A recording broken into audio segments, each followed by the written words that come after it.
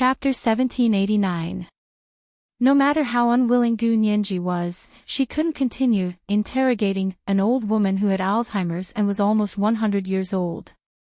She could only nod with a smile and say, "Sorry to disturb you. Can I go to the courtyard next door to take a few photos? I think the courtyard over there is quite well maintained." The middle-aged woman didn't even raise her head as she said indifferently, "The courtyard next door used to belong to the Qin family. It's now under the name of the He family. It has nothing to do with us." What she meant was that she couldn't make the decision over there. Gu Nianji turned to look at the courtyard over there. The flowers and trees there were sparse and well-proportioned. There was also a row of hydrangea growing on the side of the courtyard wall. They clustered together with the hydrangea flowers here, and it was bustling with bees and butterflies. There was a huge camphor tree planted near the courtyard door. It was lush and had a faint fragrance. Seeing that there was no one around, she walked out of the door impatiently and walked back in. She walked directly to the courtyard wall that was half the height of a person, placed one hand on the brick and wood railing, and jumped over like a hurdle. Hu Xiaoheng, his movements were quite nimble, like a little thief. Hu Xiaoheng was both angry and amused, but he couldn't help himself. He followed behind Gu Nianji and jumped over. The middle-aged woman turned around and saw that the two people who had been in her courtyard had run to the opposite courtyard. They had even climbed over the wall on her side of the courtyard. Her face immediately darkened, and she softly complained in Sea City, "Little red brats." Gu Nianji climbed over and realized that this courtyard was actually much larger than the one next door. It was only because it was the innermost part that it didn't look obvious from the outside. Walking around the courtyard, there was also a walkway inside, all made of teak wood. The main building was a Western-style bungalow. The large round white marble pillars were very imposing, but they weren't particularly eye-catching in the deep green forest corridor. Gu Nianji walked around the small building and took a few photos. She walked back to the courtyard and stood behind the hydrangea flowers across the courtyard wall that was half the height of a person. She smiled and waved at the people in the courtyard next door. "Sorry for disturbing you today. We have to go home." She had originally wanted to say goodbye to the other side with Hu Xiaoheng, but perhaps her voice was a little loud, and the old woman who seemed to have fallen asleep woke up again. She opened her eyes and saw Gu Nianji poking her head out from the flowers next door and waving at her. Although Gu Nianji was almost half the height of the little girl in her memory, the smile on Gu Nianji's face, her curvy lips, and the little dimples at the corners of her lips all evoked hazy memories that she hadn't seen in a long time. In that instant, Gu Nianji magically overlapped with the 7 or 8-year-old neighbor from all those years ago. The old woman immediately sat up and looked straight in Gu Nianji's direction. She blurted out a string of fluent English, "Come here, don't do that again. Your parents will be home soon." Gu Nianji, Hu Xiaoheng was also stunned. He quickly reacted and gently took a step back towards the camphor tree. He completely hid his figure and only allowed Gu Nianji to appear in the old woman's field of vision. The middle-aged woman next to the old woman was also shocked, but quickly composed herself and smiled at Gu Nianji. "Look, my grandmother remembered wrongly again. She thought you were her neighbor from many years ago." Gu Nianji opened her mouth and said in confusion, "But my name is Grace. Don't tell me your neighbor has the same name as me." That was clearly the name she had just made up. When she first saw the old woman, Gu Nianji didn't know why, but she remembered seeing the name Grace somewhere and used it for some reason. The middle-aged woman nodded with a smile. "My grandmother said that there used to be a little girl next door named Grace. She was very close to my grandmother and almost watched her grow up. Look, so many years have passed, and my grandmother has forgotten her biological children, but she still remembers the little girl next door. Sometimes she would bring her out and talk about her." Gu Nianji knew that people with Alzheimer's had no concept of time. They remembered things from a long time ago, but not recently. Their memories were irregular. They might forget most of the people and things in their lives, but they would never forget the things that left a deep impression in their memories. Moreover, they would constantly pull them out of their memories and replay them over and over again, just like watching a faded black and white old movie. They also didn't have a specific concept of time. They might think that something that happened decades ago happened yesterday. It was also possible that something that happened yesterday would be moved back decades ago. Gu Nianji didn't know much about Alzheimer's. She only roughly remembered that amnesia and memory confusion were one of the main symptoms. But just because they had the same name, could this old woman, who was almost 100 years old and had Alzheimer's, mistake someone else for someone else? Gu Nianji's intuition told her that it wasn't that simple.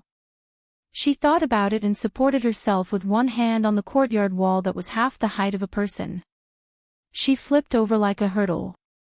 The old woman was anxious and pushed the middle-aged woman away. She stumbled down the steps and faced Gu Nianji, still speaking in standard Oxford English. "Grace. I've told you many times. Don't do that again. You naughty, Grace, I've told you so many times. Don't do it again. You're too naughty." Gu Nianji quickly went up to support the old woman and said in surprise, "Your English is so fluent." The middle-aged woman chased after her and also supported the old woman's other side.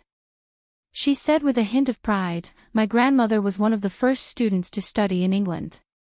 At that time, there were very few female students studying in England. Gu Nianji nodded and said with a smile, "I can tell that the old lady's English is impeccable." The old woman looked at Gu Nianji from afar and felt that she looked familiar. She frowned and looked Gu Nianji up and down. She muttered, "You've grown taller, Gu Nianji." She heard it clearly this time. The old woman really thought she was her neighbor's little girl. Was she Qin Suan? Judging from the time, Qin Suan had lived here before her family was destroyed in the car accident. Gu Nianji's heart skipped a beat. She smiled and said in English, "Auntie, wuldio no when mimo man dad will home. I am really hungry. Auntie, do you know when my parents will be back? I'm really hungry." The old woman patted her hand and smoothed her hair.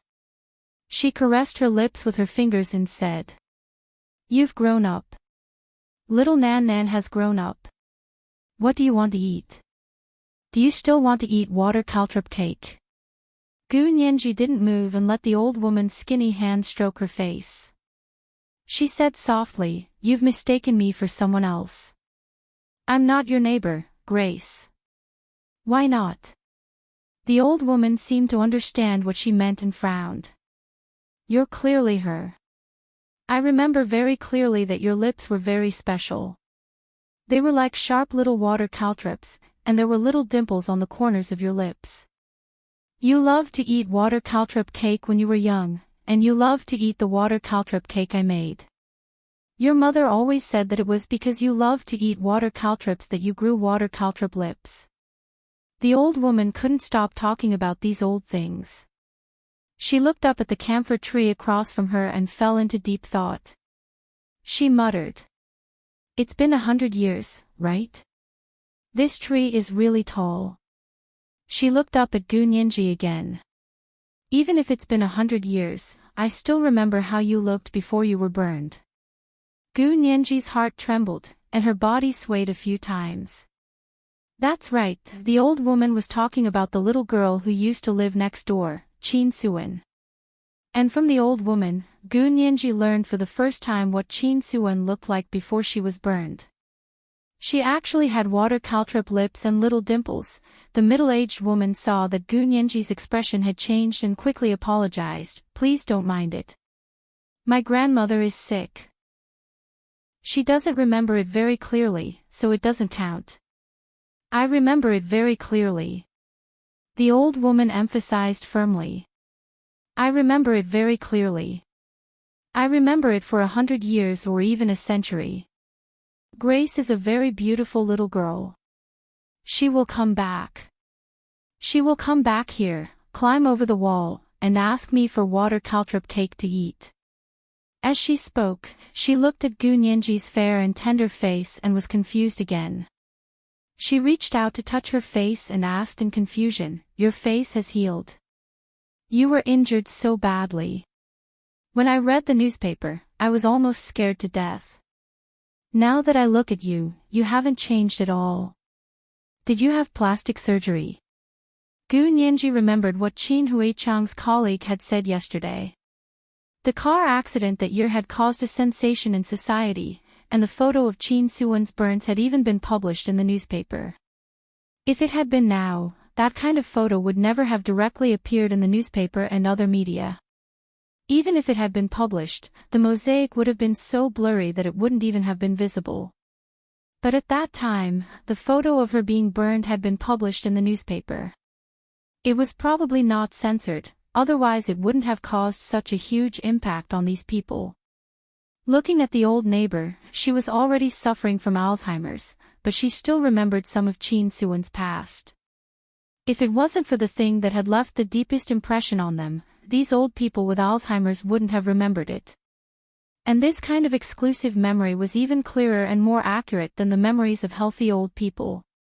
Gu Nianji didn't know what to feel for a moment. She should be happy. After all, there was finally a glimmer of light to the truth that she had been pursuing for so long. But this light made her shudder.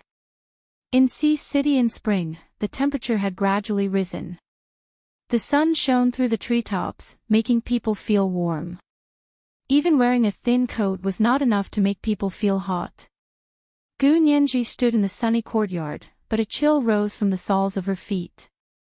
Her entire body was cold, and for the first time, she was a little timid. She didn't dare to face this possible and terrifying truth. This was the first update of the day, Chapter 1778, The Chilling Dawn. Reminder for everyone's recommendation votes. And monthly votes at 8 p.m, the second update. Moi, Big Shots and Little Angels. Chapter 1790. Hu Xiaoheng, who was hiding behind the camphor tree in the opposite courtyard, vaguely heard the old woman's words. "You're clearly her. I remember very clearly that your lips were very special. They were like small, pointed water caltrops, and there were little dimples on the corners of your lips. You loved to eat water caltrop cakes when you were young, and you loved the ones I made the most. Your mother always said that it was because you loved to eat water caltrops that you had water caltrop lips. I remember it very clearly. I remember it for 100 years, or even a century. Grace was a very beautiful girl. She'll come back. She'll come back here, climb over the wall, and ask me for water caltrop cakes to eat." Did she think Gu Nianji was the young Qin Suwen? Just like Gu Nianji, Hu Xiaoheng also suddenly thought of a possibility, and he was instantly petrified. If his conjecture was true, it would be too horrifying. Hu Xiaoheng's hands gradually clenched into fists, then suddenly relaxed, and calmly put them into his trouser pocket. He calmly walked out from behind the camphor tree and came to the front of the courtyard wall that was half the height of a person. With one hand on the decorative brick and wood wall, he leaped lightly and climbed over the wall. Gu Nianji stood beside the old woman and asked blankly. "Are you sure she looks like me?" "What do you mean look the same? You're her. Is your brain sick as well?" the old woman said as she used her hand to touch Gu Nianji's forehead. Gu Nianji didn't dodge and allowed the old woman's hand to caress her forehead. Her big, Mongol-like eyes lost their light for the first time. She silently looked at the old woman in front of her who was a head shorter than her. The middle-aged woman beside the old woman quickly said, "My grandmother's words can't be taken seriously. She can't remember clearly." But the middle-aged woman looked at Gu Nianji for a while, then smiled and said, "I was still young at the time and didn't live here, but I vaguely remember that Mrs. He looked a little like you when she was young." "Really? How much?" Gu Nianji looked over, her voice as calm as possible so that no one would notice that her tumbling thoughts were like a boiling kettle that was about to bubble. "From what I see, your lips are the most similar, and your eyes are also quite similar. Mrs. He's eyes were also this big when she was young, but your nose isn't very similar. But to be honest, after so many years, I really can't remember clearly. Mrs. He came back more than 30 years ago. At that time, she hadn't given birth yet, but when my grandmother saw her, it was as if she didn't know her. I didn't recognize her either. It was only after I heard that she was the daughter-in-law of the famous He family that I knew that she had married so well after coming out of the orphanage. The middle-aged woman sighed and shook her head. But after she was burned in the car accident, she underwent plastic surgery. It's really indescribable. If Chin Suan's original appearance had been as delicate and charming as Gu Nianji's, then her appearance after the car accident could only be described as lackluster. She wasn't ugly, but she didn't have any highlights either. She could only be described as an ordinary person. Gu Nianji's face had been extremely pale earlier, but now it gradually turned red. The redness seeped out from her white, jade-like cheeks all the way to her eyes. She was so angry that her entire body was trembling. Her hands and feet were cold, and her entire body was stiff.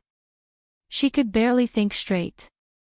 Hu Xiaoheng came to her side and quietly held her hand. His large palm was dry and warm, and it quickly warmed her hand up. It was as if he was injecting strength into her body. Gu Nianji's rationality slowly returned. She blinked and suppressed the bitter tears in her eyes. She smiled faintly at the grandmother and granddaughter in front of her. This is really a freak accident. I'm not that Grace, but you insist that I look like her. The real Grace came here once, but you don't recognize her. Yes, how else would you say it's a coincidence? The middle-aged woman smiled and nodded. It's getting late. We should have lunch, so we won't keep you.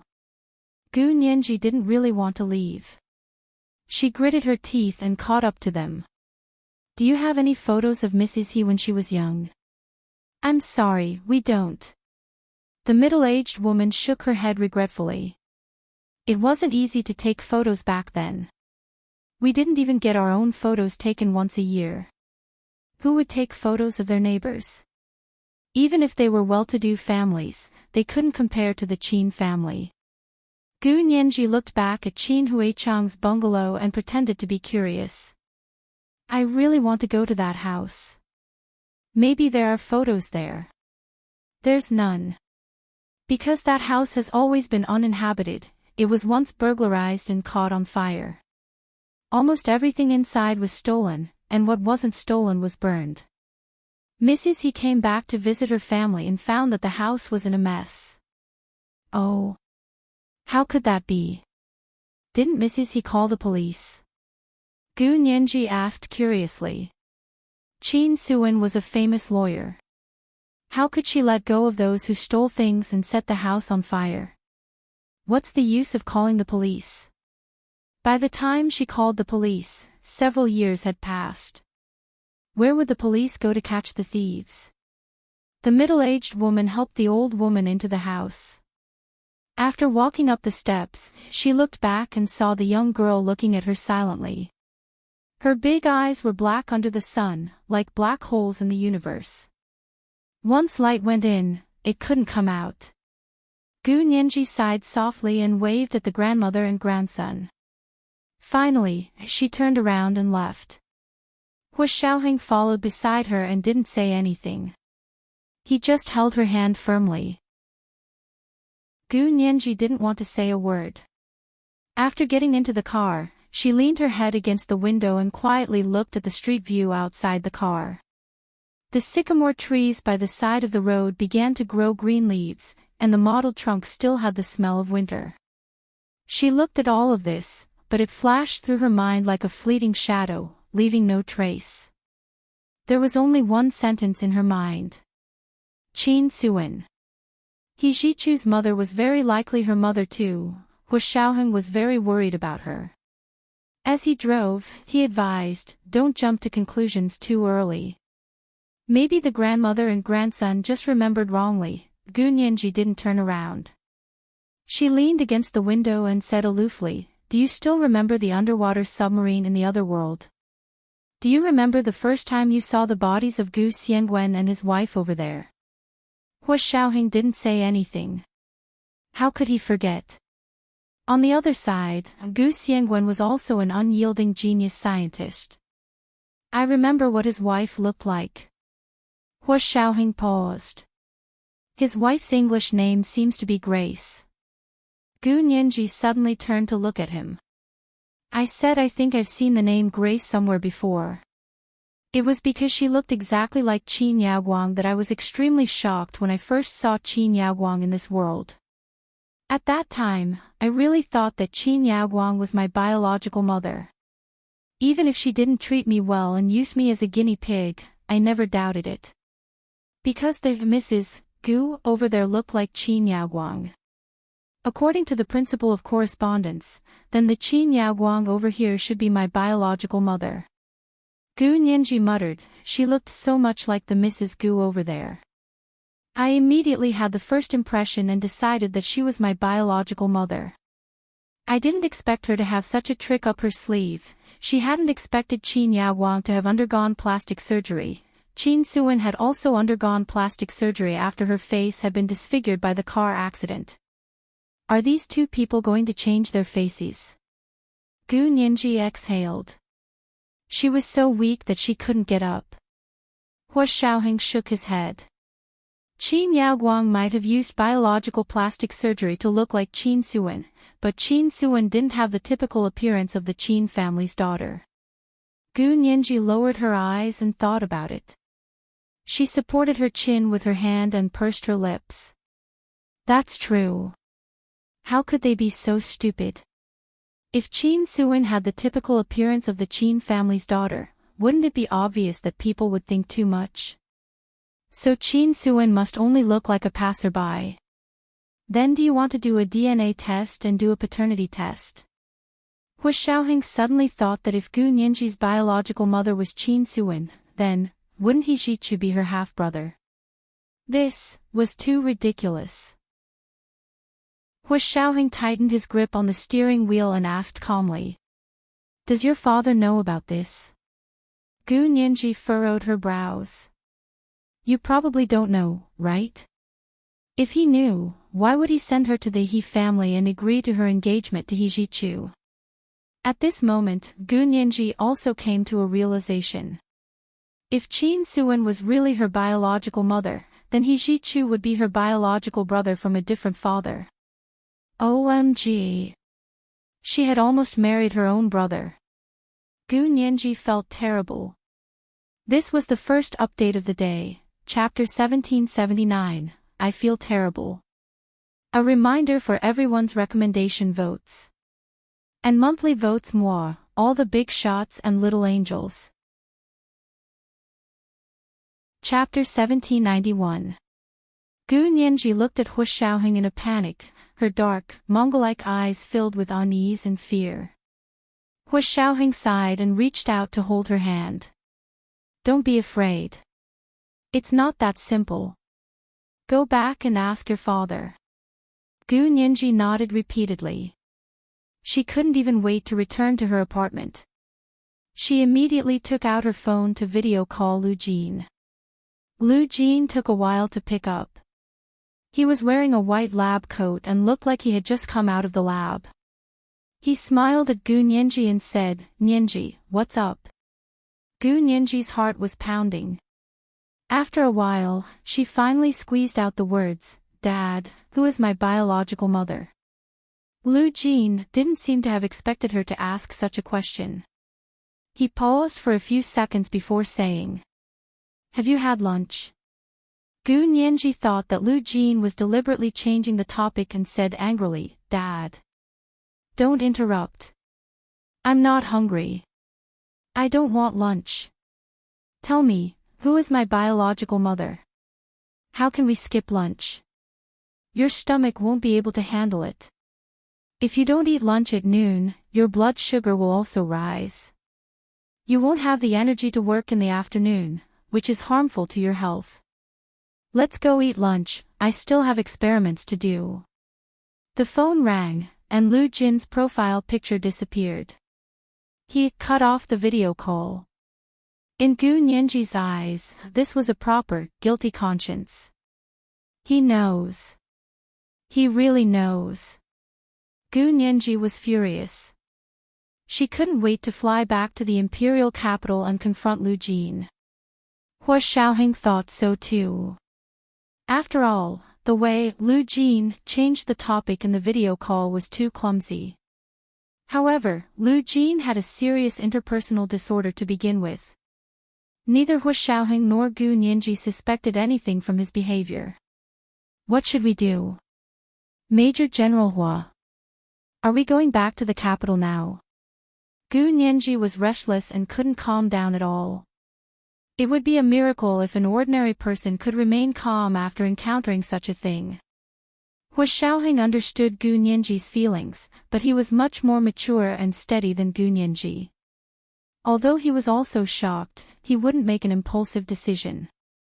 He patted Gu Nianji's hand. Don't worry. Go back and get some rest.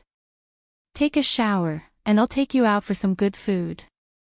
We'll discuss the next step tomorrow, okay? Gu Nianji was very disappointed. Why do we have to wait until tomorrow? I can't wait any longer. Hua Xiaoheng patiently analyzed the situation with her. What can you do even if you go back to your father now?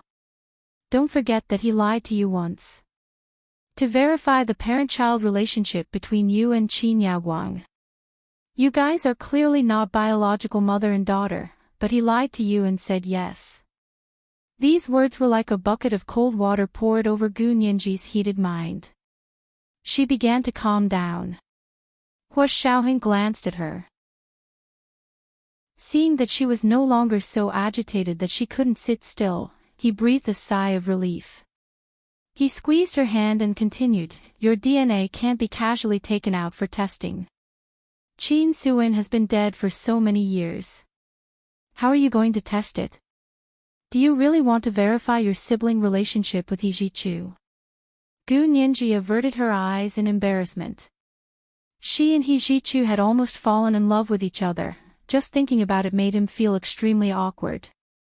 Seeing that she understood, Hua Xiaoheng finally let go. With both hands on the steering wheel, he stepped on the gas and sped towards their apartment in the West District. Hua Xiaoheng's deep voice was magnetic and comforted Gu Nianji's panicked emotions. You'll know once you check the information on DNA testing. With our current level of technology, it's almost impossible to directly verify that you and He Zhichu are half-siblings.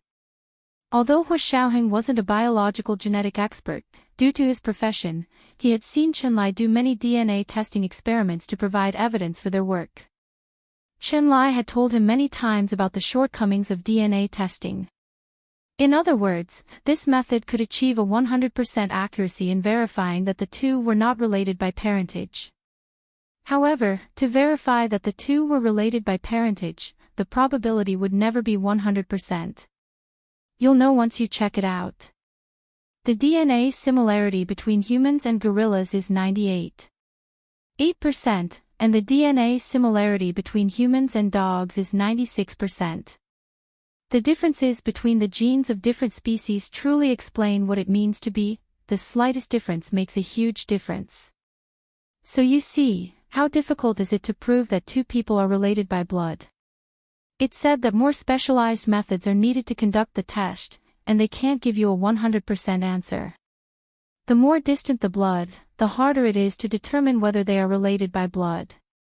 So for now, only direct relatives such as parents and children are legally valid. Siblings were not counted as direct relatives.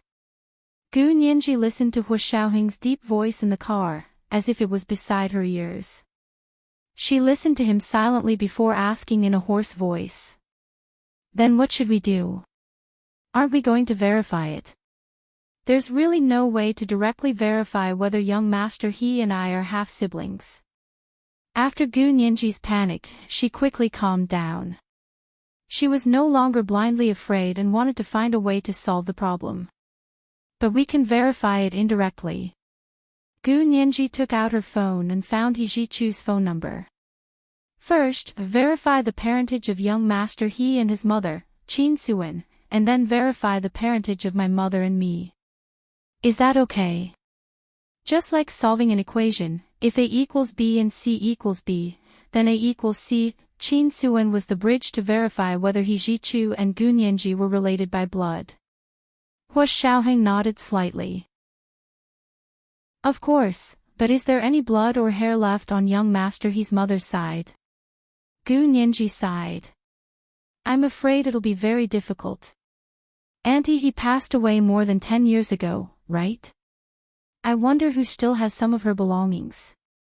At this point, Gu Nianji and Hua Xiaoheng both thought of He Qingjian. It could be said that everyone in the Huaxia Empire knew that He Qingjian was crazy in love with his wife, Qin Suan. The year Qin Suan suddenly passed away, He Qingjian almost turned the entire country upside down just to arrest Gu Xiangguan, who had seen Qin Suan for the last time. The omnipresent pursuit only came to an end when Gu Xiangguan showed up 8 years ago and burned himself to death at the busy market under the watchful eyes of the public. If he found out that Qin Suan had a child with Gu Xiangguan, Gu Nianji couldn't help shivering. For the first time, she suddenly understood why Lu Jin had avoided talking about this matter. He had even lied to her and said that the annoying Qin Yaoguang was her biological mother. Gu Nianji weighed her hatred for Qin Yaoguang and her fear of He Qingjian. Which one was more important? She couldn't tell the difference. She even felt that it would be better to let Qin Yaoguang wear the hat of her biological mother and not provoke that lunatic He Qingjian.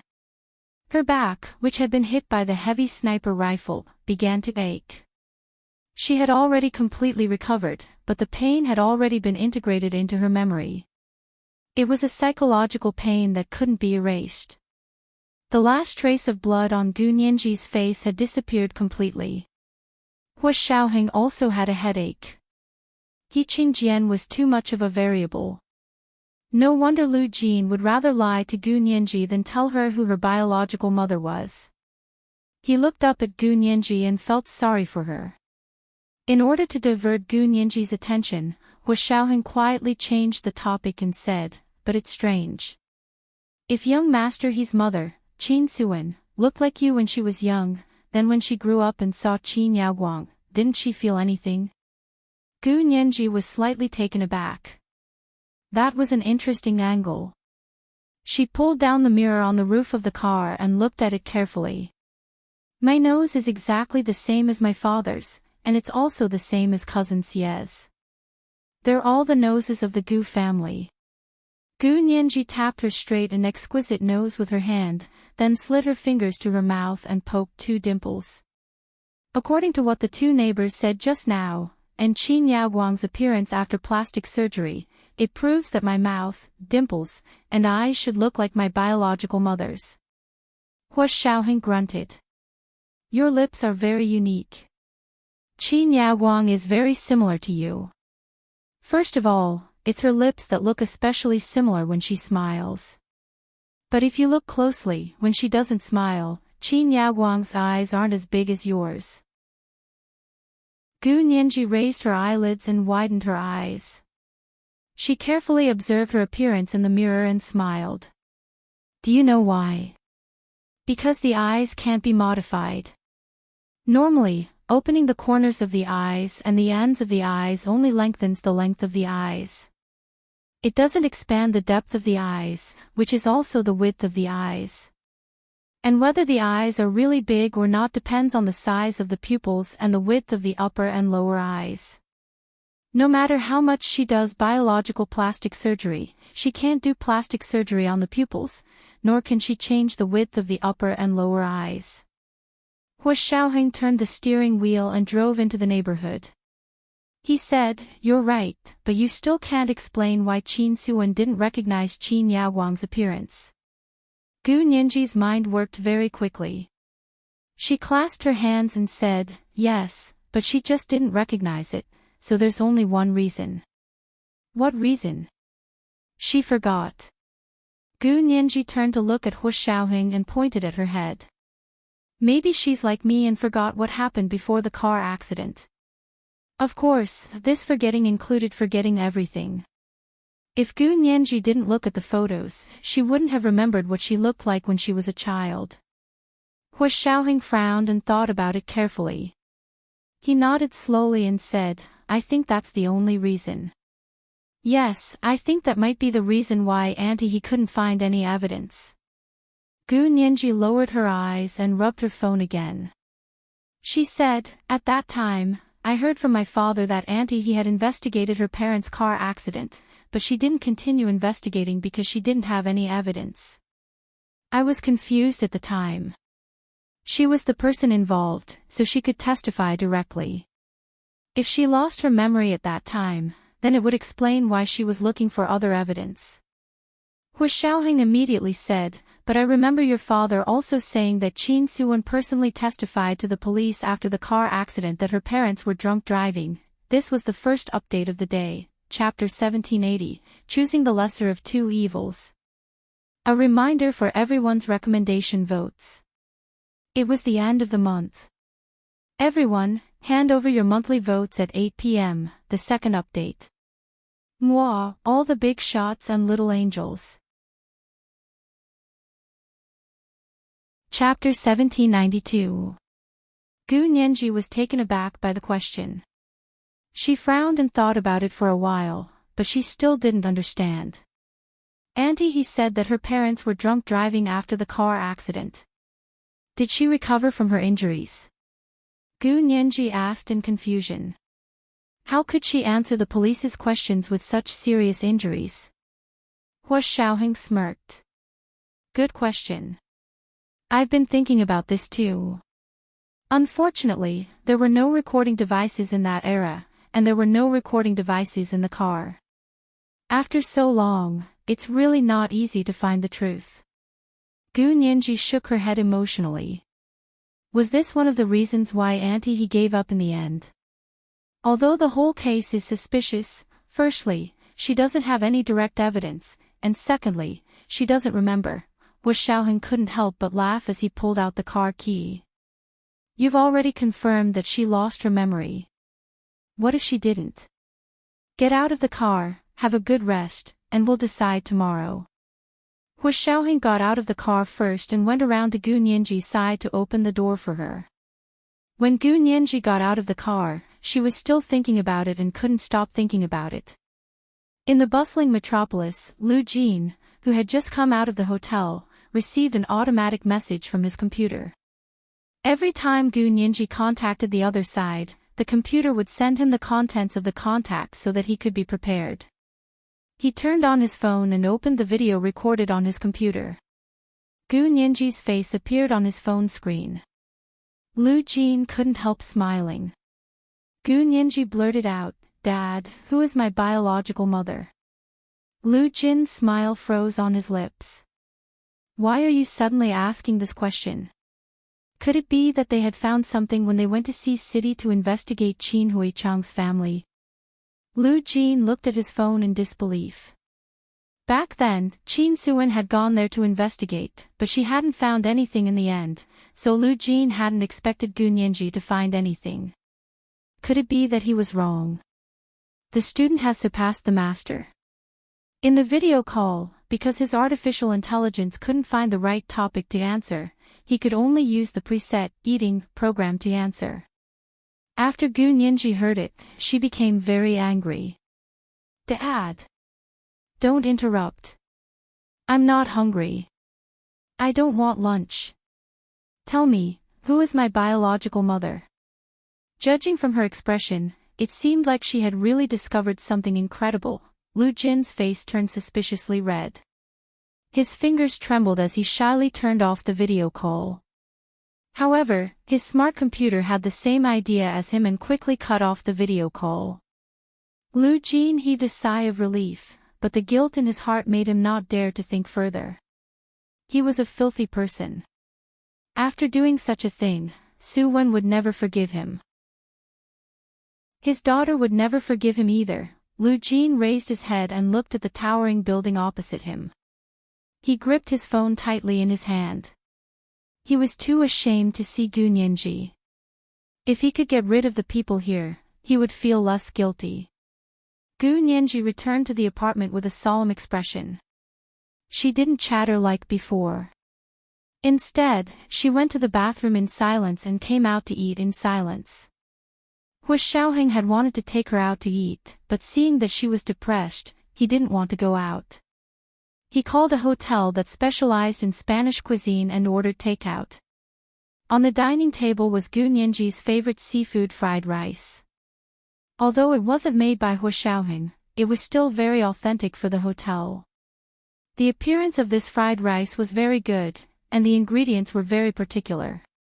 It could be said that the quality of this fried rice didn't lie in the chef's skills, but in the ingredients. If the ingredients were good, it would be better than ordinary ingredients. The plate of Spanish seafood fried rice in front of her was made of top-notch ingredients. The snow-white, round Spanish bahia rice, after being wrapped in saffron seasoning, was as yellow as a fried egg. It whetted one's appetite at first sight. There were also black clams, red prawns, green peppers, and squid tentacles that were almost transparent. They were embellished with grains of yellow, round, and fat fried rice. It was full of heat, like a passionate Spanish girl inviting you to taste them.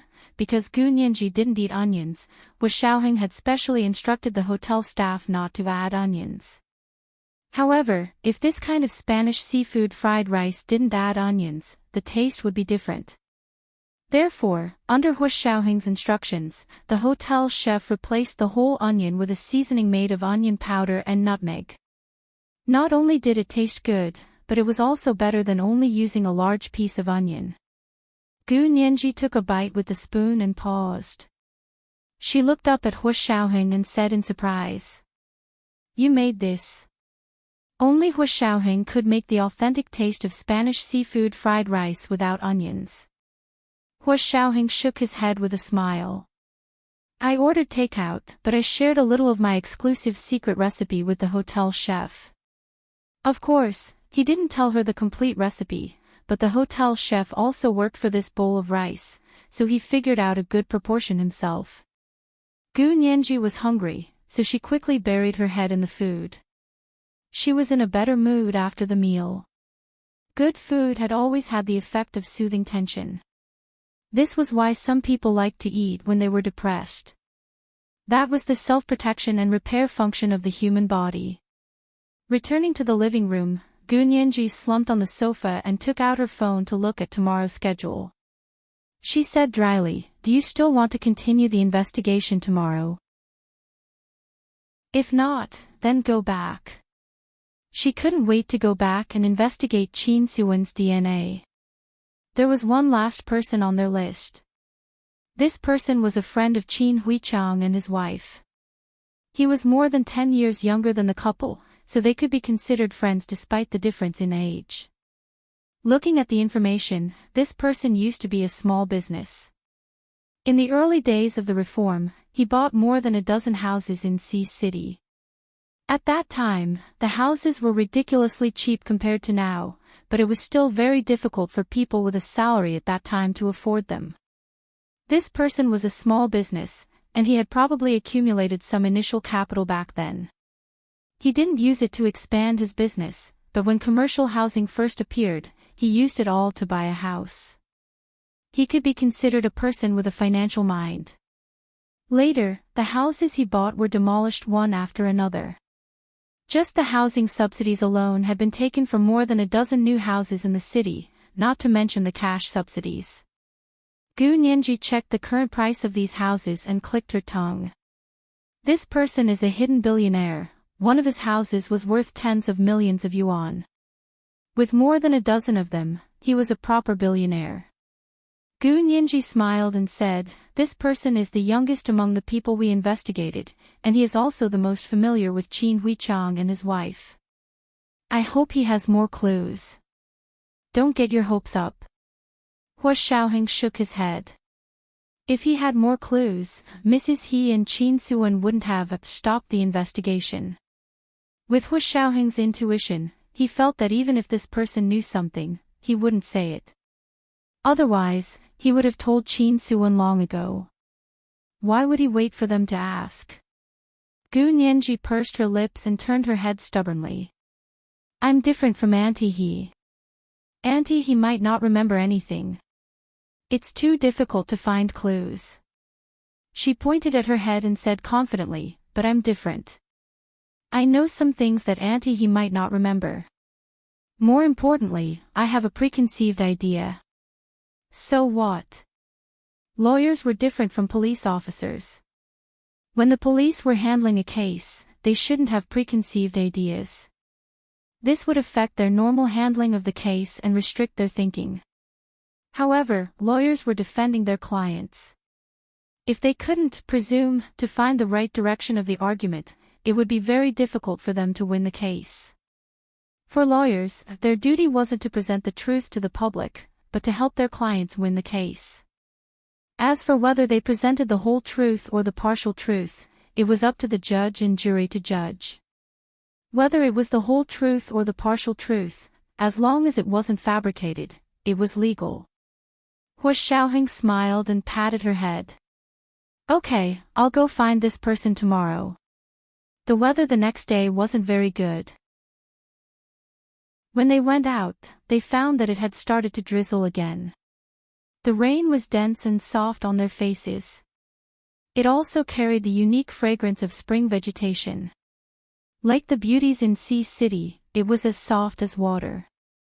Gu Nianji got into the car and used the map on her phone to guide Hua Xiaoheng. More than 10 minutes later, they stopped in front of a Chinese-style courtyard. Gu Nianji looked at the antique Chinese-style courtyard and clicked her tongue. It's too extravagant. To have such a house in this place, it's even more valuable than the Qin family's bungalow. This is the second update of the day, Chapter 1781, Preconceived Ideas. A reminder for everyone's recommendation votes. It's the end of the month. Everyone, hand over your monthly votes. Moi, everyone, little angels. Chapter 1793. The Chinese-style courtyard was close to a green space in the city center. The front yard was a wide lawn, and a walkway was built around the wall. The white walls and black tiles extended all the way to the private garden in the backyard. There was a row of evergreen camphor trees planted around it, and the rolled-up rooftop was hidden under the green trees. It looked like a mountain range, and visually expanded the size of the courtyard. Gu Nianji had only glanced at it casually, but she already felt it was extraordinary. This kind of Chinese-style courtyard took up a lot of space, and there was a wide courtyard in the city center. Gu Nianji pouted and whispered. This can be a museum, right? Which powerless person would dare to live in such a place with such a large area? At this point, money alone couldn't buy a house like this. Hua Xiaoheng narrowed his eyes and looked it over. He had the same question, but didn't mutter it like Gu Nianji. The two of them came here to explore the way today, and they were dressed differently. They weren't dressed like ordinary tourists like yesterday. Today, the two of them were dressed especially fashionably, and they were especially cultured, the kind of fashion worn by freelance artists in Brooklyn, New York. They both wore large sunglasses, and their hair was deliberately messy, but it wasn't really messy. It was carefully styled with hair gel. There was order in the mess, and only arrogance could be seen. He was wearing a Panama hat, a black suede vest, and Harlem pants. He looked like an overseas Chinese who had just returned from New York. They raised the SLR camera in their hands and kept taking pictures of the courtyard, constantly making very exaggerated tones and poses. Oh my God! My God! This is so beautiful. It's so beautiful. Fabulous. Beautiful beyond belief. They had just taken 2 pictures at the door when a young girl dressed as a nanny in a white shirt and black pants walked out of the Chinese-style house. She walked along the small gray gravel path on the front lawn. Standing in front of the wooden fence at the door, she smiled and asked, "What are you two doing?" Gu Nianji quickly put away the camera and gave her a thumbs up in Chinese with a strong foreign accent. It's so beautiful. It's so great. The young girl pursed her lips and smiled.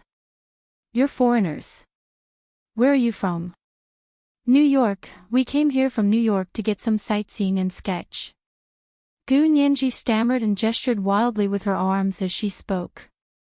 She behaved like a Chinese child born and raised overseas. The young lady's attitude became even better. She smiled and said, "Our master happens to be at home today.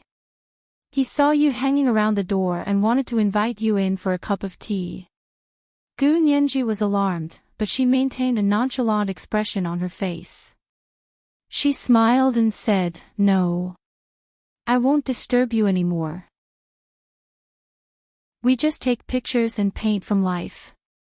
Our courtyard is very beautiful." The young lady pushed open the gate. "If you don't come in today, you might not be able to see it again." Gu Nianji pretended to be surprised and pushed her sunglasses to the top of her head.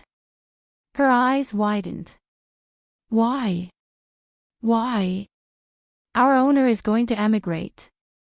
He donated this house to the city's museum. The young lady made way for them. The furniture inside is all made of rosewood. They will be left behind and not taken away. Gu Nianji exclaimed and gave her a thumbs up. Your owner is so great. Hu Xiaoheng took out a cigarette and took a drag. He put it in his mouth and pretended to be sloppy. He mumbled. Then let's take a look. It also felt like a foreigner speaking Mandarin. The young lady glanced at Hu Xiaoheng and smiled as she pointed to the wood-colored trash can hidden on the other side of the fence. You can't smoke here. Sir, please throw your cigarette here. Hu Xiaoheng grunted and reluctantly threw the cigarette away. Gu Nianji saw that Hu Xiaoheng didn't object, so she followed him into the courtyard. The young lady gently closed the door behind them and led them to the main house. The steps at the door were made of stone. She couldn't tell what material it was made of, but the placement of the pieces was well proportioned and had a quaint charm. It looked like the owner of the house was someone who liked traditional culture. Gu Nianji muttered as she walked in. Here they are, sir, said the young girl, halting in front of him, and bowing respectfully at the waist. Gu Nianji couldn't help but roll her eyes. What day and age was it? Even being a servant was a decent job and earned money by hard work. Why did she have to bow and scrape to this extent?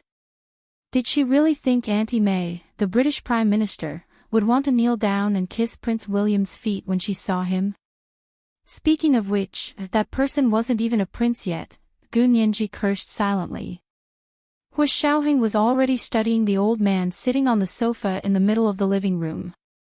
He wasn't young, but he took good care of himself. He looked like he was in his early 50s, but according to the information, he was already 65 years old. His hair wasn't bad. It was only slightly gray and not dyed black. His face was slightly chubby, so the wrinkles weren't obvious. There was a set of kung fu tea on the mahogany coffee table in front of him. Seeing them enter, he casually raised his hand and smiled. Nice to meet you too. You're guests from afar. Would you like to sit down and have a cup of tea? Gu Nianji poked her head out from behind Hu Xiaoheng and wrinkled her nose mischievously. She said with a look of disgust, I hate drinking tea. I only drink Coke. The man stared at Gu Nianji. After a while, he smiled slightly and said to the young girl standing next to him, Ah May, go buy 2 bottles of Coke. The young girl nodded with a smile and turned to leave. Hu Xiaoheng took Gu Nianji's hand and walked with her to the sofa to sit across from the man. Hello, sorry to disturb you. We just came from New York.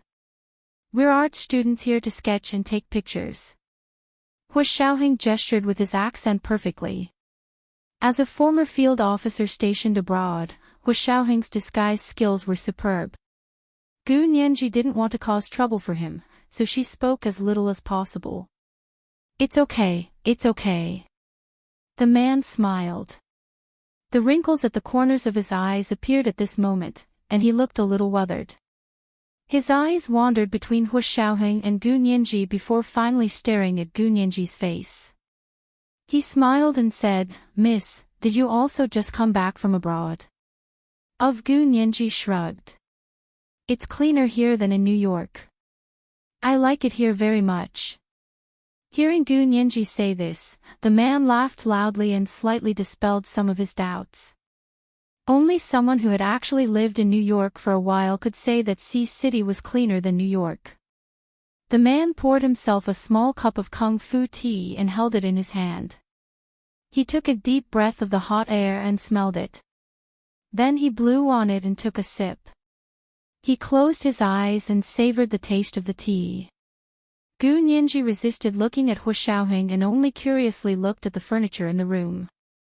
The young lady had said it was all rosewood, but Gu Nianji actually didn't know much about wood. She looked around and thought the room was quite dark. There was an older cabinet in the corner with complicated carvings. It looked like the craftsmanship was exquisite, but Gu Nianji didn't like the dark color scheme. To be honest, if no one lived here, it would be a museum of ancient furniture. The man finished his cup of tea and opened his eyes to see Gu Nianji turning her head to look around. Her large eyes exuded an almost ignorant innocence. She was like a child from a wealthy family who didn't understand the suffering of the world. Gu Nianji had also changed her makeup today. She wore dark blue contact lenses to make her eyes look blue. Her hair was dyed a light color, and her nose was tall and straight. She looked like a mixed-blood Chinese. Although her lips were still very obvious. However, there were many people with lips like that. Lips alone didn't mean anything. The man looked away and smiled as he told them about New York. "I just came back from New York last year. It's a good place. I have an apartment in New York's Central Park. You can see the green space in the park from the window. The scenery is pretty good." Gu Nianji suddenly pretended to be even more shocked. "You're in Central Park? There's an apartment in Central Park? You must be very rich. The apartments there are too expensive. I'm old, and I just want to find a good place to spend my remaining years. What does it matter if it's expensive? Money is meant to be spent anyway. I don't have any descendants. I didn't bring them with me when I was born, and I won't take them with me when I die. When I'm done spending it, I'll give it back to society," the man said as he looked at Gu Nianji with a smile. "Miss, you're American. What do your parents do?" Gu Nianji nodded. "My father is an elementary school teacher, and my mother is a housewife. They don't have much money, so I have to work to pay for school." She pointed to the camera in front of her chest and said seriously, "I just accepted a job from a magazine to come to the Huaxia Empire to take some photos of ancient buildings. I can also earn some money for next semester's school fees." The man smiled even more kindly and praised Gu Nianji. "You're ambitious. There are too few girls like you these days. You can rely on your face to make a living, but you have to compete with others for talent." Gu Nianji touched her face and pretended not to understand. She pretended to be confused. "What do you mean rely on my face to make a living? Can my face be eaten?" "Oh. Ha ha ha ha." The man was amused by Gu Nianji's words and laughed loudly. He shook his head. "No, no. Your Chinese is really..." Gu Nianji finally glanced at Hu Xiaoheng and whispered, "Did I say something wrong?" Hu Xiaoheng also looked confused. "You should be right, right?" The two of them looked like young Huaxia people who didn't understand Chinese at all. While they were talking, the young lady came back with a bag of cola and some cold drinks. She put the things in an icebox and said to Gu Nianji and Hu Xiaoheng, "Our master doesn't eat these things, so we don't have them at home. We just bought them from outside." Gu Nianji took a can of Coke and quickly scanned it. Seeing there were no problems, she opened the cap and took a sip. She said emotionally, how can we not have Coke? What would life be like without Coke? Hu Xiaoheng also took a bottle of Coke but didn't drink it. He put it on the coffee table in front of him and nodded at the old man. He asked the young lady standing next to him, may I ask where the bathroom is? Can I borrow it? The young lady quickly said, please come with me. She took Hu Xiaoheng to the bathroom. Only Gu Nianji and the old man were in the living room. Gu Nianji stretched her long legs and hummed an off-key English song.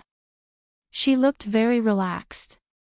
The old man stared at her again and said slowly, what's your name? How old are you this year?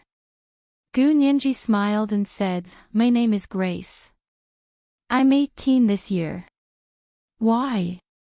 She purposely said she was 2 years younger, like a university student who had just started university.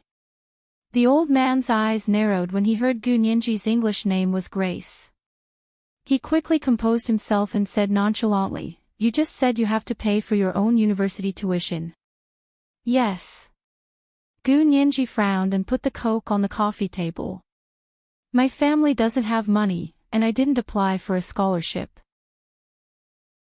Oh, you don't know how tiring working is. The old man smiled slowly and reached out to cover Gu Nianji's hand before she could pull it back. He said, you can find someone to pay for you. I did, but I couldn't find anyone. Gu Nianji pulled her hand back without batting an eyelid. She smiled mischievously. How can there be such a good thing?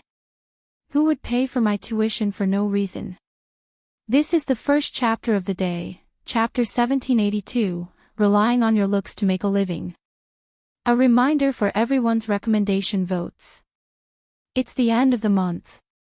Everyone, please hand over your monthly votes at 8 p.m., the second chapter.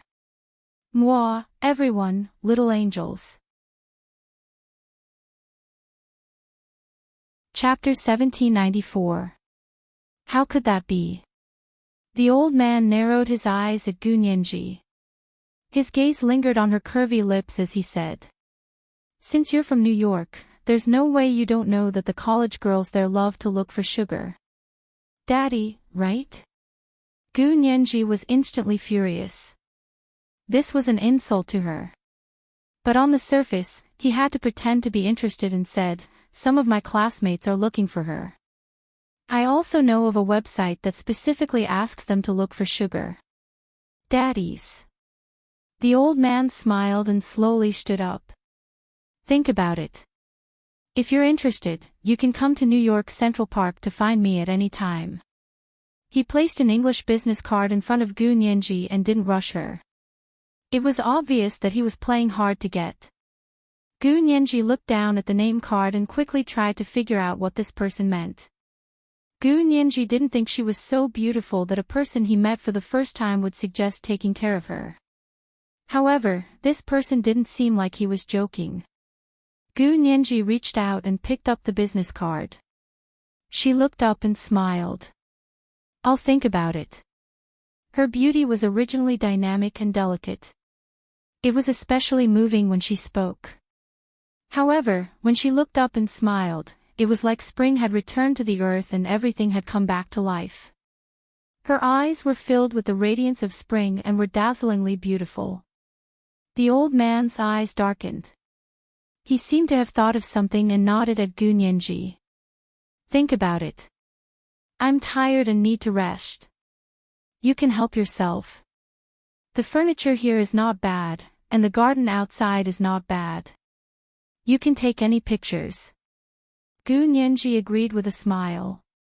Thank you. She asked again, may I ask your name? How should I address you? The man didn't turn around. He stopped in his tracks and said dryly, my surname is Su. You can call me Mr. Su. Gu Nianji replied, thank you, Mr. Su. Okay. The man responded and went to the stairs. After the man went upstairs, Hu Xiaoheng came out of the bathroom. He was still carefree and careless. He kicked the sofa Gu Nianji was sitting on. Grace, are you coming? I'm hungry. I want to eat. Gu Nianji smiled and got up. Let's go then. I want to eat too. She walked out with Hua Xiaoheng. The old man, who was already in the bedroom upstairs, pushed aside a painting on the wall and opened a hidden safe on the wall behind the painting. He took out a yellowed photograph and examined it carefully. The photo was taken on film decades ago, and with the passage of time, the clarity was very low. But even if it started to blur, one could still make out the pretty and lively smiling face of the young girl sitting between the two elegant men and women. The way she smiled was so similar to the girl downstairs who claimed to be from New York. The old man's eyes flashed. He put the photo back in the safe and put the painting back in front of him. He went to the window and saw the two young men, who said they were from New York, crossing the front yard on their way out. The old man picked up the phone and said to the young servant who was seeing the guests off, "Please come back. I have an old photo from decades ago. The little girl in the photo looks a bit like that girl. They should be interested. Ask them if they want to see it." The young servant was a bit surprised, but she still did as she was told. She called out to Gu Nianji and Hua Xiaoheng and said with a smile, "Please wait.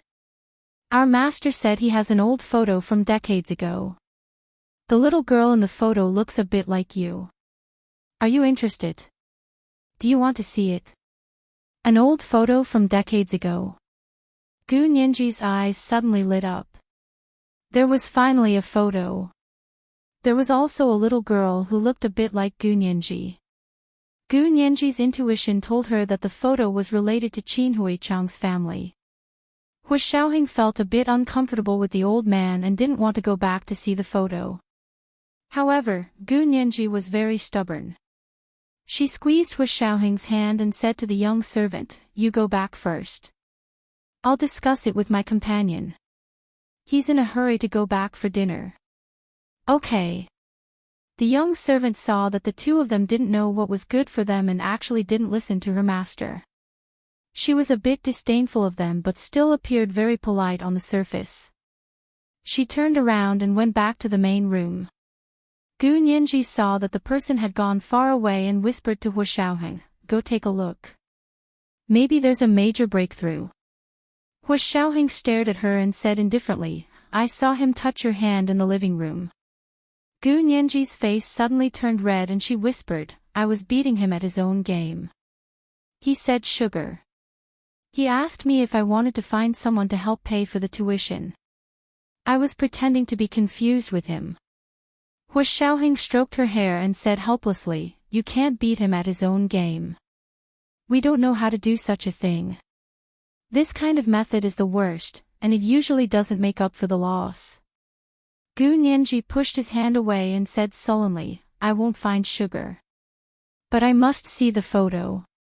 After investigating for so long, this is the first time I've had the chance to see an old photo related to Qin Huichang's family. The photo must have Qin Suwen's appearance before the car accident." Hua Xiaoheng watched Gu Nianji turn around and leave the main room, so he had no choice but to follow her.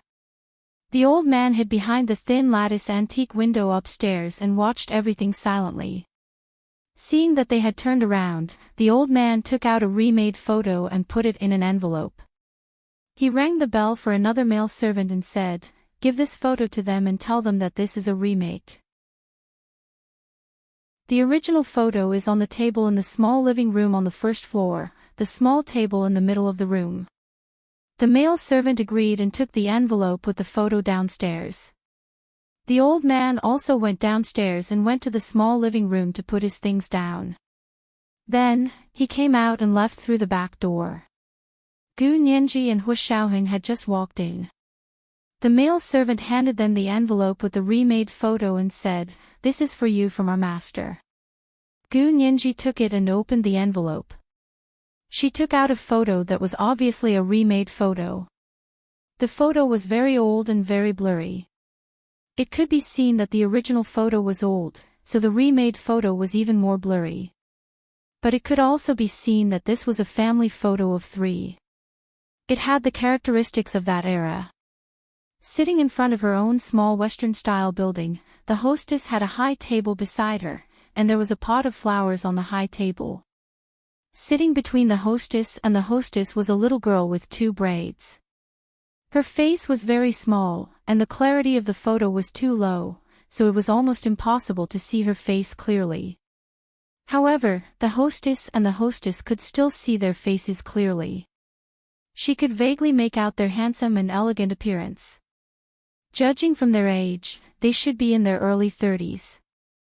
It was exactly the same as the photo of Qin Huichang and his wife that Gu Nianji and Hua Xiaoheng had collected.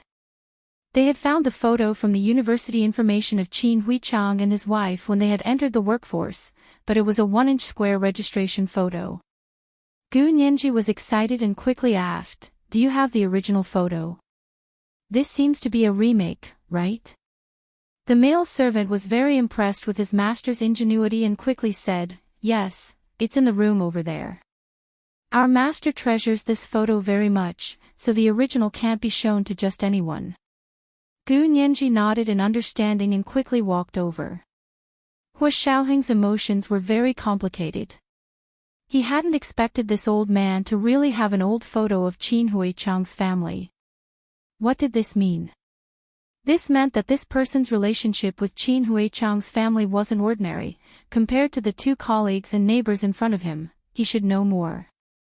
However, Hua Xiaoheng instinctively didn't like that person's behavior. How could Qin Huichang and his wife be best friends with this kind of person? Hua Xiaoheng was a little puzzled and followed Gu Nianji into the small meeting room next to them. The meeting room was indeed very small and full of furniture. It filled the already small space to the brim, and there was almost no place to stand. There were antique curtains hanging in front of the window, and antique palace lanterns hung at the 4 corners of the roof. There was no natural light shining in the room, and the palace lanterns were dim, illuminating everything in the room. It was as if she had walked into the dust of history. Gu Nianji looked straight ahead and went straight to the small table in the middle of the small meeting room. There was a doll standing on the table. It was wearing a pink and purple misty princess dress, with thick bangs, long and thin eyes, a face like a silver plate, and a plump figure. It looked like a little girl walking out of an ancient painting. It was not a common Western doll, but a doll with ancient characteristics of the empire. There was also an envelope in front of the doll, exactly the same as the one the male servant had brought. The original film must be inside. Gu Nianji's heart pounded. She had seen that doll before. It was almost identical to the doll she was hugging in the photo on her 11th birthday. Later, Hua Xiaoheng and the others made a batch of replicas based on the doll in the photo, intending to comfort the 12-year-old Gu Nianji's frightened emotions. Gu Nianji had always liked these dolls. They used to be the best memories of her youth because she thought they represented her forgotten childhood. Later, she discovered that the doll's facial features and demeanor were somewhat similar to Wen Shi's, so she didn't like them anymore. But why would a doll like this appear here? Could it also have something to do with her maternal grandparents and biological mother? Did the envelope in front of the doll contain the original film? She was finally going to see her mother's childhood photo. Hua Xiaoheng followed her in and quickly glanced around. Suddenly, his gaze froze, and he stood still. He was about to tell Gu Nianji not to move, but Gu Nianji was so excited that she had already reached out for the envelope in front of the doll on the table. The envelope was actually stuck together with the doll. Gu Nianji instinctively tightened her grip on the doll and yanked it up. She wanted to pick up the doll and the letter together. The doll and letter were both pulled up by her, but at that moment, she seemed to have triggered some kind of mechanism. She heard a rumbling sound, and felt the ground beneath her feet disappear. The floor she was standing on suddenly staggered to both sides, revealing a hole in the ground below. She didn't have time to scream before she fell in. Hua Xiaoheng only had half a second to think. The door behind him was closing automatically, and the loose floor in front of him was also closing automatically. In a flash, Hua Xiaoheng directly pounced towards the loose floor and jumped down after Gu Nianji before it closed again. This is the second update of the day, Chapter 1783, Scene Reenactment, 1. A reminder for everyone's recommendation votes. It's the end of the month, everyone, hand over your monthly votes moi, everyone, little angels. Chapter 1795.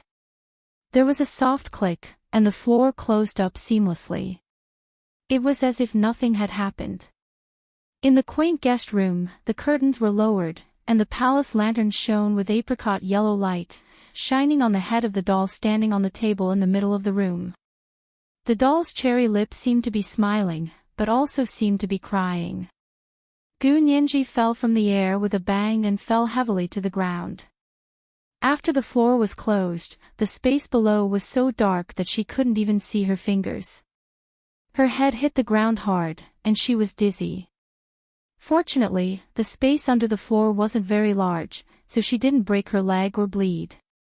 She had just raised her head when she felt a whistling sound coming from above, and she instinctively rolled to the side. Boom! Another heavy object fell not far in front of her. Gu Nianji couldn't see what had fallen, but she soon heard the sound of shallow breathing. She didn't even dare to breathe. She didn't know who fell, but she hugged her leg and curled up in the hard corner. When Hu Xiaoheng fell, he also held his breath, so he didn't know what was below. When he fell to the ground, he immediately heard the sound of someone holding their breath not far away. Although it was very slow and light, he could still feel who it was. Hu Xiaoheng immediately turned to the direction of the breathing and whispered, "Grace?" Gu Nianji suddenly looked up, and in the darkness, she couldn't see anything. She looked in the direction of the voice. It was actually Hu Xiaoheng. He jumped down too. Gu Nianji didn't hesitate to jump over and lay in Hu Xiaoheng's arms.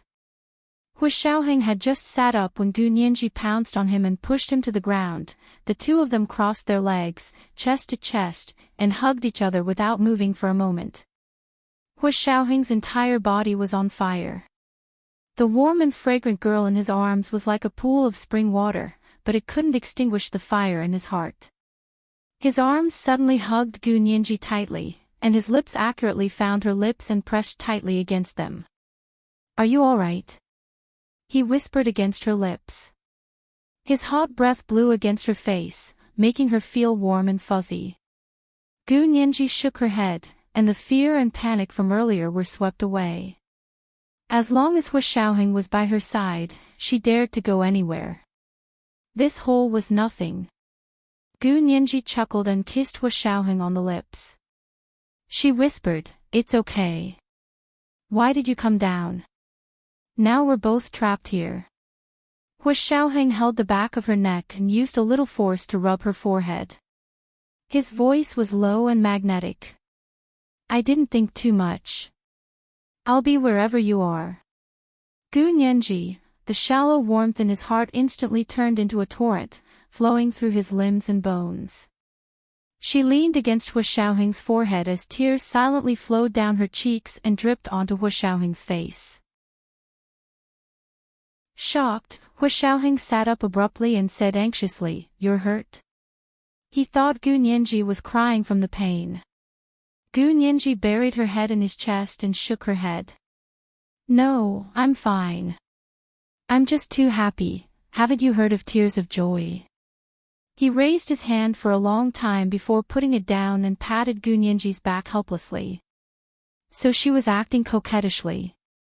He hugged her and leaned against the basement wall, waiting quietly for a while. It was still quiet above.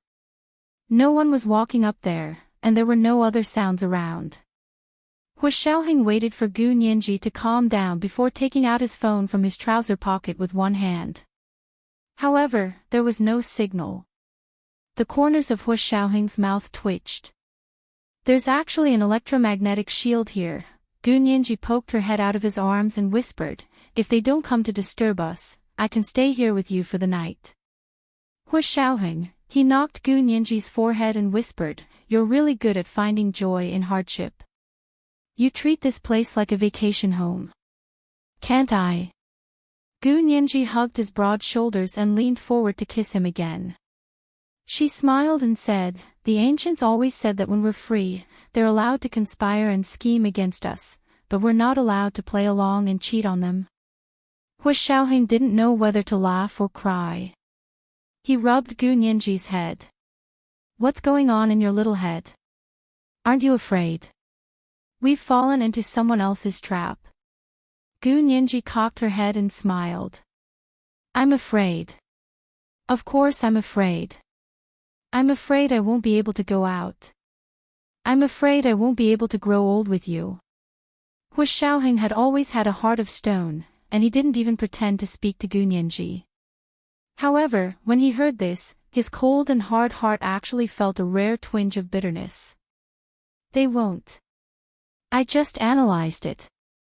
Although this is a basement, it won't be a particularly dangerous place because this is the city center of Sea City. The other party is a big business, so they won't do anything to us here. But they tricked us into coming here and locking us up. Are they trying to imprison us?" Gu Nianji used the darkness as cover to look around and flirt with Hu Xiaoheng from time to time. Hu Xiaoheng couldn't take it anymore. He grabbed her hand and said in a low voice, "If you don't behave, I'll do it on the spot." Gu Nianji giggled and kissed his chin. "Do you really dare? Don't think that just because it's dark here, others can't see it. There's another thing called infrared cameras." Hu Xiaoheng shook his head. "When I turned on my phone just now, I already checked this place. There are no hidden cameras, let alone infrared cameras. There aren't any." Gu Nianji scoffed. "Looks like they're not that brave after all." As she spoke, she took out her phone and said proudly, "What's the big deal about electromagnetic shielding? My dad's unshielded phone." She swiped open her phone and activated the electromagnetic shielding anti-interference system. Sure enough, it didn't take long for her phone to have a signal. Hu Xiaoheng breathed a sigh of relief and said, "All right, hurry up and call someone to save us." Gu Nianji nodded and dialed Lu Jin's number first. "Dad! Hurry up and get someone to save us. I'll send you the location." She first sent a text message and then asked for a video call. The call quickly connected, but after hearing Gu Nianji's request, Lu Jin hesitated for a moment before saying, "Have you guys had lunch? What F*** King lunch? How many times had this been?" Gu Nianji was furious. "Dad! Are you kidding me? I'm locked up in the basement now. I'm locked up, do you know that?" The call was cut off with a slap. Gu Nianji, she finally realized that something was wrong. "No, my dad would never do this to me," Gu Nianji muttered. Gu Nianji muttered, "If my dad saw me like this, he'd run over to save me himself." Hu Xiaoheng also felt that something was wrong. He remembered what Lu Yuan had said to him before he left. His heart sank and he said, "Oh no, your dad might have left the capital a long time ago." Gu Nianji also remembered what was wrong with Lu Jin before they left the capital and became anxious. "That's right. My dad must have left a long time ago. The person who's talking to me, isn't a real person at all." Hu Xiaoheng also nodded. "It should be a holographic image of him, just like Gu Xiang went over there in the submarine." Gu Nianji was in tears. Those are his last words. You can't use that analogy. She had been lazy and didn't want to go out immediately. After investigating for so long, she had finally made a breakthrough. She didn't care even if she had been schemed against. How could she catch a tiger cub without entering the tiger's den? Coupled with the fact that Hu Xiaoheng was by her side, she was even more lawless and daring. But now that she realized that something might have happened to Lu Jin, or that he was going to cause trouble, she couldn't stay any longer. Gu Nianji supported herself against the wall and stood up. She looked at the basement with the light from her phone screen. The place wasn't big, only about 4 or 5 square meters. It was surrounded by gray cement walls and a layer of plastic flooring to keep out the moisture. The top of his head wasn't high either, at most 2 meters. Hua Xiaoheng was 1.88 meters tall, and his head was about to touch the ceiling when he stood up a little. No wonder they only felt a little pain when they fell, but they weren't really injured. What should we do? It seems like there's no way to get out other than the movable floor above our heads, Gu Nianji said in confusion. What are they doing? Are they just going to leave us here and starve us to death? Hua Xiaoheng didn't say anything. He stood up as well and reached above his head to reach the place where they had fallen. He pressed down inch by inch. Gu Nianji mumbled and paced around, unable to calm down for a moment. She wished she could grow wings and fly out. Hua Xiaoheng took out the tools commonly used by field personnel from his trouser pocket and began to drill holes in the floor above his head. Gu Nianji looked up at him without any worry as she watched him work. She wished she could hang on to his strong arm. Hua Xiaoheng focused on drilling holes and suddenly felt his chest tighten. He looked down at Gu Nianji and asked, "Is there something wrong with your breathing?" Gu Nianji took 2 deep breaths. No. What's wrong? Hua Xiaoheng felt that his chest tightness was getting worse. He endured the discomfort and increased his strength as he drilled the hole. Fortunately, the house was made of wood, and the floor above his head was also made of solid wood. Although it was very hard teak, it was not worth mentioning for the various small tools that field personnel carried with them. It just took time because the floor was too thick. Gu Nianji focused on watching Hua Xiaoheng drill holes and held up her phone to illuminate for him. Gradually, she noticed that Hua Xiaoheng's face was getting paler and paler. Large beads of sweat appeared on his forehead, and his arms were trembling slightly as if he could not hold the tools in his hands.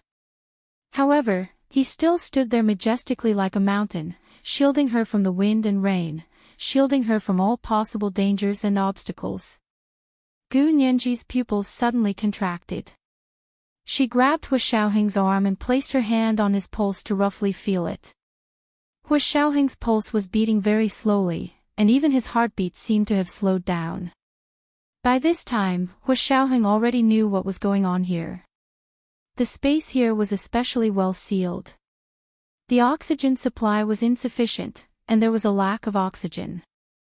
The floor above his head had not been drilled through, and he was almost at his limit. Gu Nianji suddenly grabbed Hua Xiaoheng's arm. "Stop drilling." She growled and pulled him down. "What's wrong with you?" Hua Xiaoheng looked at her nervous little face and tried hard to say, "It's nothing. It's just a little stuffy." "Stuffy?" Gu Nianji frowned. "You don't think so?" However, Hua Xiaoheng's symptoms were symptoms of a lack of oxygen. Gu Nianji understood that the space here was sealed, so they had stayed inside for a while and used up all the oxygen. Therefore, Hua Xiaoheng's chest was stuffy and he could not breathe. She did not have time to think about why she did not have this symptom. She pulled Hua Xiaoheng away and said, "Let me do it." Just as she was about to make a move, footsteps finally came from above her head. Someone was coming. This is the first update of the day, Chapter 1784, Scene Reenactment, 2. A reminder for everyone's recommendation votes. It's the last day of June. Everyone, hand over your monthly votes. Moi, everyone, little angels. Chapter 1796. Although Hua Xiaoheng was almost out of breath, his years of special training allowed him to react quickly. He pulled Gu Nianji down, turned off his phone, and hid in the corner on the other side. Gu Nianji was panicking, but Hua Xiaoheng hugged her tightly. She couldn't break free, and she didn't dare to struggle too hard. She was worried that Hua Xiaoheng would use too much strength and she would faint from lack of oxygen. But if she didn't struggle, was she supposed to sit and wait for death? Gu Nianji was panicking when she heard a thud above her head. The movable floorboard had been pushed open. A gust of fresh air instantly flowed into the small basement through the open floorboard. Hu Xiaoheng was instantly energized. He controlled his breathing rate and didn't want anyone to notice that he hadn't fainted. At the same time, he whispered in Gu Nianji's ear, "Pretend to faint." Gu Nianji lay motionless in his arms. Hu Xiaoheng was speechless. Someone lay near the open floorboard and shone a flashlight into the basement. Hu Xiaoheng felt the light hovering around his eyelids. He remained motionless and perfectly acted out the word faint.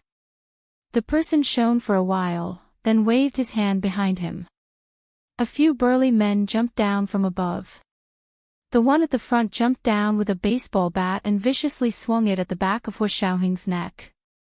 People who really knew how to hit people would choose weapons like baseball bats because they could seriously injure the other party and cause internal bleeding, but there wouldn't be a single drop of blood.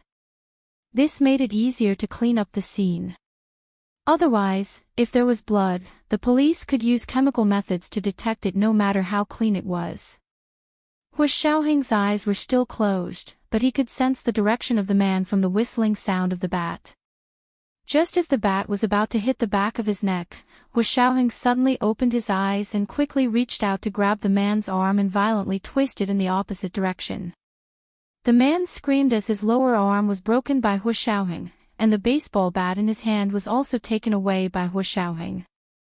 Right after that, Hu Xiaoheng jumped up and swung the baseball bat in his hand, beating up the burly men who had jumped down from behind until they cried for their parents. Very quickly, they were all beaten to the ground and fainted. The man who was lying on the open floorboard and watching the movement in the basement widened his eyes in shock. He didn't expect this sloppy-looking young man to be so strong. He knew something was wrong. The opponent had come prepared, so he immediately of his plan to leave the place. However, she was unwilling to leave just like that. She still wanted to close the floor and suffocate them in the basement. It was because of this evil thought of his that he was delayed. Hu Xiaoheng had already rushed out from the opening in the floorboards. He swung the baseball bat in an arc in the air and slammed it down on the grizzled head that was trying to close the floorboards. He didn't actually hit the man's head. When he was about to hit the man's body, Hu Xiaoheng swung the baseball bat to both sides. He first broke the man's arms, then he hammered the man's knees twice. Hu Xiaoheng's baseball bat strikes were even more accurate than those who specialized in hitting people with baseball bats. He targeted the most vulnerable parts of the arm and leg joints and smashed them into pieces. Hu Xiaoheng's strikes with the baseball bat were even more accurate than those who specialized in hitting people with baseball bats. They all targeted the most vulnerable parts of the arm and leg joints, and with one swing of the bat, all of them were crushed into pieces. They were all trained in specialization, so they had to learn human anatomy before fighting. They had to use the fastest speed and shortest time to cause the greatest damage to the enemy. Moreover, for them, the requirements were stricter, which was to be able to control the damage. The man couldn't stand the pain. He screamed and fainted. Hu Xiaoheng hit the target and quickly lay on the ground.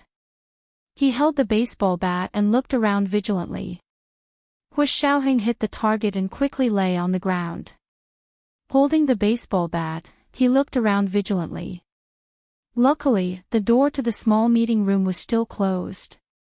Even if there was someone outside, they would probably think it was their master, who was torturing the two young men and wouldn't think anything else. Hu Xiaoheng listened for a while and slowly crawled to the door of the small meeting room. He locked the door and made sure no one could break in for the time being before getting up from the ground. He carried the baseball bat and returned to the open floor.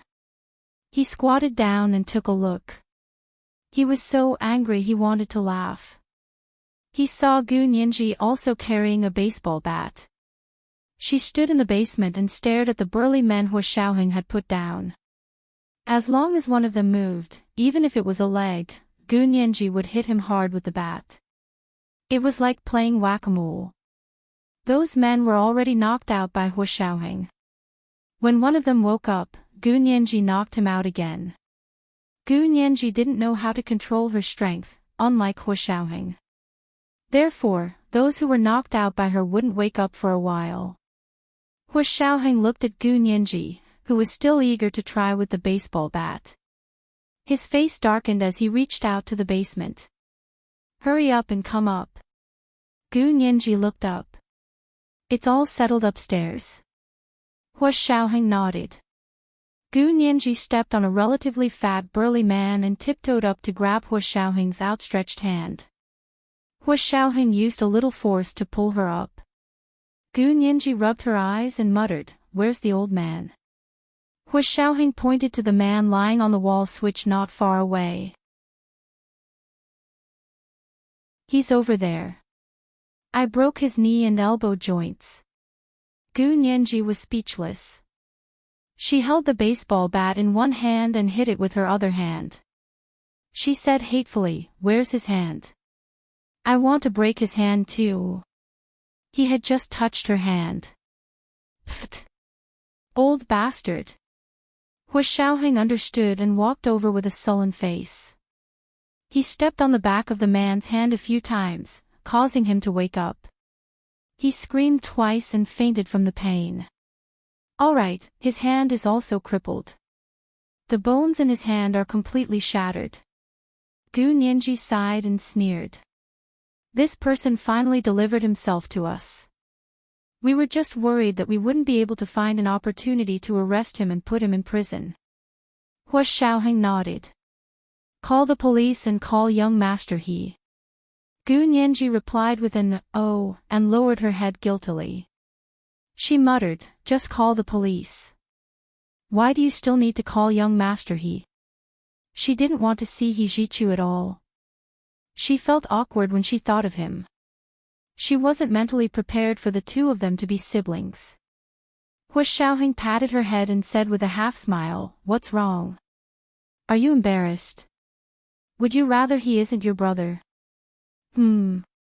This is the second update of today, Chapter 1785, Scene Reenactment, 3.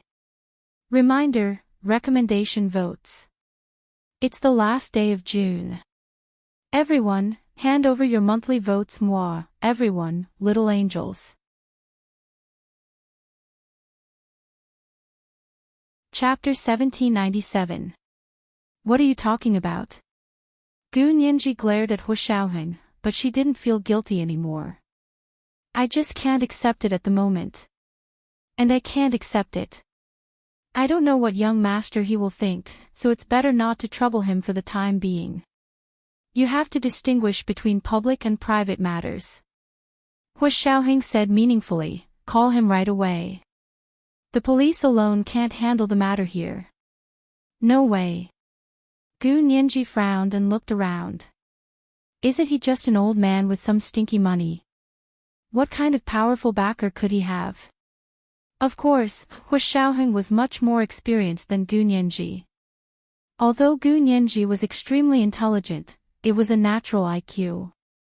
Experience couldn't be born with it. It could only be polished bit by bit with time and experience. Hu Xiaoheng took out his phone and searched for the history of the house. He said to Gu Nianji, look at who owned this house in the past. How could someone without any background own such a house? Hu Xiaoheng was able to think of this immediately because in the other world, there was a house like this in the same area in Sea City. However, that house had already been owned by the government more than a decade ago and had been set up as a museum. Over here, the house hadn't been taken over by the government yet, but it would be soon. Hu Xiaoheng remembered that the maid had said that the house would soon be donated to the government to be used as a museum. Gu Nianji poked her head out to take a look and exclaimed, huh? Before the founding of the People's Republic of China, this house was lived in by the U.S. government's representative in China. Yes, later on, the property rights were transferred to him, and he donated it to an American charity foundation. Hu Xiaoheng said according to the information he knew about the other world. He glanced at the old man lying on the ground and said, he probably got this house from that charity foundation. Gu Nianji, why would an American charity foundation sell the house to him? Gu Nianji was curious. How much did it cost? You can ask young Master He to investigate this. Hu Xiaoheng put away his phone and walked towards the old man. He dragged him up and placed him on the sofa. He then splashed a bottle of mineral water on his face. The old man trembled from the cold water and slowly opened his eyes. Hu Xiaoheng looked down at him with a cold expression. Wearing sunglasses, he rested the baseball bat on the old man's head and said coolly, "How dare you kidnap us? You've got guts." The old man came back to his senses. He flew into a rage out of humiliation and retorted, "You were the ones who attacked me. You came to rob and hurt people. I want to call the police." "Sure." Hu Xiaoheng crossed his legs and sat across from him. He placed one hand on the armrest of the sofa and said coldly, "Your thugs are still lying in your basement. When the police come, are you going to pretend that you don't recognize them?" "What thugs?" The old man endured the sharp pain in his hand and rolled his eyes. He wanted to find a chance to escape from this small reception room. However, as soon as he moved his leg, a piercing pain assaulted him. It was no less painful than the pain in his hand. Lowering his eyes, he saw a pair of soft legs propped up at a strange angle. He was instantly dumbfounded. He wanted to reach out and touch his leg, but his arms didn't listen to him at all. Once he moved, he broke out in cold sweat from the pain. There was not a single part of his body that didn't hurt. It was as if someone had used a knife to cut all the bones in his body. His vision went black and he fainted again. Hu Xiaoheng became impatient and walked over to pour another glass of water. At the same time, he pinched the man's philtrum to force him to wake up. He said coldly, "If you faint again, I'll bury you alive." The voice was cold and murderous. No one who heard it would doubt his words. The old man shuddered and endured the waves of pain. He trembled and said, "Did you hit me like this?" "Of course not."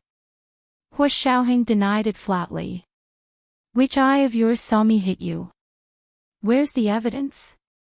Gu Nianji quickly stood up and took the baseball bat from Hu Xiaoheng's hand. "I hit you. You be *tch, you're still doing such filthy things at your age. I'm going to sue you for molestation. I was defending myself." The old man glared at Gu Nianji and spat hatefully. He said hoarsely, "Molestation. You have evidence?" "Of course I do," Gu Nianji answered crisply and pointed at Hu Xiaoheng. "He saw it with his own eyes. He's my witness. Also, you installed surveillance cameras in the living room. You touched my hand and said, 'Sugar.' You touched my hand and said 'Sugar, Daddy,' so you haven't deleted it yet, right?" Hu Xiaoheng was speechless. The old man's lips opened and closed. He wanted to refute, but he couldn't say anything because there were indeed surveillance cameras in his living room. "Only touched your hand. That's molestation." The old man quickly found another reason. "I wanted to shake your hand. It's just basic etiquette." "Yes, the etiquette in your family is to hold the back of the hand and shake hands." Gu Nianji smacked the baseball bat in her hand in disdain. She said, "Stop talking nonsense. Tell me, why did you set a trap to catch me? I have no grudge against you. How can you be so vicious? You're already so old and about to be buried, yet you're still doing such a heartless thing. Aren't you afraid of retribution soon? This is a misunderstanding." The old man said, then suddenly shouted, "Help!" Hu Xiaoheng reacted quickly. He covered the old man's jaw with one hand and dislocated the joint. The old man's last word was silence before he could say it. Gu Nianji looked at him and said calmly, "We will also call the police. Just wait for the police to clean up your den of thieves." As soon as she finished speaking, the old man's eyes showed obvious fear. He made a sound as if he was begging for mercy. Hu Xiaoheng crossed his arms and said calmly, "If you promise not to scream, I can push your chin up." But if you scream again, I won't be able to control my strength. The old man could already feel Hu Xiaohing's strength and speed. His body was in excruciating pain, and he knew he had met his match this time. An evil person would only submit to someone who was more ruthless than him. Hu Xiaohing saw that he seemed to have submitted, so he reached out to fix his chin. As soon as the old man's chin was back in place, he immediately said, "I was wrong. I know I was wrong. I shouldn't have been lustful. I'll give you money. I'll compensate you. 1 million, 10 million, or 100 million. Any is fine. You're that rich?" Gu Nianji tilted her head and looked at him. "Are you really just lustful? It's all my fault. It's all my fault. Miss, you're too beautiful. I liked you the moment I saw you, so I was momentarily bewitched. Please forgive an old man like me. I'm almost 70 years old. Even if you go to court to sue me, the most you'll get is an apology. You won't even have to pay criminal liability. You know the law pretty well." Gu Nianji said mockingly, "You know, she originally wanted to say that she was a lawyer, but then she thought about it. Wouldn't that expose herself?" Therefore, the words that were about to come out of her mouth quickly stopped and she said, "Do you know that I can also hire a lawyer?" The old man froze for a moment, then began to beg even more pitifully, "Please, miss, let me go this time. I won't pursue the matter after you beat me up like this, and I won't do this kind of thing again. I can't even think about it anymore. Please let me go.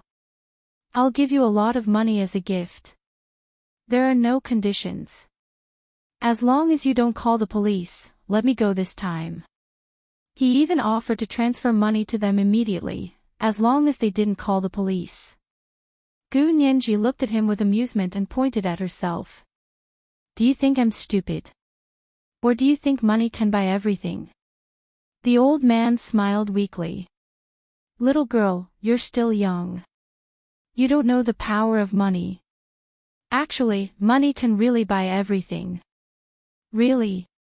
Gu Nianji held the baseball bat and smacked the old man's head. She said coldly, "Can money buy your life? Look, no matter how rich you are, you can't live through life. Of course you can't live without money. But if you think you can do whatever you want with money, it's quite sad. Money can't buy your own life, but it can buy the lives of others." The old man's lips twitched. "For example, right now. As long as you show mercy and don't report me to the police, I'll buy my own life." "You're speaking too early." Gu Nianji clasped her hands behind her back and dragged the baseball bat behind her. It swayed like a cat's tail. She walked around the small reception room at a leisurely pace and said in a low voice, "Don't think that you can divert our attention just because you admitted to indecent assault." Gu Nianji stopped in her tracks and looked up at the small, antique reception room. It was as if she had returned to ancient times. Similarly, she had returned to the atmosphere of inequality in ancient times. "I'll give you one last chance. Tell me why you set a trap to capture me." Gu Nianji stood in front of the old man and looked down at him. "Don't try to lie. Do you believe that I can analyze the truth from your words?" The old man was speechless. He saw that Gu Nianji wouldn't budge. He had no choice but to bite the bullet and say, "When did I lie? I was just lustful and made the mistake that every man in the world would make." "What? Do you want to shoot me for something so trivial? You're avoiding the important and dwelling on the trivial. You're trying to hide your true purpose." Gu Nianji saw that he was being stubborn and didn't beat around the bush. The old man's pupils suddenly constricted. Gu Nianji raised a brow and didn't miss the slight change in his expression. "Did I hit the nail on the head?" Gu Nianji narrowed her eyes. "Don't forget that you were the one who invited us in the beginning. This means that you are very familiar with our looks." Gu Nianji stared at the old man's evasive eyes. "Stop pretending. It's our looks. Do we look like someone you know? No. The old man retorted instinctively. How could I know someone who looks like you? Didn't you come back from the United States? Ha! Then you do. Gu Nianji was the best at this kind of logical reasoning. She immediately said, I said our looks, but you subconsciously denied that only me looks. This means that you really know someone who looks like me. It was because of this person that you came up with the idea to invite us in and set up a trap to kidnap me, right? This is the first chapter of the day, chapter 1786, The Mistakes All Men Make. A reminder for everyone's recommendation votes. On the first day of July, hand over all your guaranteed monthly votes at 8 p.m., the second chapter. Moi, everyone, little angels. Chapter 1798. Gu Nianji's words weren't groundless. From the moment they came to Sea City to investigate Qin Huichang and his wife's colleagues, neighbors, and friends, they had first categorized them according to how close they were. Of the three people they found, the first was a colleague living in the nursing home. This person wasn't very close, but this person still remembered what happened decades ago. The second person was the neighbor's old lady that they found yesterday. From this old woman, they had a qualitative breakthrough. Gu Nianji could almost guess who her biological mother was. So today, Gu Nianji was already mentally prepared for the third person. This person must be the person who knew the most about what happened back then. He could be good or bad.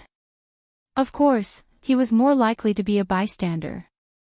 If this person didn't do anything, she couldn't guess what kind of person he was for the time being.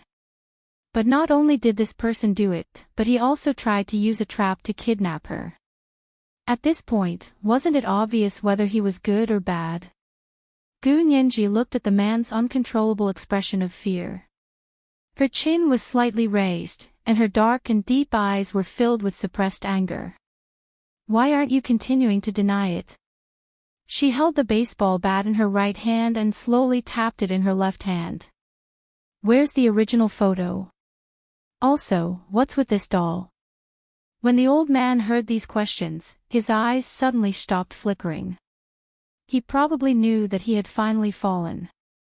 The other shoe he had been waiting for so many years had finally fallen, so he calmed down. Then you admit that you're not some Chinese American from New York? He said slowly with a disdainful smile on his lips. Gu Nianji didn't deny it. She smiled and said, when did I say I wasn't? Ha, a Chinese American returning from New York would be interested in that doll. The old man asked. Do you think I'm stupid? You two sneakily took photos in front of my house. Do you think I can't tell? We're just taking photos. I won't hide it from you. Before today, we took photos in many other places. Gu Nianji sneered and raised the baseball bat. No one else invited us in like you did. They all asked us to leave. If this isn't a guilty conscience, then what is? The corners of the old man's eyes twitched. He saw Gu Nianji at the door on the second floor. The more he looked at her, the more familiar she seemed. That was why he wanted to ask her to come in and see what was going on. When he saw her take off her sunglasses, she looked very similar to the Qin family's brain surgeon, Qin Yaoguang. He had an idea. This person should be Gu Nianji. She definitely did not come to Sea City with good intentions.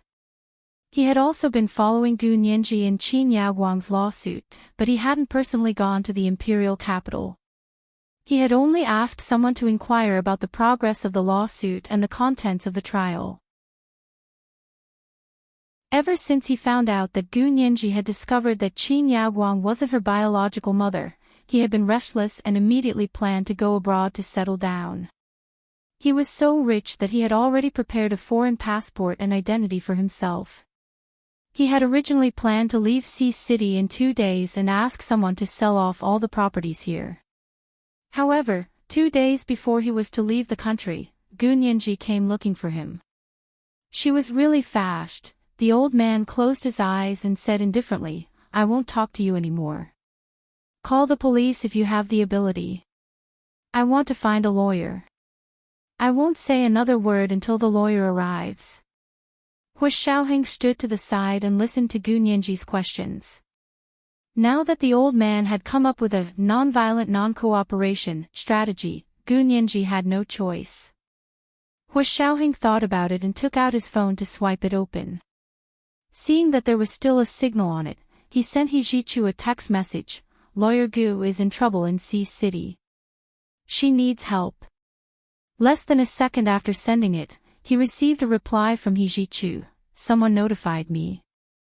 The Chinese courtyard next to the green space in the center of C City, right? I'm already on the plane. I'll be there in 2 hours." Hu Xiaoheng looked at He Jichu's reply on his phone and was a little confused. Who informed him of this? He Jichu didn't answer Hu Xiaoheng's question. In fact, his phone only received a satellite location address and a message. "Gu Nianji is in trouble in C City.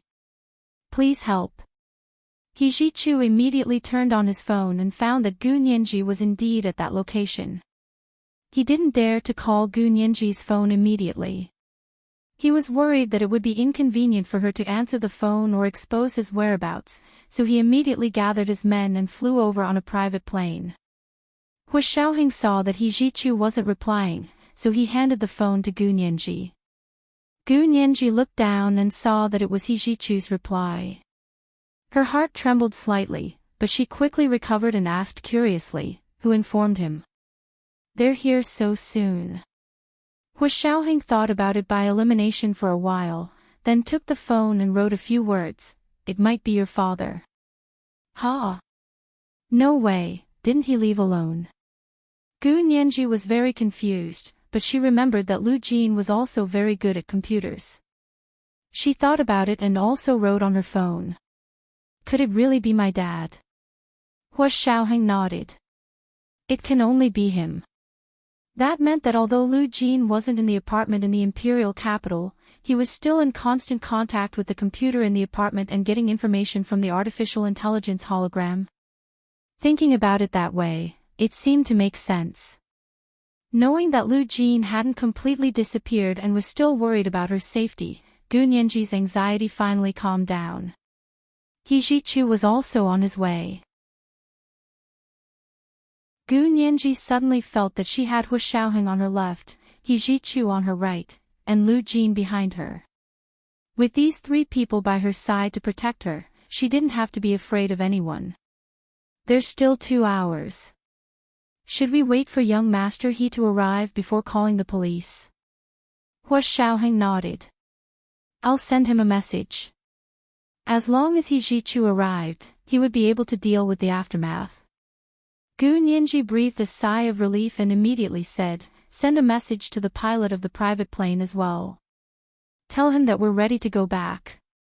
Hu Xiaoheng agreed and picked up his phone to send a message to the pilot of Lu Jin's private plane to arrange for them to return.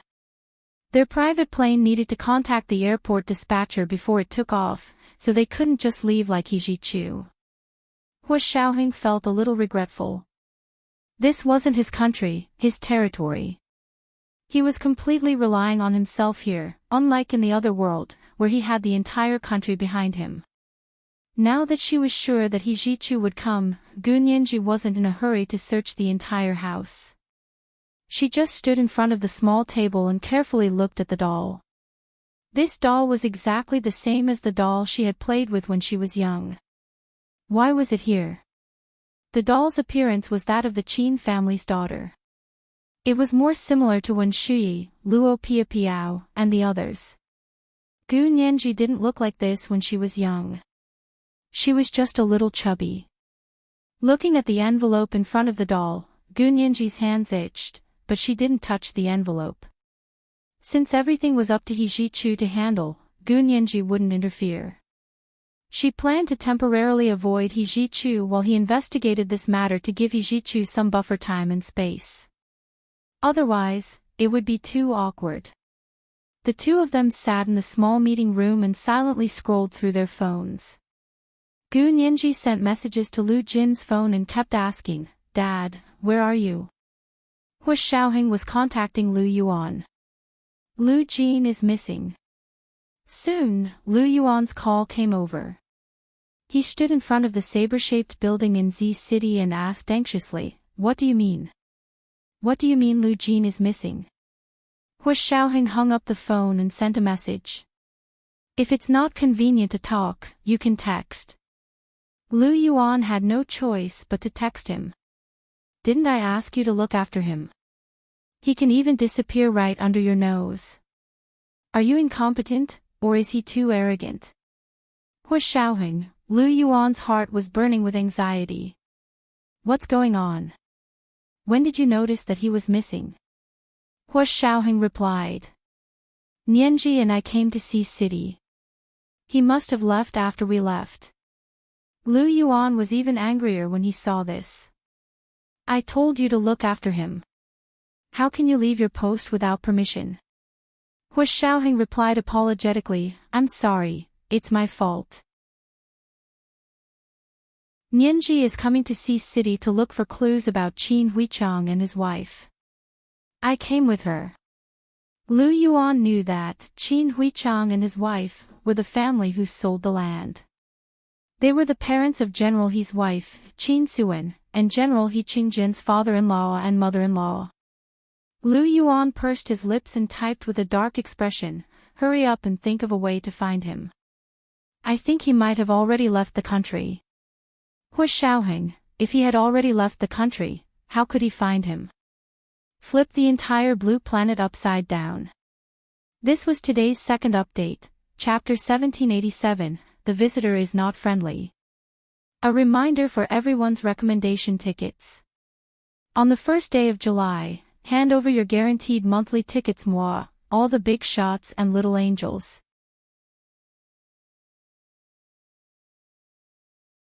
Chapter 1799. 2 hours passed, but Gu Nianji did not receive a reply from Lu Jin. Hu Xiaoheng did not continue texting Lu Yuan. He put away his phone, jumped down to the basement, and tied up the people who had their legs broken. When he came up, he heard He Zhichu's voice at the door. "Open the door." Gu Nianji turned around in surprise. "Young Master He. You're here so soon." She walked to the door and opened the locked door. He Zhichu was wearing a black uniform and stood tall at the door of the small reception room. His almond-shaped eyes were frosty, and his handsome face was hazy. However, the frost in his eyes melted the moment he saw Gu Nianji. "Nianji, are you okay?" His voice was still cold and emotionless. Gu Nianji smiled. I'm fine. I'm fine now that you're here." She moved aside and let He Zhichu walk in. When she closed the door, she quickly glanced at the situation outside. She was slightly stunned. Several people in the same black uniform as He Zhichu had already taken care of the people in the Chinese-style courtyard. Gu Nianji's eyes were sharp, and she saw the young maid who had opened the door for them. She was trembling in a white blouse and black pants. Before the girl looked over, Gu Nianji gently closed the door of the small reception room. She turned around and saw He Zhichu standing in front of the unconscious old man. He had his hands behind his back and asked Hu Xiaoheng, who was standing beside him, "What's going on?" Hu Xiaoheng waved his hand and first showed him the basement where the floor could be opened and closed. He said, "Look down."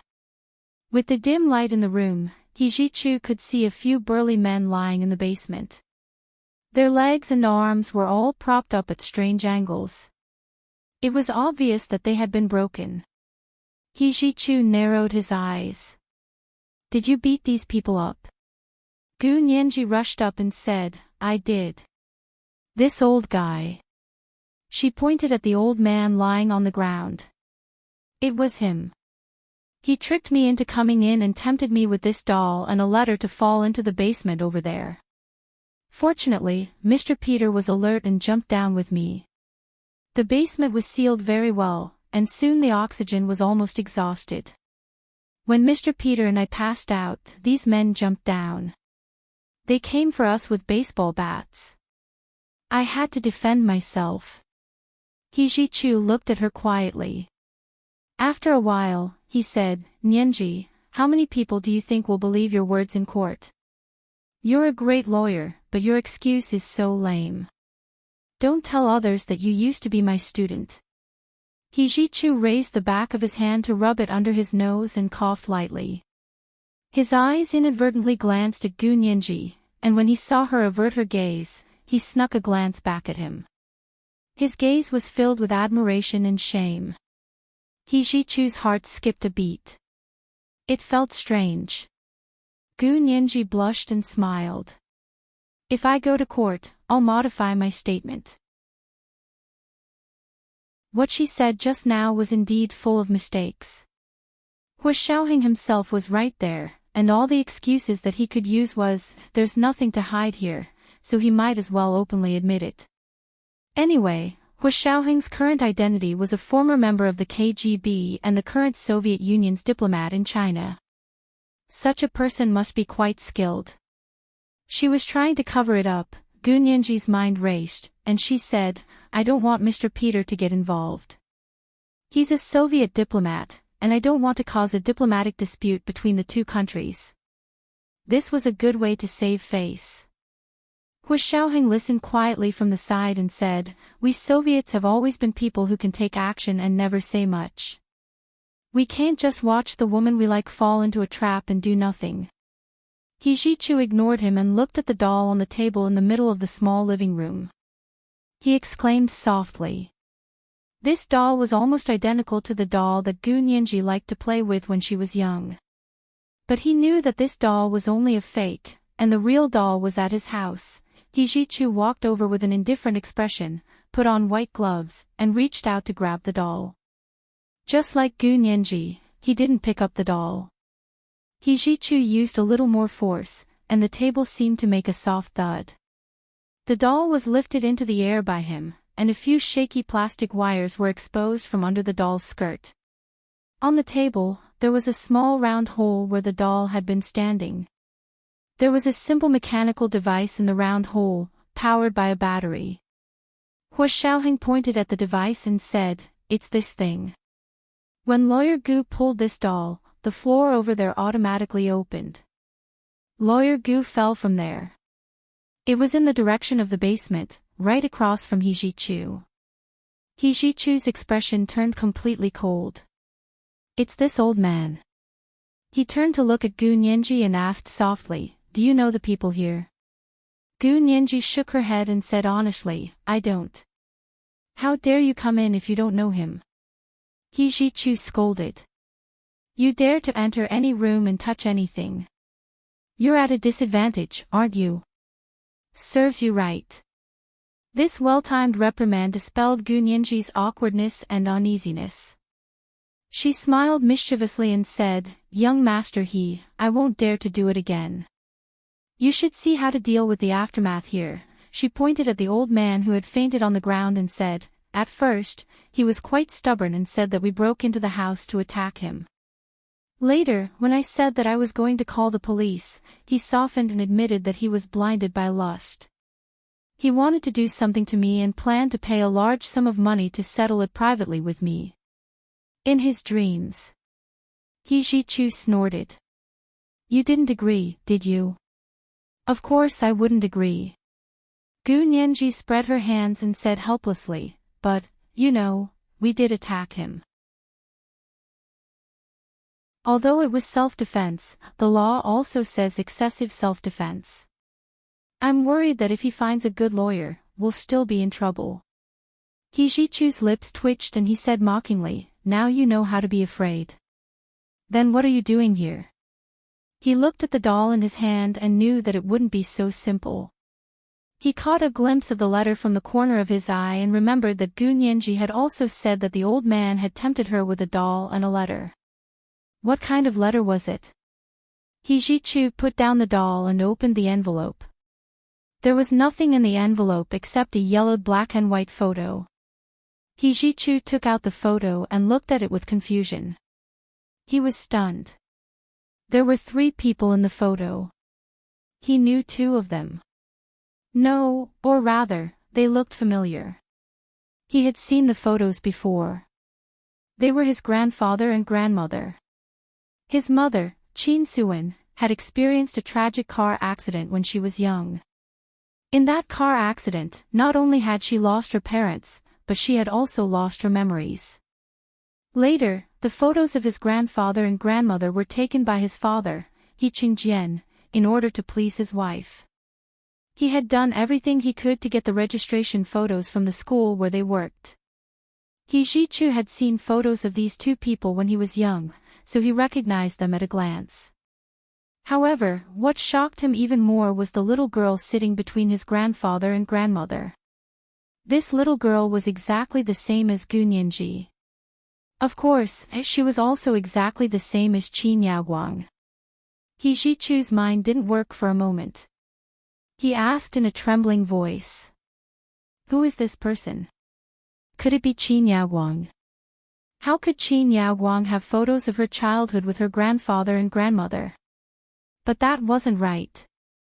Qin Yaoguang had clearly undergone plastic surgery. Who is this person? She's definitely not Qin Yaoguang. He Jichu said firmly. Gu Nianji was a little flustered and subconsciously wanted to escape. She looked at Hu Xiaoheng and slowly moved towards him. He Jichu saw that she actually wanted to run, so he grabbed her arm without hesitation. His voice was as cold as the Arctic. Speak. Who is this person? Hu Xiaoheng also held Gu Nianji's hand and said coldly to He Jichu, let go of her. Gu Nianji was being pulled from left and right by the 2 men. She was very afraid that they would accidentally tear her arm off. She quickly said, calm down. Calm down. If you have something to say, let's talk it out. Don't do it. He Jichu's Adam's apple bobbed up and down. His shimmering almond-shaped eyes instantly became misty and filled his eyes that were as moving as spring water. Hu Xiaoheng's face darkened. He pried He Jichu's fingers open one by one, then pulled Gu Nianji behind him to protect her. He said, we don't know who this person is either. Gu Nianji only felt safer after hiding behind Hu Xiaoheng. Her heart was still pounding, and it almost jumped out of her throat. She looked over and saw that He Jichu's already fair face had become like snow in winter. It was both white and cold. Only his eyes were black, and they were so black that she couldn't see the bottom. Young Master He, calm down. I was also very surprised when I saw the remake of this photo, so I was tricked by him into coming in to see the original. Gu Nianji said guiltily, otherwise, why would I have fallen for his trick? Of the 3 people they had found, the first was a colleague from the nursing home. He was kind and amiable. Although he didn't know much, he told them everything he knew. The second was an old woman's neighbor who had Alzheimer's disease. He gave them crucial information. Therefore, when it came to the 3rd friend, Gu Nianji subconsciously felt that this person would give them more useful information. This was how people's thinking was. If there was 1, then there would be 2, then there would be 3. The other party also happened to make a move here and caught them off guard. Fortunately, Gu Nianji was with Hu Xiaoheng. Even if there was an accident like this, they could still save themselves. The most powerful person wasn't someone who could calculate everything perfectly at all times. Of course, such a person didn't exist at all. The most powerful person was someone who could adapt to the situation and protect himself when the environment changed. This kind of person would always be invincible. He Jichu didn't know how Gu Nianji and the others had coincidentally found this place, but he knew that they definitely didn't coincidentally come here. How could there be so many coincidences? It was just that someone was scheming and planning. He Jichu suppressed his racing heart and carefully looked at the photo again. The 3 people in the photo had an intimate and natural attitude. It was obvious that they were a family. Since the 2 adults were his grandfather and grandmother, then who else could the little girl sitting so intimately with them be? He Jichu looked at the photo for a long time. Suddenly, he looked up at Gu Nianji. She smiled at him shyly. Her plump lips curved up, and her big eyes also curved into crescent moons. It happened to coincide with the little girl's smile in the photo. A thought flashed through He Jichu's mind. It was like a bolt of lightning exploding in his heart. He was covered in cuts and bruises, and all his support and faith collapsed at this moment. He Jichu staggered 2 steps back and stopped when he hit the corner of the table behind him. He turned around in a panic and didn't dare to look at Gu Nianji's eyes again. He didn't dare to look directly at his heart. This was the first update of the day, chapter 1788, thinking of someone seeing something. A reminder to everyone about the monthly and recommendation votes. The beginning of the month was also a Monday, so the monthly and recommendation votes were very important. The second update at 8 p.m. Moi, everyone, little angels.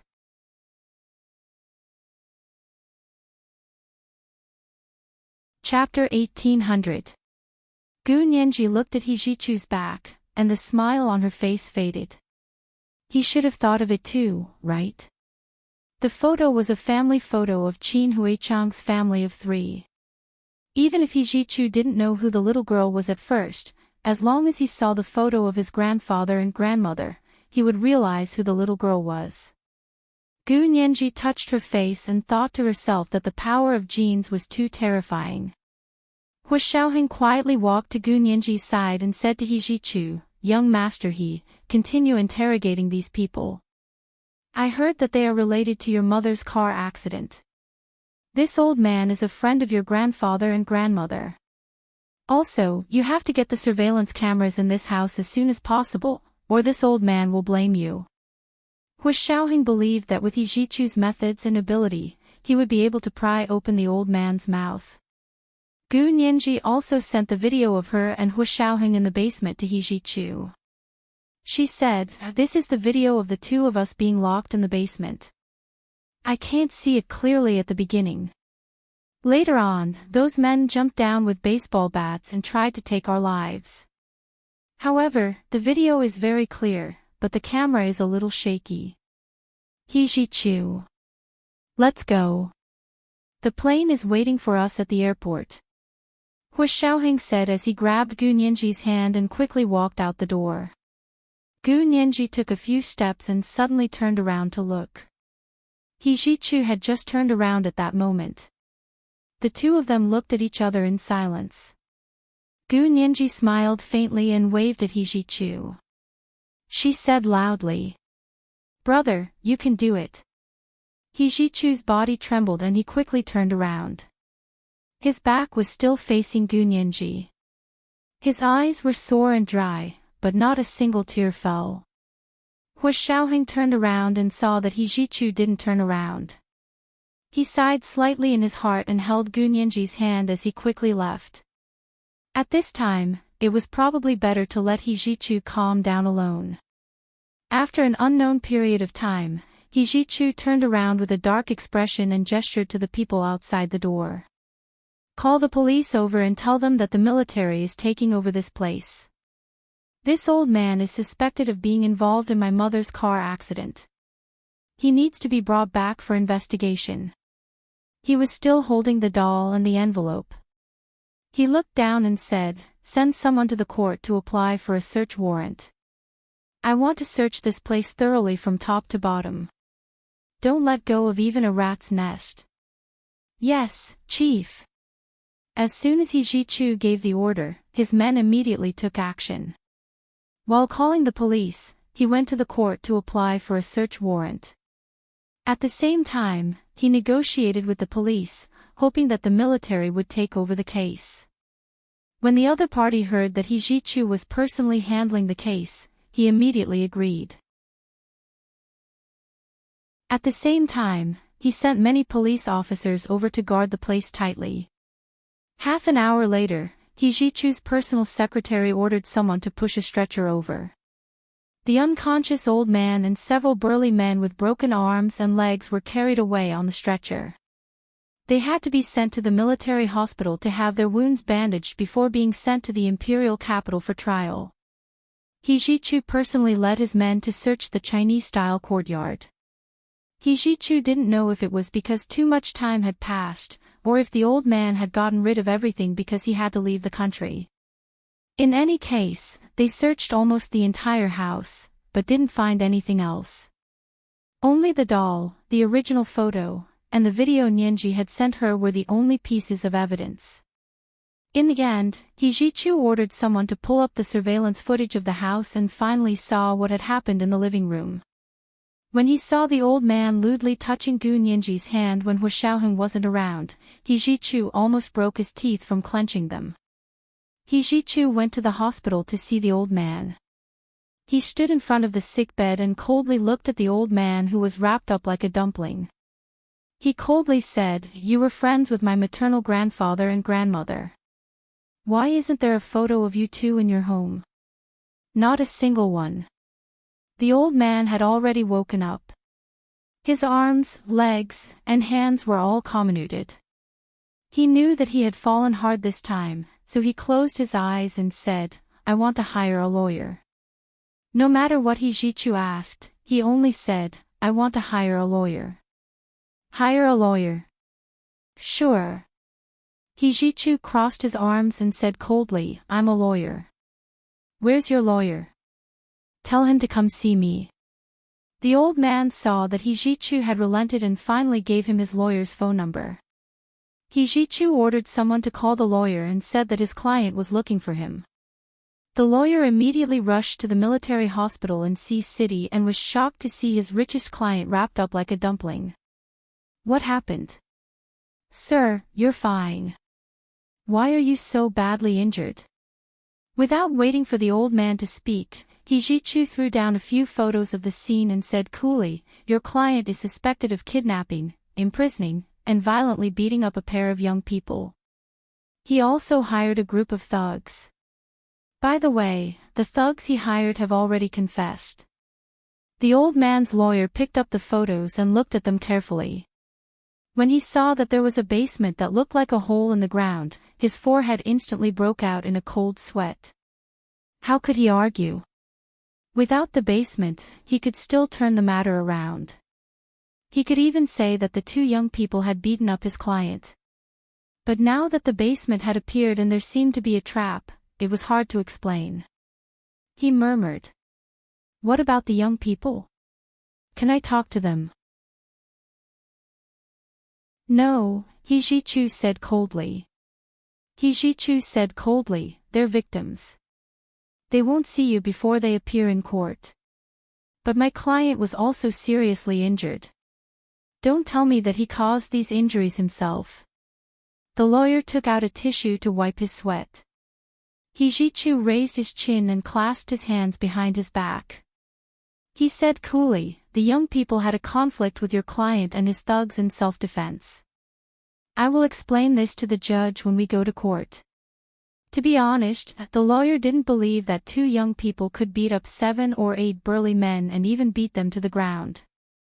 He was eager to talk to the old man and ask him what the truth was.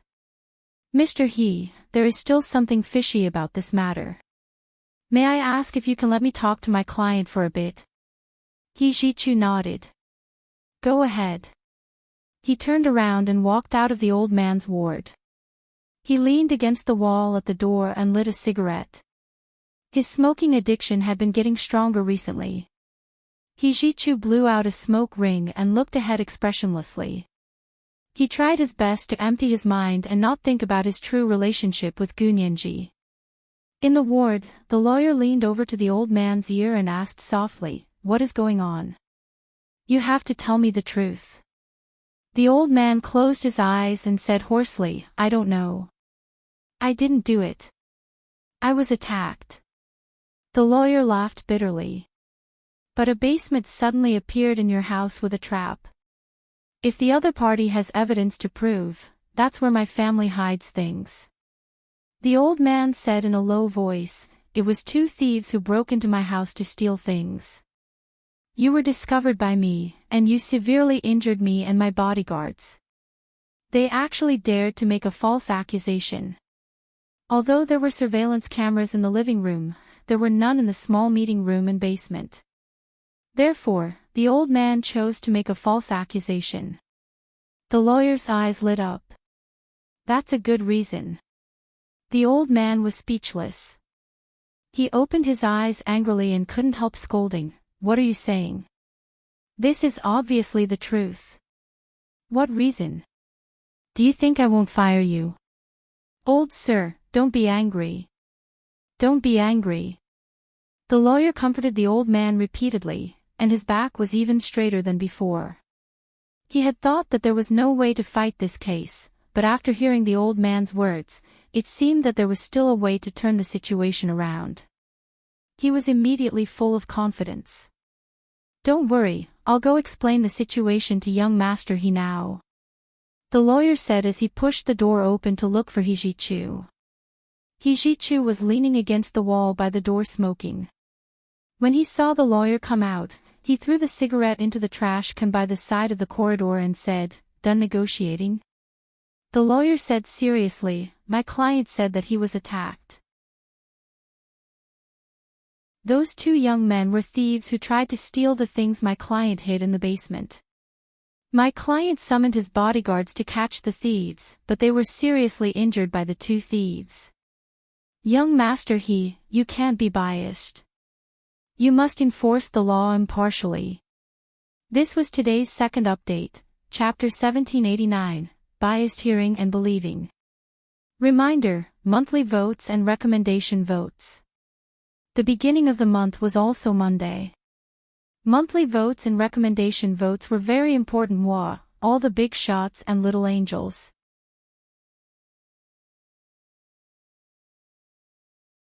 Chapter 1801. Hijichu rubbed his chin and suppressed the anxiety and discomfort in his heart. He said calmly, "Those two are thieves. Trying to steal something from the basement. Are you sure?" "Of course I'm sure," the lawyer said firmly. He had full trust in his client. This was because his client was very rich. Although he kept a low profile, everyone in their circle knew about him. Weren't the two young people sneaking into someone else's basement because they wanted to steal something? The lawyer had already concluded that the two of them were up to no good. To him, rich people were the reason. People without money were not worthy of reasoning with him. "Okay, then what did your client lose?" Hijichu asked expressionlessly with his hands in his trouser pockets. "Lawyer. We'll only know what exactly is lost after we count it." He bluffed, trying to blur his vision. "So your client lost a lot of things." Hijichu emphasized the word, "a lot." His eyes were not warm as he looked at the lawyer in front of him coldly. The lawyer thought of the basement he had just seen. Was there a need to say the basement of a rich person? There must be a lot of good things hidden there. For example, the landlords and old rich capitalists during the founding of the People's Republic did not store their good things in the bank. They all dug a hole at home and buried it. He nodded. "Yes, I lost a lot of things." "Then make the list now." Hijichu took out a lighter and tossed it up and down in his hand. "Without the list, the police can't file a case." "Ha! Then I'll go ask now," the lawyer said as he quickly entered the ward again. "Sir, can you remember what you've lost?" "Young master, he said that the police can't file a case without the lost list." The old man was stunned. "Lost list? When did I say I lost something? Didn't you just say?" The lawyer was also stunned. He had just said it. "I'm talking about an attempt. Do you understand an attempt?" The old man gritted his teeth and glared at the lawyer. 2,000 yuan an hour. Why did they hire a piece of trash like you? The lawyer was shocked and quickly comforted the old man. I understand. Don't worry. I'll go talk to young master he right now. They're trying to steal, aren't they? The old man panted heavily. Get lost. The lawyer was as fat as a bull. When he was anxious, more sweat appeared on his forehead, and his whole face was shiny. He ran out of the ward again and panted to He-Ji-Chu. "Young master it's a misunderstanding, a misunderstanding. My client didn't lose anything. The other party tried to steal, but he didn't succeed, attempted theft." He-Ji-Chu snickered and narrowed his shimmering almond-shaped eyes. "And I said your client attempted murder. But attempted murder." The lawyer felt as if he had been struck by lightning. He glared at He-Ji-Chu and said, "Young master you can't just say that. My client was beaten half to death by them. He might have to spend the rest of his life in a wheelchair, and you're accusing him of attempted murder. Where's the evidence?" "Of course the evidence has to be handed over to the police." "Why should I show it to you?" He-Ji-Chu put away the lighter and his expression turned cold. "Enough. When the police and the court are done with the paperwork, immediately escort them to the imperial capital." The search here had come to an end. All the property under the old man's name was temporarily sealed, and all the funds were frozen. He wanted to return to the capital and interrogate this friend, who had suddenly appeared. Why did he have a doll that looked like the doll that Nianji had played with when she was young? Why did he have a family photo of his grandfather and grandmother, as well as a photo of his mother before she had plastic surgery? He-Ji-Chu couldn't look at the photo directly. Gu Nianji and Hu Xiaoheng came out of the old man's Chinese-style courtyard. They immediately called a taxi and went straight to the airport. The pilot of Lu Jin's private plane had already made arrangements with the airport and would soon be able to take off back to the imperial capital. They rushed to the airport and after a simple security check, they finally returned to Lu Jin's private plane. When He-Ji-Chu brought the old man and his thugs to the hospital in Sea City for treatment and bandaging, Gu Nianji and Hu Xiaoheng were already on the flight back to the imperial capital. Gu Nianji didn't speak, nor did she look at her phone. She sat in the plane in a daze, staring at the screen in front of her. There was an old movie on the screen, but she didn't pay attention to it at all. Hu Xiaoheng knew that she had suffered a great shock, so he didn't disturb her for the time being. He just wanted her to slowly get used to it. At around 9:00 in the evening, the plane landed at the imperial capital airport. Gu Nianji looked at the clear night sky and felt the cool and fresh air of the imperial capital spring night. She sighed softly. Hu Xiaoheng held her hand and didn't say anything. He held her hand and led her all the way home. When they returned to Lu Jin's apartment on the third ring road of the imperial capital, Gu Nianji immediately knocked on the door of Lu Jin's apartment. "Dad! Open the door. I'm Nianji. How could you leave me behind and run away again?" She banged on the door vigorously and shouted. Gradually, her shouts turned into cries, as if she wanted to vent all the pain and discomfort she had been suppressing ever since she found out about her biological mother. Hu Xiaoheng had been watching from the side. It wasn't until he saw her wailing that he went over to pick her up. Gu Nianji turned around and leaned into his broad and strong chest. She buried her head in his chest and cried even harder. What exactly does he want? First he hid it from my biological mother, then he secretly ran away. Does he really want me to become an orphan? Gu Nianji sobbed. Her eyes and nose were red from crying. Hu Xiaoheng took out a tissue and patiently wiped her tears. He said, "Go in and take a look." "Can't you go in?" Gu Nianji, she turned around and placed her palm on the fingerprint lock at Lu Jin's door. Lu Jin's fingerprint lock had Gu Nianji's palm print stored in it, so she could open his door. The door opened with a click, revealing the familiar living room. For the past few months, she had almost treated this place as her second home. Walking in, everything in the room was still the same as when Lu Jin had lived there. However, without the owner, the place inevitably felt desolate. The loneliness in the midst of the beautiful flowers was the most deadly desolation. Gu Nianji looked around and didn't give up. She rushed to the secret door of Lu Jin's laboratory and opened it. The lights in the laboratory lit up.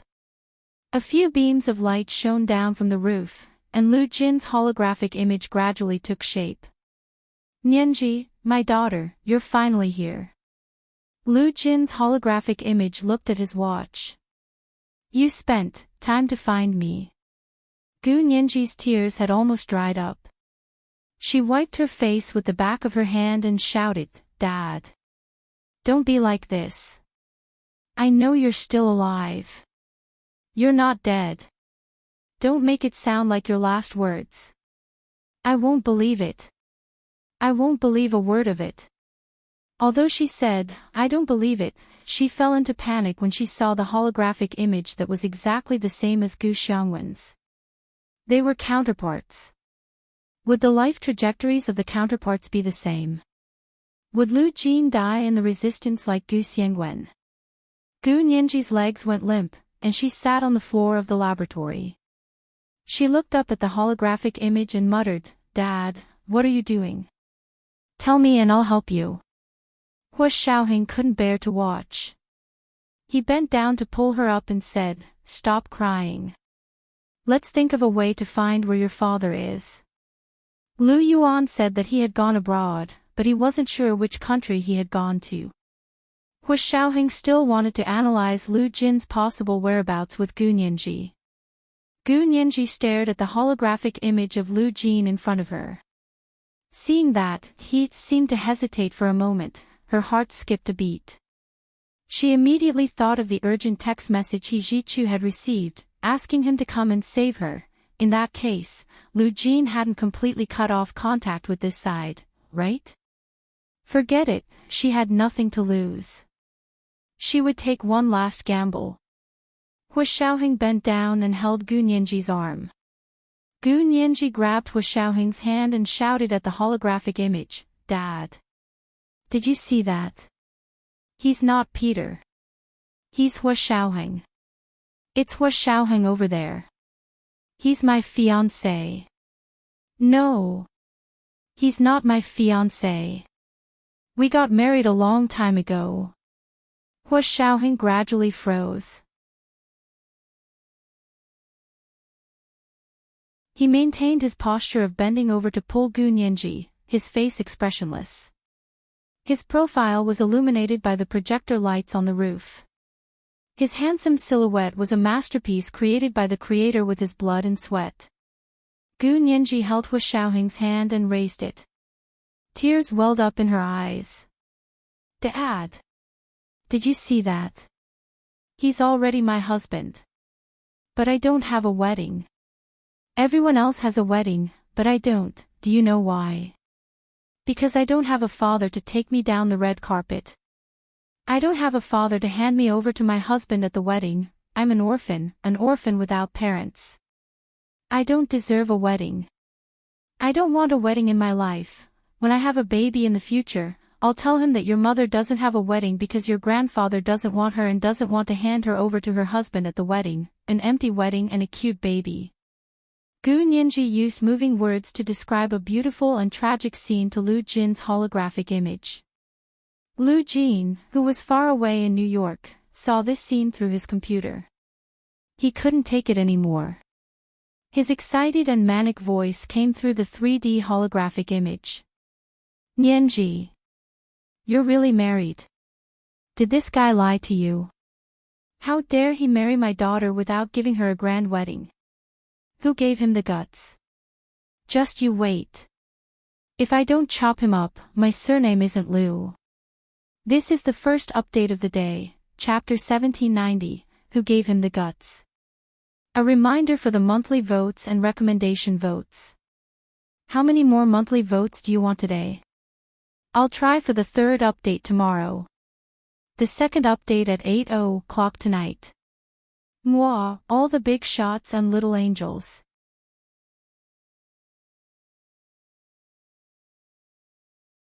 Chapter 1802. Gu Nianji held Hua Xiaoheng's hand and stood up from the ground. Dad, your surname isn't Liu to begin with. Gu Nianji stared intently at the 3D holographic avatar. She knew that Lu Jin was looking at her from somewhere. The entire apartment was under Lu Jin's surveillance, and the artificial intelligence here was only a very rough prototype. Lu Jin had never thought of hiding it from Gu Nianji. He just hadn't expected Gu Nianji to force him to make a move again so quickly. He thought that by the time Gu Nianji realized that he was gone, he would have finished his business and said goodbye to her forever. Lu Jin rubbed his eyebrows in frustration. His 3D holographic avatar also rubbed his eyebrows. Gu Nianji raised her chin slightly and pouted. She said unhappily, "Dad, what else do you want? Is there anything more important than living a good life with me?"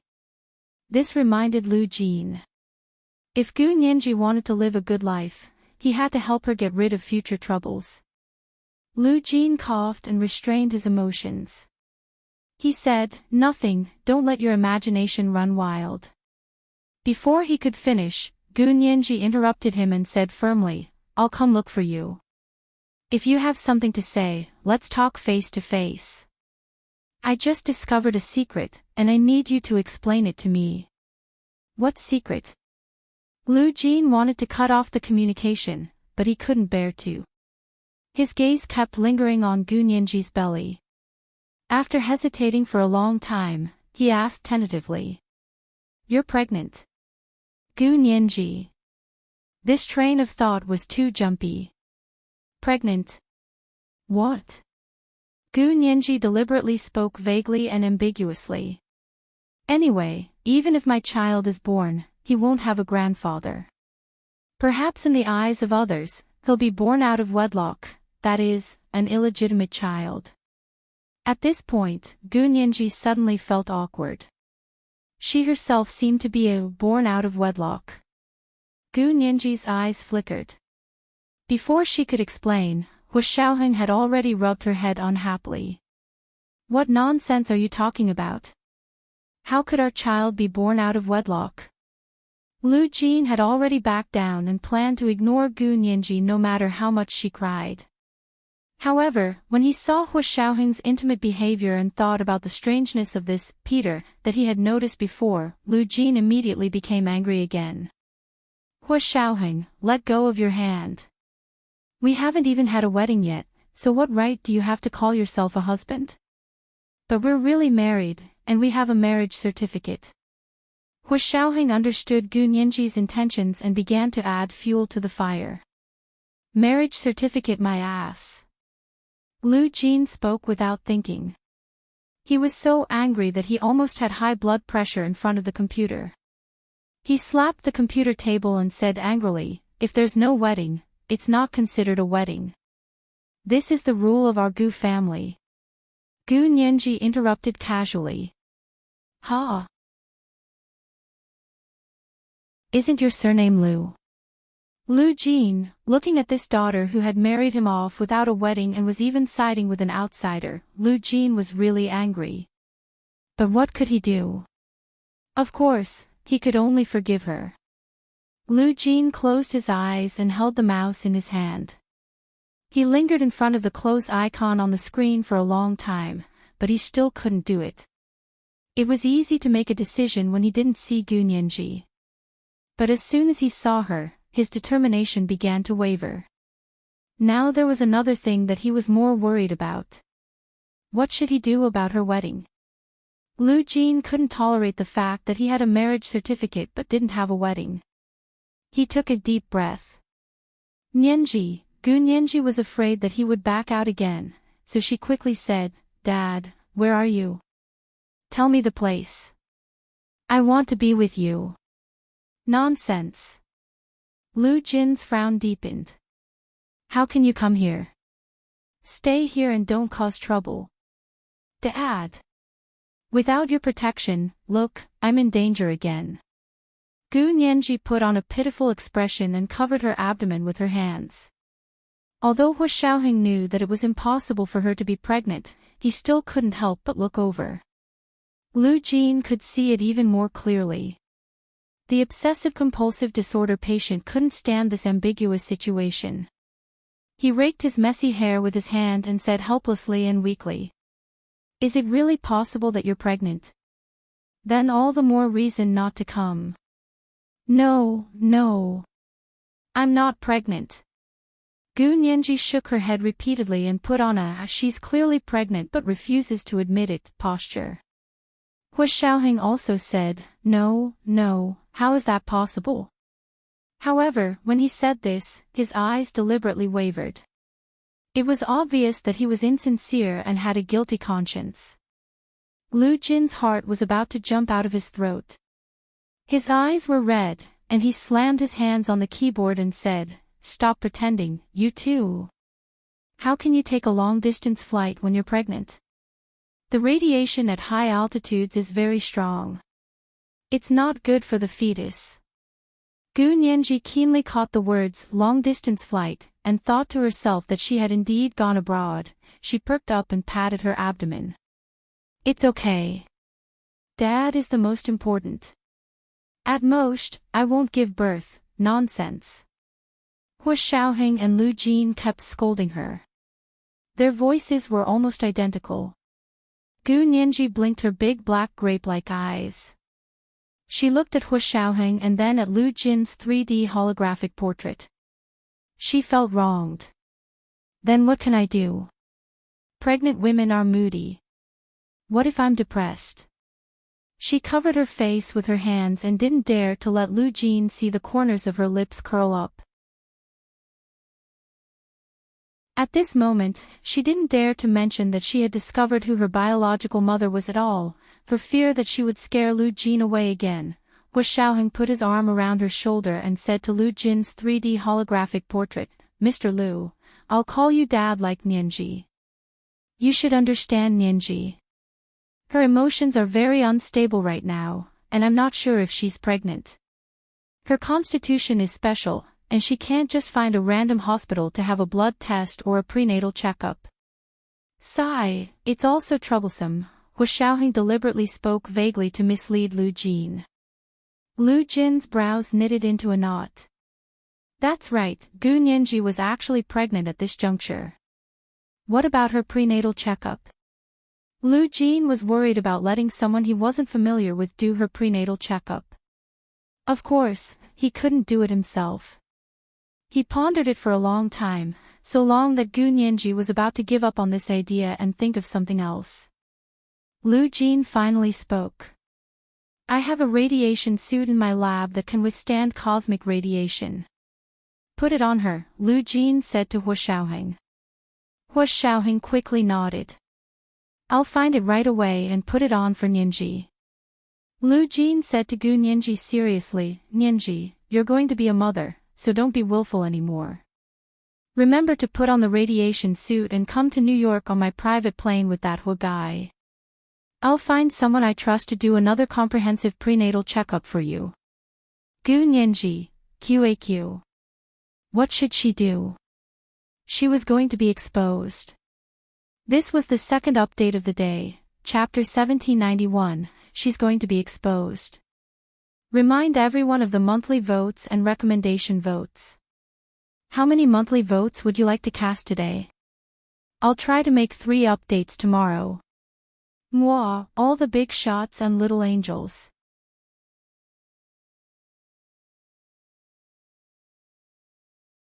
Chapter 1803. The act was over. Where was she going to get a pregnancy certificate? Could a pregnancy test be faked? Gu Nianji didn't realize that she had also been led astray by Lu Jin. Hua Xiaoheng was indeed a veteran intelligence officer. He quickly extracted useful information from Lu Jin's words. "Okay, where are you in New York?" "Nianji and I went to New York." "How can I contact you? Can I call your old phone?" Hua Xiaoheng asked immediately. Lu Jin waved his hand. "Okay, I received every call you made, but I forwarded it on my computer at home." The corners of Gu Nianji's mouth twitched. She silently cursed Hua Xiaoheng for being the king of acting. Even in the face of the danger of being exposed, his expression didn't change. She silently closed her mouth and raised her 2 index fingers. She was just short of poking them together. In Lu Jin's eyes, she looked like she had done something bad and was found out by her parents. Lu Jin couldn't help but feel even more sorry for her. He couldn't help but comfort Gu Nianji. Nianji, don't be afraid. Dad's here. You can give birth to the child in peace. If anyone dares to say anything, your dad will teach them a lesson. As for the man who got a marriage certificate with you without a wedding, let's just ignore him. Lu Jin glared at Hu Xiaoheng. Don't think that you can do whatever you want just because you have a marriage certificate. Hu Xiaoheng was expressionless and didn't say anything, but he was silently complaining in his heart, sorry, just because you have a marriage certificate, you can do whatever you want to your wife. Gu Nianji was about to cry again. She was touched, guilty, and anxious. She quietly moved behind Hu Xiaoheng and tugged at his shirt. Hu Xiaoheng turned to look at her, and she quickly pouted at the room next to her. She was blocked behind Hu Xiaoheng. Hu Xiaoheng could see her when he turned around, but Lu Jin couldn't see her at all through the 3D holographic avatar. Lu Jin craned his neck and controlled the computer. The 3D holographic avatar from thousands of miles away swooped down beside Gu Nianji. Gu Nianji was shocked. Dad, what are you doing? I'm just looking at you. Are you hiding and crying again? Lu Jin's 3D holographic avatar reached out to Gu Nianji to touch her face. However, the combination of light and shadow was ultimately illusory. He stood there, unable to touch anything. Gu Nianji snapped back to reality and looked at the scene. She whispered, Dad, let me tell you, Gu Xiangwen also left a 3D holographic image like this as his last words. When I came back and saw this, I almost went into shock. As she spoke, she suddenly had an idea. She clutched her stomach and said, "Oh. My stomach hurts. I can't take it anymore. I'm going to lie in bed for a while. Dad, tell me your address so that I can board the plane and see you." "Ah. Are you okay?" Lu Jin was also terrified. "Go lie down. I'll get in touch with my pilot and get him ready." "Child, why are you so careless? She's already pregnant." Gu Nianji said weakly, "I didn't. I don't know." "Don't talk nonsense." With 3 consecutive denials, who could contend against him? Lu Jin pretended not to hear it. He was extremely worried. After the call ended, Lu Jin sat in the big room of his luxurious apartment on the top floor of New York Central Park, lost in thought as he looked out the window at the green space. It was 9:00 in the evening in China, but it was 9:00 in the morning in New York. The sun was shining brightly outside. Under the blue sky and white clouds, the small Central Park was green. There were a few pots of azaleas planted on the windowsill outside the French windows. They were in full bloom, echoing with a few pots of apricot jasmine. He remembered that he had sensed that Peter was unusually familiar with Gu Nianji. He had even expressed his doubts, but Gu Nianji had calmly fooled him. The corners of Lu Jin's mouth curled up slightly when he thought of this. She was so cute when she lied. Such a daughter was his flesh and blood no matter what. Whether it was good or bad, the only thing he couldn't give up was her. However, Nianji was his daughter, so she couldn't have a bad side. Lu Jin realized that he had no principles or stance in front of this daughter. She was his greatest weakness. Lu Jin closed his eyes and let out a long sigh. Perhaps he had to re-examine his plan. Or perhaps he should ask his daughter's husband to help advise him. After all, that was what he did. Hu Xiaoheng, the commander of the Huaxia Empire's Special Operations Forces in the other world. Lu Jin's expression turned cold. And Lu Yuan, did this guy already know who Peter was? He was the only one hiding it from him. Lu Jin, who had always boasted of his high IQ, instantly felt like his IQ had been hit by 10,000 points. He picked up the phone and called Lu Yuan directly.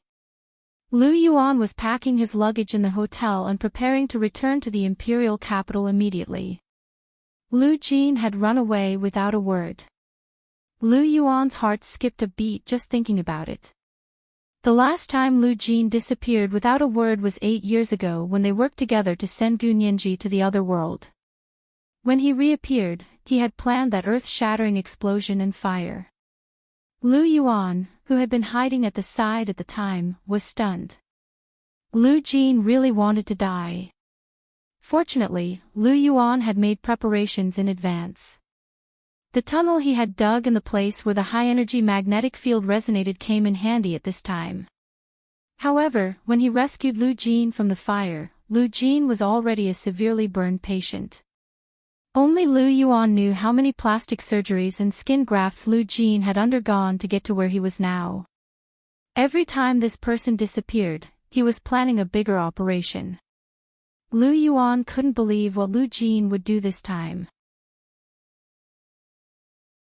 So when he saw Lu Jin's phone number appear on his phone, Lu Yuan immediately picked it up. "Big shareholder Lu, where have you been? Do you know that your daughter is in danger?" Lu Yuan immediately reprimanded him, and he brought up Gu Nianji. This was the person who could soften Lu Jin's heart and make him feel guilty. He didn't expect Lu Jin to not have the attitude of obediently listening to his scolding in the past. He also asked, "Big boss Lu, you're too dishonest. That Peter is your nephew, isn't he? You're still pretending." Lu Yuan, why was Lu Jin so sensitive? This didn't make sense. It was impossible for a person with severe interpersonal disorder to tell if Peter was real or fake. Lu Yuan coughed and was about to continue bluffing Lu Jin when he heard Lu Jin say again, "Don't try to bluff me.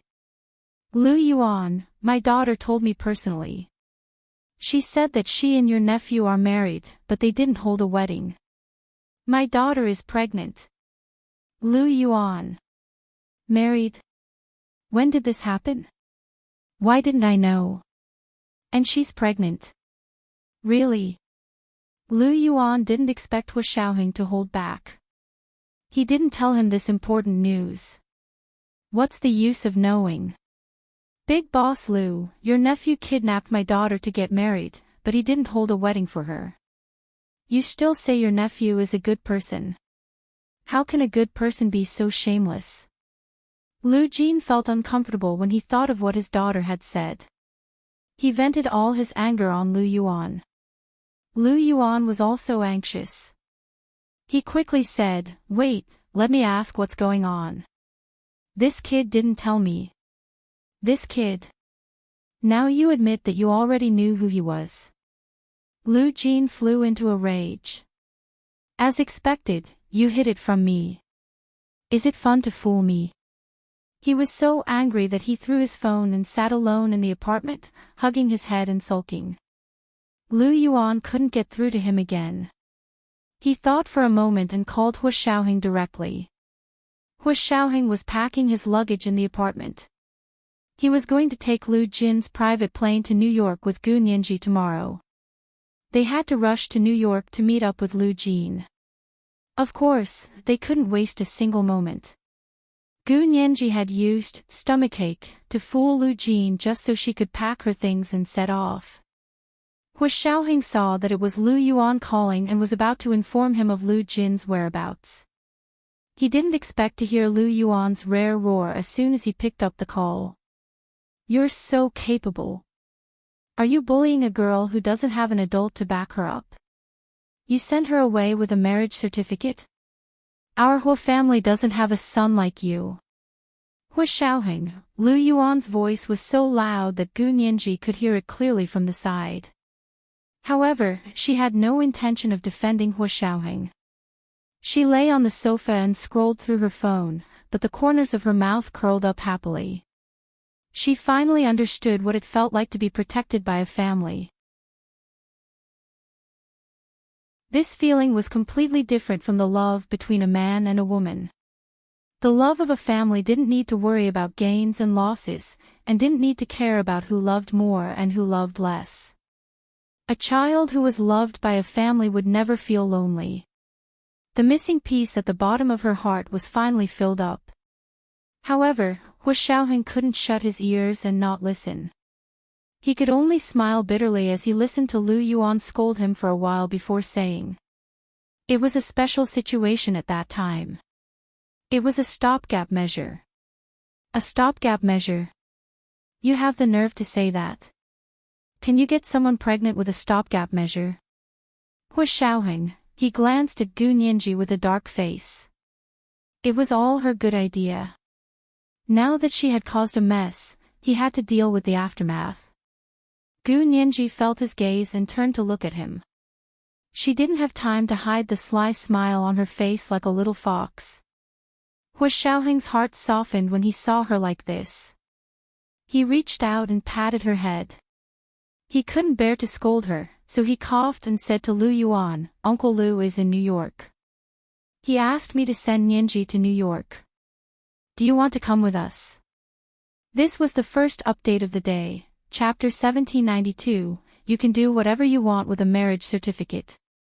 A reminder to everyone about the monthly votes and recommendation votes. Today was the third update.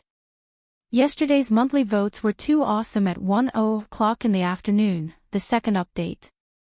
8:00 in the evening, the third update. Moi, everyone, little angels.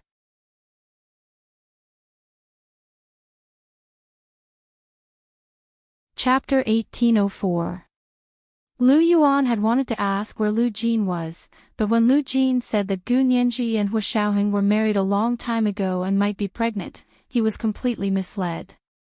Now that he heard Hu Xiaoheng's words, he came back to his senses and quickly said, Of course I'm going. I'm going back to the capital right away. When is your flight? Are you going by private plane? Hu Xiaoheng nodded. It's all arranged. The flight is tomorrow morning. I'm going to the airport now. I'm on the next flight. I'll be in the capital at midnight. It was about 4 to 5 hours flight from Z City back to the capital. I'll pick you up at the airport, Hu Xiaoheng quickly said. He mainly wanted to find a plan to talk to Lu Yuan alone. Hu Xiaoheng felt that this trip to New York wouldn't be peaceful, so he wanted to know more about Lu Jin. Lu Yuan didn't refuse and said bluntly, I'll send you the flight number. Remember to pick me up. Drive carefully. After discussing it with him, Hu Xiaoheng hung up the phone and said to Gu Nianji, Go to bed early. I'll sleep for 4 hours. When I wake up, I'll pick up CEO Lu at the airport. Gu Nianji yawned. Then I'll go to bed. Have you packed your things for the plane tomorrow morning? I've packed my things. Hu Xiaoheng took out the protective suit that Lu Jin had specially instructed him to protect against cosmic rays. He smiled and said, You have to wear it tomorrow. Gu Nianji rolled her eyes. How could you not know if I'm pregnant or not? Who are you lying to by wearing this? Hu Xiaoheng gritted his teeth at her teasing. He leaned over and picked her up. He walked to the bedroom and said, What if I'm not pregnant? Do you want to try harder? Gu Nianji's face instantly turned red. It wasn't a faint pink, but a delicate red. Under her delicate skin, the bright red came from the bottom of her skin. When they arrived at the bedroom, Hu Xiaoheng couldn't help kissing her face and whispering in her ear. Did you miss me? Gu Nianji, she stared at him, and the sly smile on her face gradually faded. She hooked her hand around his neck and pulled him down. She kissed his lips and murmured, Yes. She had missed him so much that she thought she would never see him again. Hu Xiaoheng kissed her lips for a while and felt that the room was getting hotter and hotter. There were beads of sweat on his forehead, but he didn't have time to wipe them off. He placed them on her head to calm her racing heart. His body was clamoring again, every inch craving her. Hu Xiaoheng asked, Do you want me? Gu Nianji, she wanted to say no, but her legs had already wrapped around his muscular waist. Hu Xiaoheng was tall and burly, and his back strength was outstanding. Gu Nianji's slender legs wrapped around his waist. It was like she was climbing a stone statue. Her legs were spread apart, and her entire body was spread apart. Hua Xiaoheng couldn't take it anymore. He lowered his head and kissed her again and again, letting her bare her teeth and claws like a fierce kitten and tear at his clothes. In the end, he was only left with his underwear. Hua Xiaoheng finally pressed Gu Nianji's hand down. His hands were like iron pincers, immobilizing Gu Nianji. "Don't you want it?" Gu Nianji asked. She was shocked by herself. Her tone was so seductive that it could drip water. It was too shameful. Hua Xiaoheng held her hands tightly and stretched them above her head. Gu Nianji had no choice but to puff out her chest. Their skin was pressed against each other, and the heat was spreading between them. It was as if she could see the steam spreading between them, blurring her vision. Everything was blurry, as if a beauty filter had been added. She looked at him with fascination. His masculine body was tall and strong, and his mature man's temperament was as profound as the birch forest in autumn. Hua Xiaoheng's entire body heated up under Gu Nianji's gaze, but he used all his restraint to suppress his burgeoning desire. Gu Nianji's lips parted slightly as she looked at him longingly. Seeing that he hadn't taken any further action, she became a little anxious and said aggrievedly, "I'm not pregnant yet. Aren't you afraid of being exposed?" The word pregnant completely woke Hua Xiaoheng up. He turned over and lay flat with Gu Nianji. He panted slightly and said, "No, we can't get pregnant here." "Gu Nianji, why?" "I want to take you back. I want my child to be healthy and in a place where I can control it without any danger." Hua Xiaoheng patted her head. "I also want you to live a safe and sound life with me." Gu Nianji was extremely touched. A man who could still step on the brakes at such a critical juncture either loved you to the extreme or didn't love you at all. Gu Nianji believed that Hua Xiaoheng was the former. There was no doubt about it. Gu Nianji let go of her hand and watched Hua Xiaoheng get out of bed and walk to the bathroom. Not long after, the sound of water splashing could be heard in the bathroom. Gu Nianji had wanted to wait for Hua Xiaoheng to sleep with her, but he still hadn't come. The sound of water splashing in the bathroom was like a lullaby, and Gu Nianji slowly fell asleep in the sound of water. Hua Xiaoheng cleaned up in the bathroom and took a shower. When he came out, Gu Nianji was already asleep. He shook his head with a smile and fell asleep beside her. He had been here for a few months, and this was the first time he could sleep beside her openly. "Good night." Hua Xiaoheng kissed Gu Nianji on the cheek and closed his eyes to sleep. 4 hours later, Hua Xiaoheng woke up on time. After he went to the bathroom to wash up, he left Gu Nianji's apartment with his car keys and went to the airport to pick up Lu Yuan. If it wasn't for the fact that the arrival time of Lu Yuan's plane was so different from the departure time of their plane, they would have directly picked up Lu Yuan and taken him to the plane to the United States. Lu Yuan walked out of the exit and saw Hua Xiaoheng's tall figure. Both of them were wearing sunglasses and looked like brothers. They didn't look like they were from the same generation. Hua Xiaoheng took the suitcase from Lu Yuan and said, "How did your investigation in Z City go?" Lu Yuan shook his head. "Qin Bei still has some tricks up his sleeve. He's washed himself clean and there's almost no evidence." "Don't tell me you didn't find any evidence at all." Hua Xiaoheng didn't believe it. When his uncle worked in the military, Hua Xiaoheng was still a junior high school student. "Of course not. I found no evidence at all." Lu Yuan smiled and his attitude was very easygoing. "I found the Qin family's old neighbor and found something very interesting. I'd like to hear more." Hua Xiaoheng drove out of the airport and onto the highway. Lu Jin rubbed his forehead and said, "I found out from Granny Qin, who did business with the Qin family, that the Qin family's orphanage had been open for many years. It started with Qin Bei's ancestors. It's not like what's written on the official website of the Qin family's private hospital group. The Qin family's orphanage was founded by Qin Bei. Hua Xiaoheng was very surprised. Is this true? Yes, I checked the local county records and found that there were 2 orphanages there more than 100 years ago. One was started by foreigners, and the other was opened by the Qin family. It's called an orphanage, but it's actually also a business. The orphanage opened by foreigners later closed down. Only the Qin family's orphanage is left here. Hua Xiaoheng thought deeply and said, but opening an orphanage requires a lot of capital. Where did the Qin family get so much money in the beginning? Lu Yuan shook his head regretfully. I didn't find out for the time being. I even lied to Granny Qin and told her that Qin Bei's family was the same as ours. They were all peasants. Why did Granny Qin only talk about that piece of land, which was Qin Huichang's family's land, when the hospital was opened? Hua Xiaoheng shook his head. The time isn't right. That hospital was opened because of the land. What I want to know is, where did they get the first startup fund for opening an orphanage? Also, I got the news from the KGB that Qin Yaoguang's memory stripping surgery is said to be an ancestral technique of the Qin family. The Qin family member who taught her this technique is now dead, so she's the only one who knows how to perform this kind of surgery now. This was the second update of the day, Chapter 1793, Do You Want Me? A reminder for everyone's monthly votes and recommendation votes.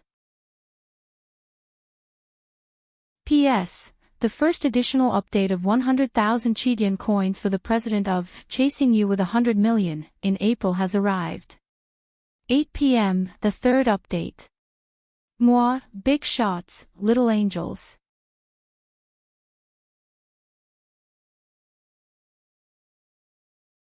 Chapter 1805. Lu Yuan snorted. What a coincidence. A skill that can only be passed on to women and not men. You believe it. It doesn't matter if I believe it or not, but even the KGB only knows that it's a member of the Qin family. They don't know who it is exactly. They've done a good job of keeping it a secret. Hua Xiaoheng drove the car into the underground garage and returned to the apartment upstairs with Lu Yuan. Lu Yuan was travel-worn, and he would have to go to New York with them soon, so he said to Hua Xiaoheng, I'll go take a shower first. What time is the flight to New York? Hua Xiaoheng looked at his watch. There's still 2 hours. Okay, see you later. Gu Nianji was woken up by the smell of breakfast. She could smell the fragrance in her dreams. She looked at the table full of crystal soup dumplings, crab shell yellow pastries, red bean purple rice porridge, and glutinous pumpkin glutinous rice balls and salivated. Unfortunately, she woke up before she could eat it. She let out a cry and kicked the blanket away to get up. Hua Xiaoheng pushed the door open and came in. He smiled and said, Hurry up and have breakfast. President Liu is back. Gu Nianji's eyes lit up. President Liu made breakfast. No wonder it smells so good. Hua Xiaoheng's cooking skills were indeed good, but he was still slightly inferior to Lu Yuan's. Hua Xiaoheng curled his lips. I made it. Why, are you disappointed? Gu Nianji pursed her lips. Stop joking. It must have been President Liu. I can smell the difference in the fragrance. Look at how capable you are. Hua Xiaoheng laughed and shook his head. Okay, you guessed right.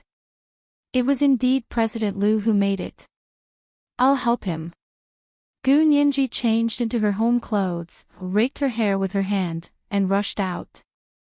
In the dining room, Lu Yuan was dressed in a black, slim casual jacket and beige wool trousers. He held a newspaper in his hand and leisurely bathed in the morning light in front of the French windows of the dining room. Gu Nianji called out happily, Good morning, President Liu. Lu Yuan put down the newspaper and looked at her with a smile. His gaze inadvertently swept across Gu Nianji's abdomen and he nodded. Good morning. Hurry up and eat breakfast. It's all prepared for you. On the rectangular dining table, a bowl of black sesame whole wheat cereal milk soup was placed in front of Gu Nianji's usual seat. It was very thick and gave off a seductive aroma. 2 round jam, walnut, and sesame dumplings were placed on a small white porcelain plate. They were roasted to a glistening yellow color, making people want to eat them one by one. There was also a bowl of chicken stewed rice. The chicken meat was fresh and tender. It was the kind of chicken that was raised in the wild and had not eaten any additives. It was the kind of fineness that caged chickens that were raised on a large scale didn't have. The rice used was naturally grown rice. The grains were plump, and there were black shiitake mushrooms, green peas, and white winter bamboo shoots in the middle. They were all diced to make it more flavorful. Beside the braised chicken rice was a glass of low-fat milk, the nutritious drink that Gu Nianji drank all year round. In front of Hu Xiaoheng and Lu Yuan was a large plate of white and fat buns. Gu Nianji sniffed and smelled like beef. There was also a large pot of corn millet porridge, and a plate of rolled pancakes for stir-fried shredded meat, coriander, and green peppers. There was also a cup of aromatic black coffee. Gu Nianji was very envious and said, "Can I have a beef bun?" "Another pancake." Hu Xiaoheng smiled but didn't say anything. Lu Yuan said calmly, "No, you're in a special situation now. You can't eat like us. I've prepared breakfast for you that's suitable for pregnant women. You have to eat like this in the future. Pay attention to nutrition and can't be picky." Gu Nianji, QAQ.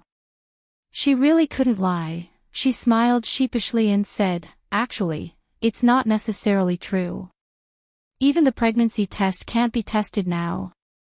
She had to lay the foundation for herself and slowly show them the cruel truth that she wasn't pregnant. Lu Yuan said nonchalantly, "The pregnancy test isn't accurate at all. When we get to New York, I'll ask your father to test your blood." Blood tests and ultrasound were the 2 tests that confirmed pregnancy. Pregnancy tests and test strips were just household aids. The corners of Gu Nianji's mouth twitched. She thought to herself, "Uncle, is it really good for a man to know so much?" She bit the bullet and finished her pregnant breakfast and immediately rushed back to wash up. Not long after, the 3 of them were already sitting on Lu Jin's private plane. The destination of the flight was JFK Airport in New York. It was a 12-hour flight from Huaxia to the United States. Gu Nianji fell asleep again after getting on the plane. Because she hadn't slept well last night, she was catching up on her sleep on the plane.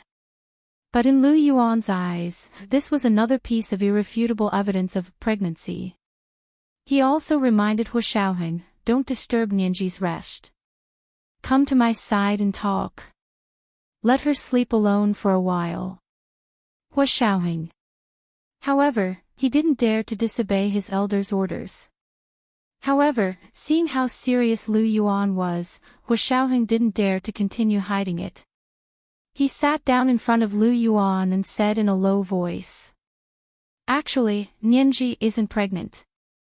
We're using this method to force her father to appear." Lu Yuan, he wanted to ask, "No way." But the person in front of him was Gu Nianji's husband. If he said that Gu Nianji wasn't pregnant, how could he insist? Lu Yuan glared at Hu Xiaoheng and kicked him angrily. "Look at what you've done. Explain it to her father when you get to New York. Don't expect me to help you." Hu Xiaoheng raised his head and looked at Lu Yuan with a smile. He said calmly, "CEO Lu, this matter can be big or small. It depends on how you say it. Besides, the purpose of our trip to New York isn't to give Nianji a prenatal checkup. It's to find her father and ask him what he wants to do." This was indeed a serious matter. Lu Yuan glared at him for a while and couldn't hold back his laughter. He punched him hard. "You're good. You can even think of this." Hu Xiaoheng continued to smile. "How could I have come up with such a genius idea? Nianji was just fooling around, and her father actually believed her. Lu Yuan shook his head with emotion and said, how could he not believe it? Even if Gu Nianji said that the sun rose from the west, Lu Jin would have verified it for her. Hua Xiaoheng, if he loves her so much, why would he leave her alone in New York and pretend to cut off contact? Lu Yuan frowned. I don't know either, that's why I'm worried. Lu Jin is a genius. Sometimes, the brain circuits of a genius are not something that ordinary people like us can understand. As he spoke, he told Hua Xiaoheng in detail what had happened 8 years ago. Hua Xiaoheng knew what had happened in the other world, but he didn't know what had happened in the other world. It wasn't until Lu Yuan told him that he came to a realization. Uncle Lu deliberately let the car explode that time. Lu Yuan nodded. He wanted to really die so that no one would continue to investigate. I didn't expect He Zhichu to not give up. He Qingjian couldn't bear to see his son become dispirited, and he found the magnetic resonance device, so he sent people to the other world to make preparations. They first found the location of the He family in the other world. Unfortunately, at that time, He Qingjian and He Zhichu weren't in their hometown. They didn't know where they went. They used the identity of the He family in the other world as a cover. They used the technology and financial resources of this world to rise strongly in South America in the other world. They killed the biggest drug lord in Colombia almost overnight and rose strongly to become the underground godfather of South America. They also worked with the CIA in the other world to secretly search for Nianji all over the world, but to no avail. 3 years later, He Zhichu pulled himself together from his decadence and insisted on going to the other world to look for Nianji personally. He Qingjian originally didn't allow it because He Qingjian and He Zhichu in the other world had lost contact. What if they were still alive? He Zhichu would be courting death if he went. He didn't dare to let his son take the risk. But he couldn't resist He Zhichu's desperate request. He said that if he didn't look for Nianji, he wouldn't survive alone. He threatened to die, so He Qingjian finally let him go. Fortunately, he didn't die after going over. This means that He Zhichu on the other side died a long time ago. Hua Xiaoheng listened carefully and compared it with the situation on his side. He said, no wonder He Zhichu entered Harvard University 4 years ago to become a law professor. He quickly made a name for himself in the legal world. This should have been due to the CIA's matchmaking. Why didn't he contact us? Hua Xiaoheng said regretfully. Lu Yuan understood this very well. They used their identity as the He family to set up a base in South America. It was more convenient to cooperate with the United States. Besides, you protected Nianji so well that they couldn't get any information, so they could only stay put. When it came to finding people on a global scale, the CIA was better at it. Hua Xiaoheng understood. Later, we couldn't find out Nianji's background, so we simply let her go to university and interact with society. That way, if someone was looking for her, they would be able to find her. If Gu Nianji had been in the Special Operations Forces base, He Zhichu would never have been able to find her even if he had turned the world upside down. Lu Yuan laughed. Who's the Oriole and who's the Mantis? We can still talk about it. Hua Xiaoheng understood the whole story. Because He Zhichu's current identity was most likely Gu Nianji's biological brother from the same mother but different father, Hua Xiaoheng no longer had any grudges. He smiled and said, young master, he is very considerate. If I have the chance, I'll have to thank him for taking care of Nianji when she was young. Lu Yuan rolled his eyes at him. You're really good at rubbing salt in the wound. Hua Xiaoheng paused for a moment and remembered that Lu Yuan still didn't know about this. He picked up his phone and sent Lu Yuan a text message. There's a clue about Nianji's biological mother. It's very likely that she's Qin Suan. Lu Yuan felt his phone vibrate. He looked down and his eyes widened. He cried out involuntarily. What? Are you serious? How could he not know the famous Qin Suan? It was too shocking to suddenly say that she might be Gu Nianji's biological mother. Even someone as experienced and calm as Lu Yuan almost lost his composure. This was today's third watch, chapter 1794, Rubbing Salt in the Wound. A reminder for everyone's monthly votes and recommendation votes. Moi, all the big shots and little angels.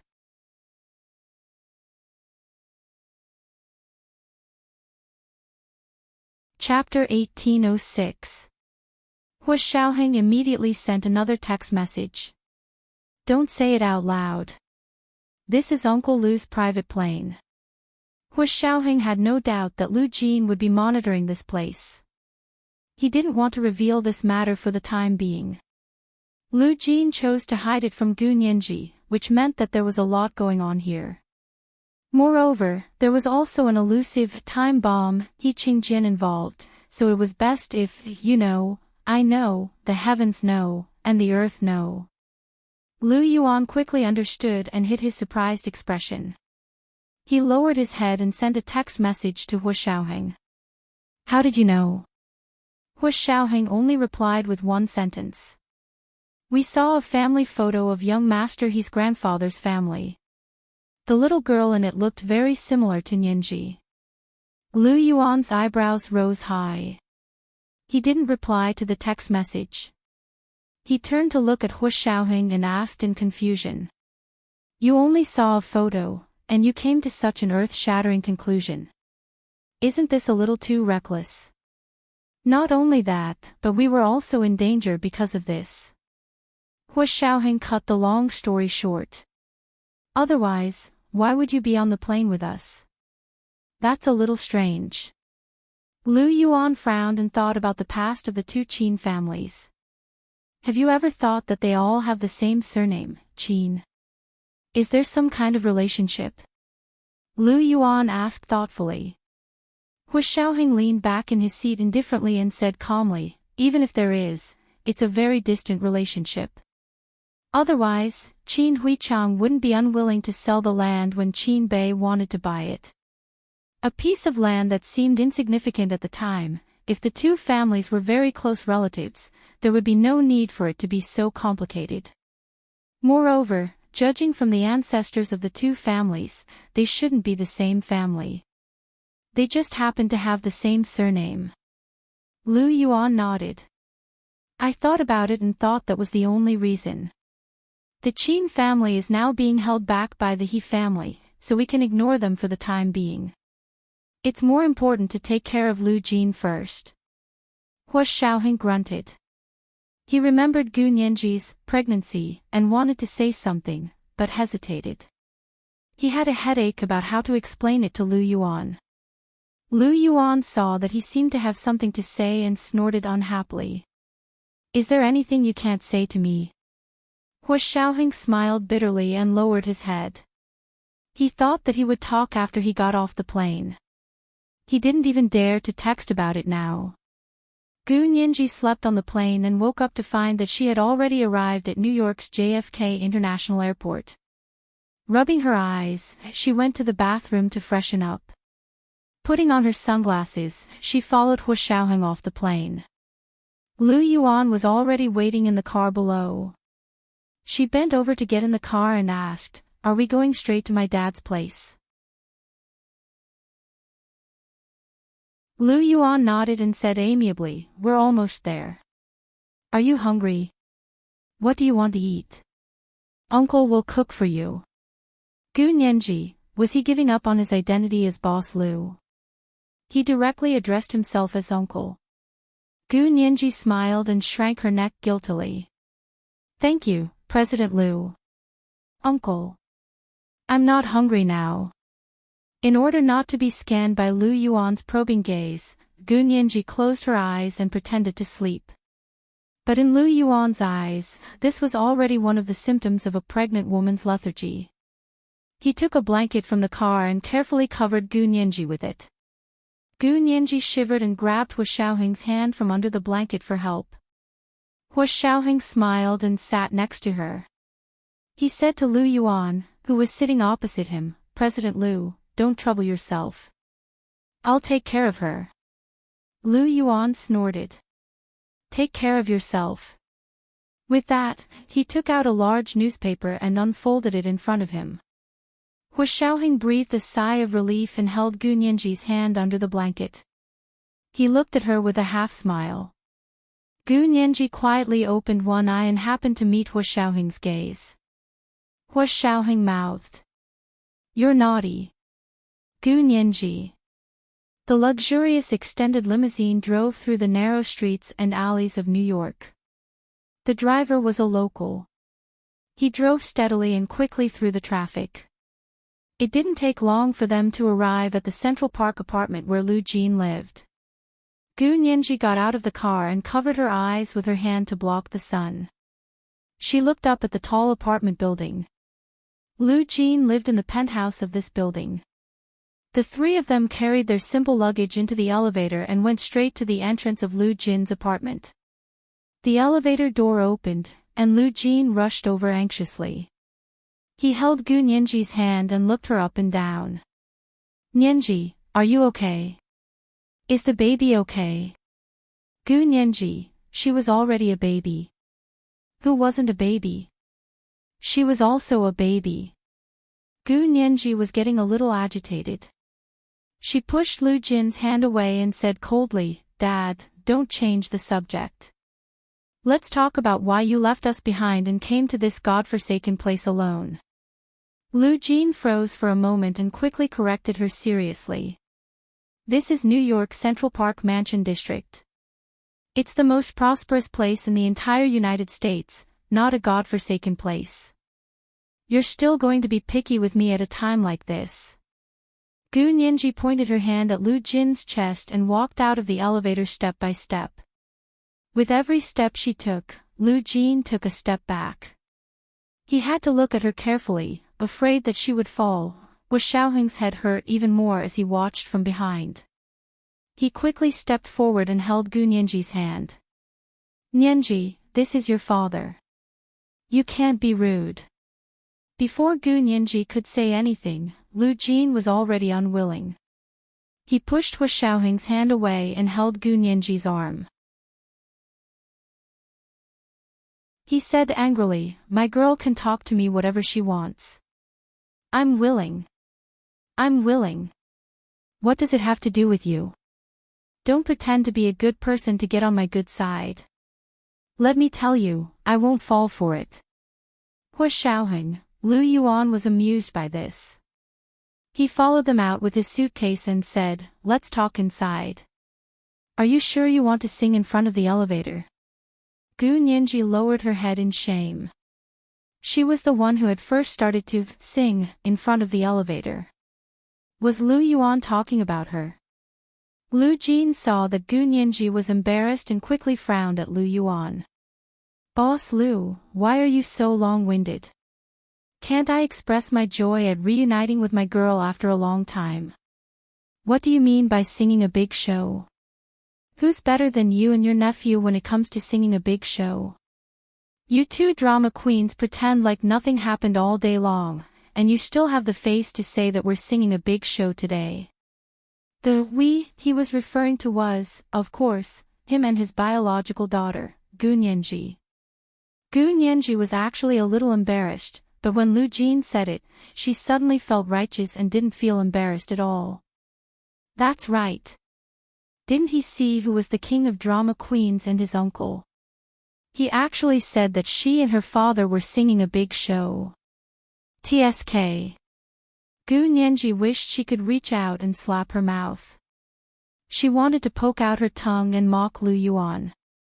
Lu Yuan sighed and said, See, this is why we didn't tell you. You have to know that we can talk about it anytime and anywhere. Do you think we're surrounded by iron and no one is watching us? If someone hears us, we'll both die. Gu Nianji came back to her senses and quickly pulled Lu Jin into the house. Dad, come in and talk. Lu Yuan had asked him to come in just now, but Lu Jin had retorted and refused to come in. However, Gu Nianji had said that Lu Jin had followed her advice and immediately followed her in. After Lu Yuan and Hua Xiaoheng came in, they carefully closed the door and heaved a sigh of relief. Gu Nianji quickly looked around Lu Jin's apartment. The luxurious duplex apartment on the top floor was decorated in a simple and lively manner. The postmodern style was very obvious. Everything was practical and comfortable, but the furnishings and furniture were very avant-garde and beautiful. It matched Lu Jin's aesthetic sense of a scientist. Gu Nianji sat down on the sofa in the large corner of the living room. She sat cross-legged and looked at the lush green scenery of Central Park through the large glass window opposite her. She stretched and said, "Dad, you really know how to enjoy yourself. You left me behind and came here alone to enjoy such a beautiful scenery." Lu Jin sat down beside her and observed her expression without blinking. Suddenly, he reached out and grabbed her pulse. Gu Nianji, it was over. Had she been exposed so quickly? Gu Nianji instinctively wanted to retract her hand, but Lu Jin held it tightly. She couldn't help looking at Hua Xiaoheng. Hua Xiaoheng was slightly stunned. He hadn't expected Lu Jin to know how to take pulses. Lu Yuan sat down on the sofa opposite Gu Nianji and Lu Jin and asked worriedly, "What's wrong? Do you want to go to the hospital for a checkup?" Lu Jin closed his eyes and felt Gu Nianji's pulse. After a while, he let go of her hand and let out a big sigh. He opened his eyes and smiled. "Fortunately, you're not pregnant, you're not pregnant." Gu Nianji's heart trembled. Why wasn't Lu Jin angry at her for lying to him? He didn't even ask why. Lu Jin saw that her lips were slightly open and she looked puzzled. He patted her head and said with a smile, "Dad has been worried that you'll get pregnant before marriage. I don't mean anything else. Although Dad doesn't care, Dad will still be unhappy if someone who doesn't want to have a wedding takes advantage of the loophole. Nianji, Dad isn't angry at you. Dad is angry at that coward. He'll be struck by lightning if he deceives a little girl to get a marriage certificate but doesn't have a wedding." Hua Xiaoheng rubbed his nose and decided to fight back. Otherwise, Lu Jin would keep pointing at his nose and saying that he was deceiving a little girl. He couldn't afford to take the blame. Hua Xiaoheng said calmly, "Uncle Lu, it's not that I don't want to have a wedding, but I want to wait for Nianji to find her father and have a grand wedding. When the time comes, we'll invite all our relatives and friends to celebrate and give Nianji a beautiful memory." These words were extremely sharp and directly stabbed at Lu Jin's weak spot. Lu Jin, suddenly, it was his fault that they didn't have a wedding. Lu Jin wanted to refute, but when he opened his mouth, he was so guilty that he couldn't say a word. After all, not long ago, he had decided to face all the problems alone just to clear the way for Gu Nianji. Gu Nianji felt that Hua Xiaoheng's words were too harsh. Moreover, the reason why she had gotten the marriage certificate first wasn't because of what Hua Xiaoheng had said. She coughed lightly and whispered, "Dad, I'm not pregnant. I was angry that you left without saying goodbye, so I said that on purpose." Lu Jin came back to his senses and patted her hand. He smiled tolerantly and said, I know. But Dad is also worried. What if you're pregnant and you don't have Dad by your side to support you? Dad won't be at ease." Thinking about it again, his previous decision had indeed been a little hasty. Perhaps there would be a better way to discuss it with them. It wasn't easy for him to reunite with his daughter, so he didn't want to be separated forever. This was the first update of the day, chapter 1795, You know, I know, Heaven know, and Earth know. A reminder for the monthly votes and recommendation votes. 8 p.m., the second update. Mwah, all the big shots and little angels.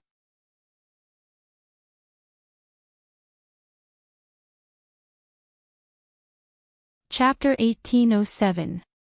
When Lu Yuan saw that Lu Jin had finally turned the corner, he let out a long sigh and said, "All right, it'll be fine once everyone gets to the point."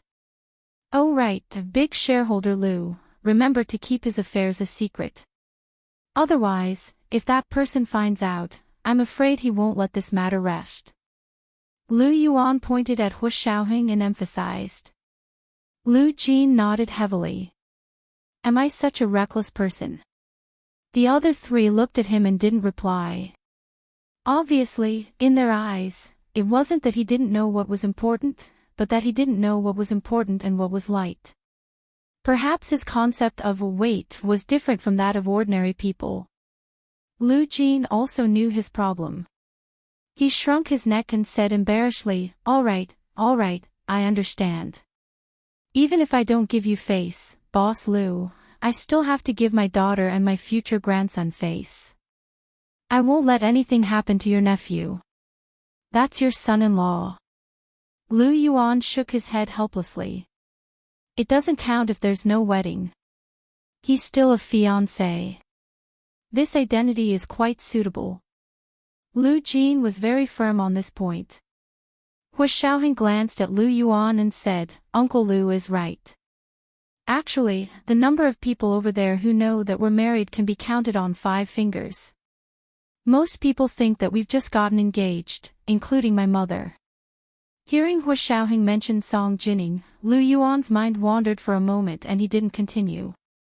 Only then did Lu Jin relax his brows. He nodded with a smile and said, that's more like it. A girl is just a little more reserved. You're a man, so be more tolerant. Thank you for your understanding, Uncle Lu. He looked at Gu Nianji and saw that her head was lowered. She didn't say a word. He didn't know what she was thinking. Lu Jin patted Gu Nianji's arm. Nianji, what do you think? Gu Nianji nodded. There was a smile in her voice. I'll listen to Dad. It was rare for Gu Nianji to be so obedient. Lu Jin was so touched that he was about to burst into tears. All right, since my daughter has said so, as her father, I will definitely remember the wedding. Hu Xiaoheng was speechless. Was she delaying the wedding? Without batting an eyelid, he pulled the topic back. Uncle Lu, we're here this time to ask you if there's anything you need our help with. Lu Yuan came back to his senses and quickly said, that's right. You've already run away twice. We can't let you continue. No matter what you want to do, can you discuss it with everyone?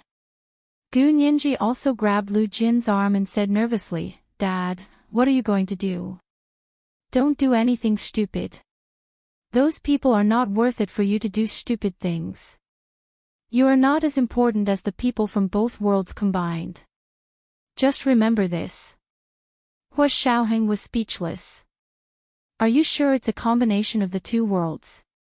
The expression on Lu Jin's face was a little strange. He didn't know where to start. Because this matter involved too many people, he only wanted to perish together with the other party. Say it. If there's a problem, we can discuss it. Maybe it'll be better than you coming up with a solution alone. Lu Yuan encouraged, although we will never be able to compare to you in particle physics and genetic science, Peter and I are both experts in figuring out people's minds, formulating action plans, and retreating unscathed. In order to be careful not to spill the beans, Lu Yuan still called Hu Xiaoheng Peter. Lu Jin looked at them hesitantly and said, in the face of the power of the entire country, or even the combined power of several countries, you can still retreat unscathed. You're that powerful. Hu Xiaoheng saw that Lu Jin was still doubting their abilities, so he couldn't help but look at Lu Yuan. What misunderstanding do you have about their abilities? Gu Nianji praised Hu Xiaoheng with a smile. Not to mention that he and President Lu have received professional training, even I only learned a little from him. I even caused the German Gestapo to tumble over there. The German Gestapo? How did you offend the German Gestapo? Lu Jin was very confused. Gu Nianji was stunned. She quickly glanced at Hu Xiaoheng and saw that he was looking at her with a half-smile.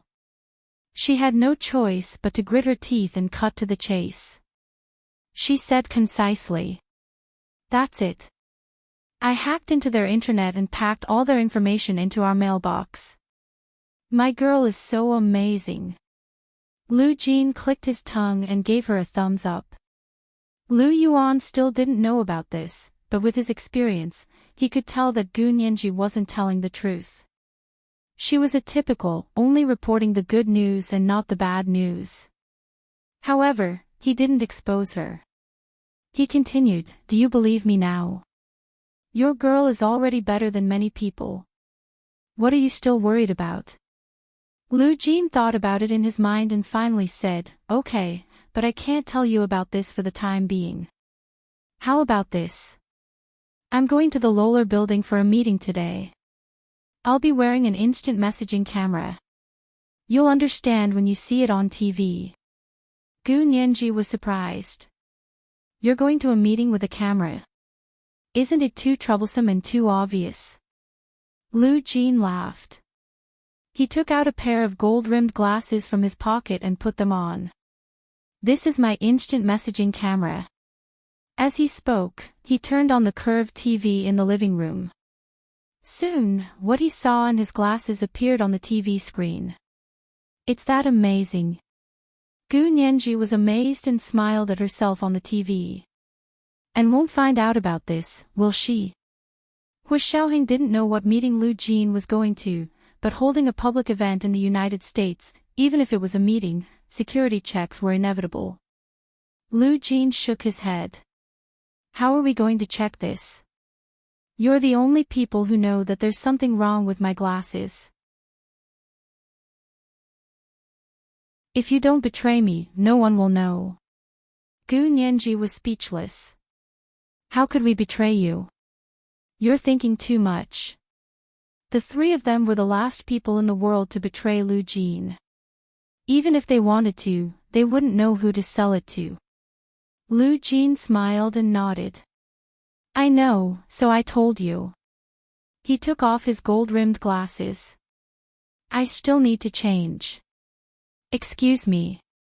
Lu Jin walked to his bedroom to change. Lu Yuan looked thoughtfully at the closed bedroom door and said, "I know where he's going." Gu Nianji and Hu Xiaoheng looked at him together. "Your father has another identity," Lu Yuan said awkwardly.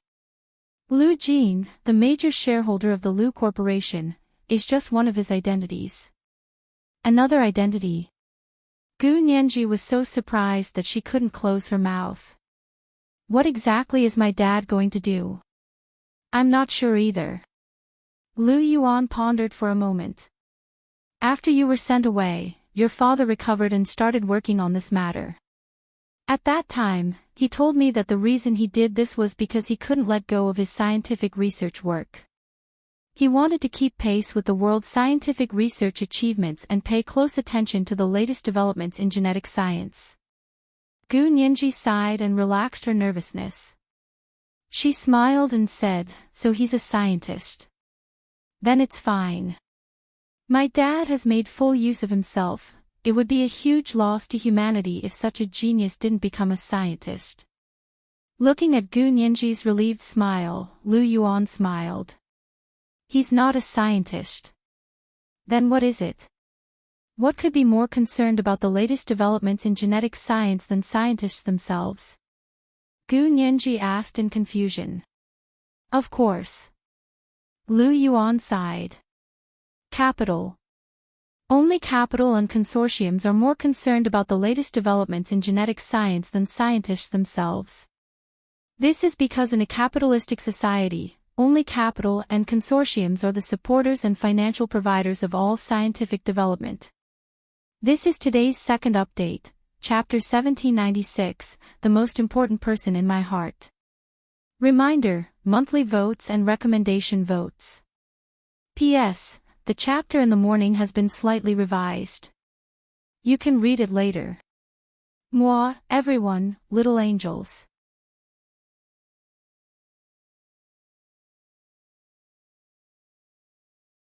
Chapter 1808. Gu Nianji. Capital. Consortium. To be honest, Gu Nianji didn't even take Lu Jin's identity as a major shareholder of the Lu Corporation seriously. She had always thought that Lu Jin was the kind of person who was a major scientist and a major shareholder of the side business. But now, Lu Yuan was actually telling her that other than the identity of Lu Jin that they knew, he had another identity, and it was an identity at the level of a wealthy capital consortium. This was too shocking. Gu Nianji didn't know what to say anymore. Hu Xiaoheng was also very surprised, but he didn't show it like Gu Nianji. He asked calmly, "What's the name of Uncle Lu's other identity?" "Von Rolsfeld." "What's his name?" Gu Nianji thought she had heard wrong, and her eyes widened. "Did you just say a foreigner's name?" "Yes, von Rolsfeld." Lu Yuan laughed. When he heard the sound of Lu Jin's bedroom door opening and closing, Lu Yuan raised his hand. "Look, Mr. von Rolsfeld is coming out." Gu Nianji turned around in a daze and saw a Mediterranean man with black hair, black eyes, and fair skin walk out. He was wearing a tailored tuxedo and a bow tie.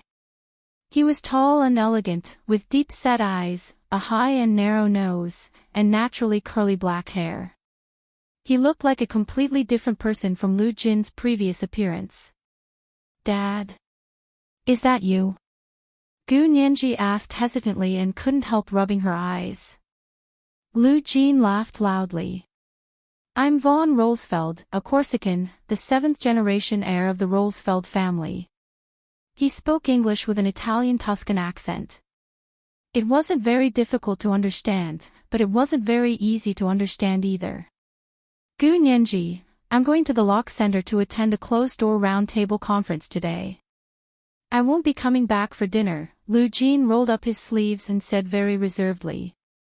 Lu Yuan nodded. "You've arranged everything." Lu Jin's hand paused, but he quickly looked up as if nothing had happened and smiled. "It wasn't arranged like this. For example, I didn't want to go to the closed-door round-table conference today at all. But since you're here and want to know what I'm doing, you'll know what I'm doing." Hu Xiaoheng stood up and said, "You're going alone. Don't you have bodyguards?" Lu Jin said, "I have bodyguards. They're all here." Gu Nianji was still worried and quickly said, "Dad, take Peter with you. He's good at martial arts. If there's any problem, he can solve it in time. But if he goes like this, others will know." Lu Jin looked at Hu Xiaoheng suspiciously. "It will also affect me. I know how to disguise myself. When the time comes, even Nianji won't be able to recognize me," Hu Xiaoheng said calmly. This was his old profession, and his ability to disguise himself was not inferior to Lu Jin's. Lu Jin looked him up and down for a while, then raised his chin and said arrogantly, "Fine, you can pretend to be my personal bodyguard. Remember to dress up as the same kind of person as me. Can you do it? Not only the appearance, but also the accent." Hu Xiaoheng raised his hand. "I didn't bring anything to modify, but since you can modify, you should have these things, right?" Lu Jin turned around and pointed to his bedroom. "Go into the south wall and push away the sofa. There's a secret door behind it. Unlock the password and go in. There's all kinds of modifications inside." Hu Xiaoheng walked in. Lu Jin returned to Gu Nianji's side and sat down. He immediately smiled and said, "Nianji, do you think I look good in this?" Gu Nianji patted him on the shoulder and praised, "I didn't expect you to have this skill, Dad. Who did you learn it from?" Lu Jin glanced at Lu Yuan and said, "I learned it after seeing him modify it once. Self-taught." Gu Nianji, Lu Yuan smiled. "That's true. I didn't teach him a single word, but he did learn it after seeing it once." The key was that Lu Jin's skills were heaven-defying. He could make fake wigs and color-changing recessive glasses. The disguise on his face, such as the elongated nose and protruding brow bones, were all made of new materials. Lu Jin pointed at his face and said. These things are also a type of biological cosmetic surgery, but I made them into temporary decorations. They weren't planted under the skin of my face like Qin Yaoguang's. Gu Nianji raised her hand to touch it. Sure enough, it felt no different from real skin and bones. Lu Jin pointed at his eyes again. These recessive glasses can even simulate the structure of the iris, so even if there's an iris recognition detector, it won't be able to detect whether I'm real or fake. Gu Nianji was very interested in these recessive glasses. She smiled and said, "Is it comfortable to wear? Do you need to take it off often and replace it?" It's the same as not wearing it. It's easy to take it off. I have a big box that can be replaced at any time, Lu Jin said proudly. What color recessive glasses do you like? I'll make them for you when I'm free. Gu Nianji smiled and said, then you have to remember. When I'm free, I want all kinds of recessive glasses. All kinds of colors.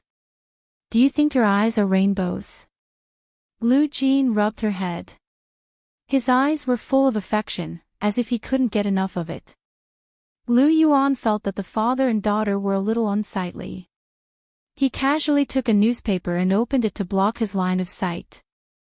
Gu Nianji chattered to Lu Jin about the topic of facial modification until Hu Xiaoheng came out of Lu Jin's bedroom.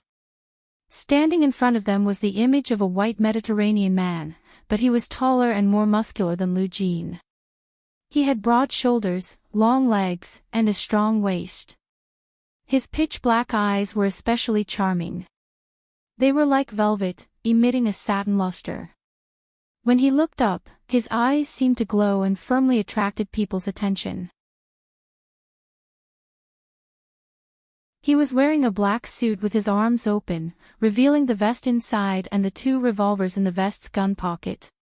Under the straight trousers was a pair of shiny leather shoes, which made a clicking sound as he walked at a moderate pace. It was obvious that he was wearing a Bluetooth headset. He took out his sunglasses from his pocket and put them on. He looked like a Mediterranean mafia boss. Lu Jin stared at him dumbfounded and said, I didn't even tell you the password. How did you get into my secret room? He obviously didn't tell Hu Xiaoheng the password on purpose so that he could intimidate him. Gu Nianji, she coughed and said, Dad, Peter is very good at solving passwords. It's one of his specialties. It wasn't just any kind of specialties. Gu Nianji didn't say anything else. Lu Jin exclaimed, obviously in a much better mood. You even know how to solve passwords? I like it. People who know how to solve passwords are all people with high IQs. You can barely carry my daughter's shoes. Gu Nianji. Lu Yuan couldn't take it anymore. He raised his head from the newspaper and said aloofly, what's the use of just having IQ? If you have the ability to cause trouble, then you have the ability to escape unscathed. Lu Jin, okay, he seemed to have offended Boss Lu badly. Lu Jin scratched his head. He didn't know how to apologize to Lu Yuan. He wouldn't be angry. So, like many times before, he pretended to be confused and muddled his way through. Hu Xiaoheng helped him out and said in English with a Tuscan accent, Mr. Ralston, I'd be happy to help you. Okay. Lu Jin clapped vigorously and praised Hu Xiaoheng with all his might. Only then did Lu Yuan's expression soften and he stopped being angry. Lu Jin introduced the schedule of the meeting to Hu Xiaoheng and said, the people who are going today are all famous people on the Blue Planet. If you see any familiar faces, remember not to lose your composure. Hu Xiaoheng. In Lu Jin's heart, how stupid and lowly was he. However, he knew that it was useless to reason with Lu Jin. The logic and brain circuits of geniuses were different from those of ordinary people, so don't try to reason with geniuses. They would use their superior intelligence to defeat you and make you feel so stupid that you had nothing to live for. The corners of Gu Nianji's lips twitched as she watched Lu Jin and Hu Xiaoheng's backs disappear through the door. As the door closed with a click, Gu Nianji turned around and looked at Lu Yuan. CEO Lou, are you sure that my father, a patient with severe interpersonal disorder, can be on an equal footing with those big capitalists and tycoons and communicate effectively? Instead of offending all the tycoons around the world. Lu Yuan chuckled softly. His magnetic voice, which was exactly the same as Hu Xiaoheng's, made Gu Nianji exclaim in admiration. Lu Yuan walked to the sofa beside her and sat down. In front of capital, there's no such thing as interpersonal relationships. Capitalists only look at money. As for whether you know how to speak or whether you will offend people, it's not in their consideration at all. For the sake of profit, capital will even produce the rope to hang itself. Who cares about a supercilious look or a nasty word? Von Rolsfeld's wealth is enough for those capitalists to treat his inability to speak as a high and mighty disdain. Gu Nianji, she said faintly, simply put, in their world, whoever has the most money is in the right. You can say that. Lu Yuan thought for a moment and smiled. As for interpersonal relationships and conversational skills, these are all areas that we ordinary people need to consider.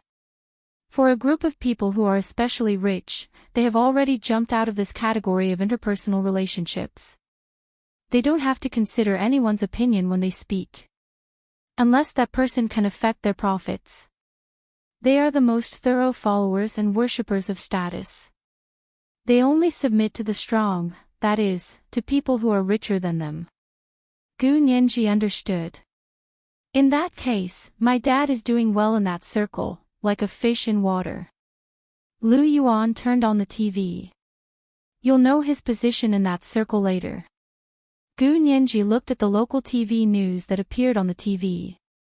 It happened to be broadcasting the LoveLore Center. It was a huge building complex that occupied several blocks on Manhattan's Fifth Avenue. It was a textbook embodiment of the modernist architectural style of the last century. Almost 100 years had passed, and these buildings showed a kind of beauty that had been accumulated over the years. They were like works of art. Gu Nianji saw the spacious and clean streets on the TV. In the past, there was always a lot of traffic here, but now there was a one-way street separated by rows of traffic obstacles. All kinds of luxury cars drove over. The host of the local TV station was a blonde beauty. She immediately became excited and said to the audience in front of the TV, "They're here. They are the most powerful people on our planet. Their combined wealth accounts for 95% of the world's wealth. Today, they are holding a closed-door roundtable conference at the LoveLore Center to discuss the development and future of mankind. Only they are qualified to discuss this kind of topic." Not far away, Gu Nianji's sharp eyes saw someone waving a flag, waving their fists, and shouting slogans. "Down with the capitalists who eat human flesh and blood. They are covered in blood and filth from head to toe. They are not worthy of dictating our fate." These slogans greatly aroused the passers-by's common hatred for the enemy. The passers-by, who were originally just passing by, or had to take a detour because the main passage was under martial law, also joined in the shouting slogans. The increasingly agitated demonstration finally got out of hand. Someone threw a burning Molotov cocktail into the conference center. Boom! The Molotov cocktail exploded in front of a car. The car was unscathed, but the young man who threw the Molotov cocktail was locked on by a sniper on a nearby building. A gunshot rang out, and a bullet went straight through the man's arm, causing him to fall to the ground and howl like a pig being slaughtered. Soon, police cars with flashing lights roared over, and even armored vehicles arrived. Heavily armed police officers got out of the vehicles, waving their shields and batons as they charged into the crowd. The burning gasoline bottles at the entrance of the venue were quickly cleaned up. The car continued to drive to the underground parking lot of the venue. The luxury cars were completely unaffected by the commotion around them as they drove towards the entrance one after another. This is today's first chapter, Chapter 1797, His Circle. A reminder for everyone about your monthly votes and recommendation votes. 8:00 in the evening. Moi moi, everyone, little angels.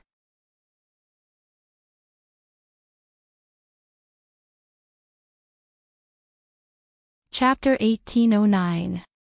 Gu Nianji really wanted to see what it was like inside the venue, but Lu Jin's footage hadn't been sent back yet, so they had no choice but to continue watching the demonstration outside.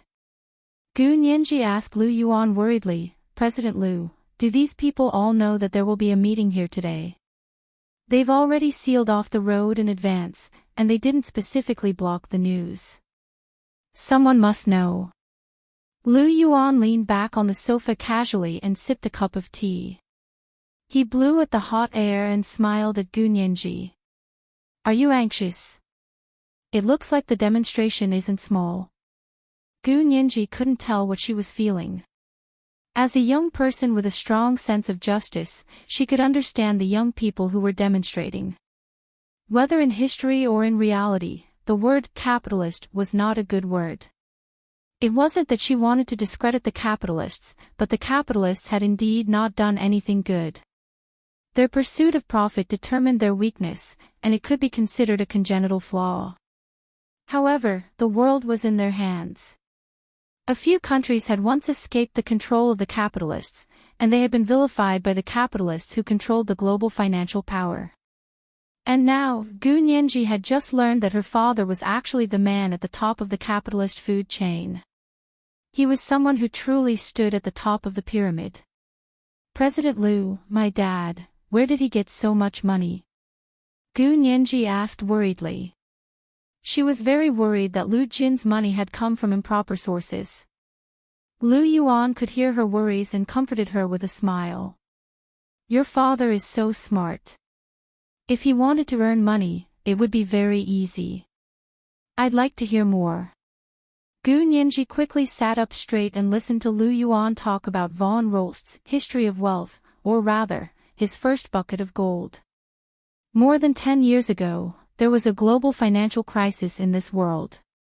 That financial crisis started with the subprime mortgage crisis in the United States. Gu Nianji listened attentively and quickly said, "We also had a financial crisis like this over there." She had read about it in a book. Lu Yuan nodded. "It seems like everything happened, but I think the reasons for it must be different." Gu Nianji, Lu Yuan took out his phone and found the news about the financial crisis that year. He showed it to Gu Nianji. "Look, do you know Lehman Brothers, the biggest investment bank that collapsed at that time?" Gu Nianji glanced at it and said, "Yes, because the US government refused to bail out Lehman Brothers, the investment bank eventually collapsed." Lu Yuan said with emotion, "At the beginning of that year, someone suddenly warned the financial market about the seriousness of the subprime mortgage crisis. It quickly caused panic in the market, which then triggered a complete default in the financial derivatives and bond market." To put it simply, it's like when a bank is being squeezed. The debts that it has released have not been returned, but the depositors suddenly come to withdraw their money. The bank definitely doesn't have enough cash to take out. This is a default, and the bank will go bankrupt. At that time, many large, small, and medium-sized banks and investment banks in the United States were on the verge of bankruptcy overnight. Your father only used US $10,000 as the capital, and through continuous shorting and cashing out, he almost emptied the market value of Lehman Brothers. Gu Nianji listened without blinking. The financial crisis happened before she was 12 years old. She didn't remember what happened here at all.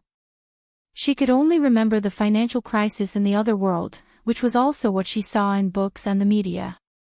After collapsing Lehman Brothers, your father entered the highly leveraged financial derivatives market. That era was the era of financial bears. It was a place where the timid would starve to death and the bold would explode. Your father used his genius mind to obtain astronomical wealth from the stock market in a short period of time. Gu Nianji rolled her eyes and couldn't help saying, "Does the person who suddenly jumped out to warn about the subprime mortgage crisis have anything to do with my father?" Lu Yuan smiled meaningfully. "What do you think?" But how did my father know that the subprime mortgage crisis would erupt? He's not a finance major, is he? Gu Nianji asked in confusion. Your father isn't a finance major, but he's a big name in physics. It's no longer news that Wall Street is willing to hire a top physics student to make financial models for them. Of course, Wall Street can't afford to hire your father, but your father once helped someone make a credit analysis model. Later, this model was used by the 3 major credit rating agencies in the United States to predict the future default rate of the financial market. Gu Nianji, when Lu Yuan talked about what happened back then, he was full of admiration for Lu Jin's ability. Later, the subprime mortgage crisis broke out. I knew that it had something to do with Lu Jin's warning, so I asked him what was going on. Your father said that the credit rating model was logically flawed. When he helped someone make the model, the other party didn't say that it would be used for a credit rating system, and he didn't expect it to be fully adopted by the 3 major credit rating agencies. Gu Nianji immediately understood and said in surprise. So my father already knew that the rating system of the American credit market was based on wrong predictions. Yes, since the credit rating of the entire financial market was fundamentally flawed, then the credit ratings of various bonds, financial derivatives, and stocks that were rated by this system were flawed. This flaw determined that the entire credit rating and the financial market would collapse within a certain period of time. Your father calculated the time when the entire market would collapse and gave a warning after all the short selling. Gu Nianji recalled how her father had never left the house. He had been devising strategies in front of the computer and had relied entirely on his knowledge of mathematics and physics to make huge profits. She was speechless. With such a heaven-defying father, no wonder Major General Hua's sense of crisis had increased. Gu Nianji secretly grimaced in her heart, and a mischievous smile appeared on her lips. Lu Yuan continued. The entire Western financial credit system could be said to have been destroyed by him alone. Gu Nianji, she coughed lightly to show that they weren't going to take the blame. CEO Lu, you don't make sense. First of all, my father had no intention of destroying the Western financial system. You just said that he made credit rating models for people out of friendship. That means it was completely free. Lu Yuan laughed and nodded. Yes, this is a lesson. Free things are the most expensive. Gu Nianji curled her lips. Yes, so the other party actually took advantage of my father. Secondly, after he was infringed, he still disregarded the past and gave an early warning at the appropriate time. This was equivalent to saving the Western financial system and preventing them from being destroyed. Isn't that enough? This is already considered great. Gu Nianji tapped her fingers on the coffee table in front of her. My father had already done his best. As for the small fortune he made later, it was just a reward he deserved. Don't you have to pay for using other people's credit models? This might be the biggest loss in history caused by piracy. Lu Yuan was amused by Gu Nianji's sophistry. He pointed at her and said repeatedly, that mouth of yours is really eloquent. It's really comparable to the famous lawyer Qin Suan from back then. This is today's second update, Chapter 1798, Free Things Are the Most Expensive. A reminder for everyone's monthly votes and recommendation votes. Moi, everyone, little angels.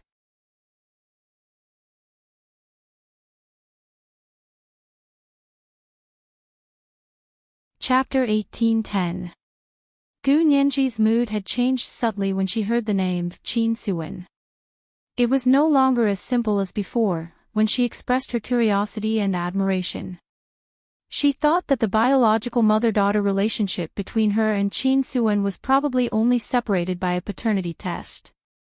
After Lu Yuan finished speaking, he noticed that Gu Nianji's expression was strange. He awkwardly remembered the text message Hua Xiaoheng had sent him. Nianji's biological mother has some clues. It's very likely that she's Qin Suan. If they were biological mother and daughter, it wouldn't be strange for them to be similar. Gu Nianji was only stunned for a moment, then quickly asked curiously. Really? Why do you think so? Have you met lawyer Qin Suan? Lu Yuan saw that Gu Nianji was non-committal, so he didn't bring up the topic. Moreover, he didn't dare to speak carelessly in Lu Jin's apartment. He only smiled and nodded. Your father was very familiar with lawyer Qin Suan back then. I had a few meals with them. That's what lawyer Qin Suan thinks about capital. She opposes the excessive infiltration of capital into the national economy and people's livelihood. On this point, she greatly influenced General He Qingjian.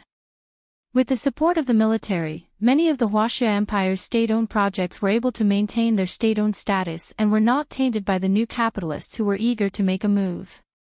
Gu Nianji replied with an "oh."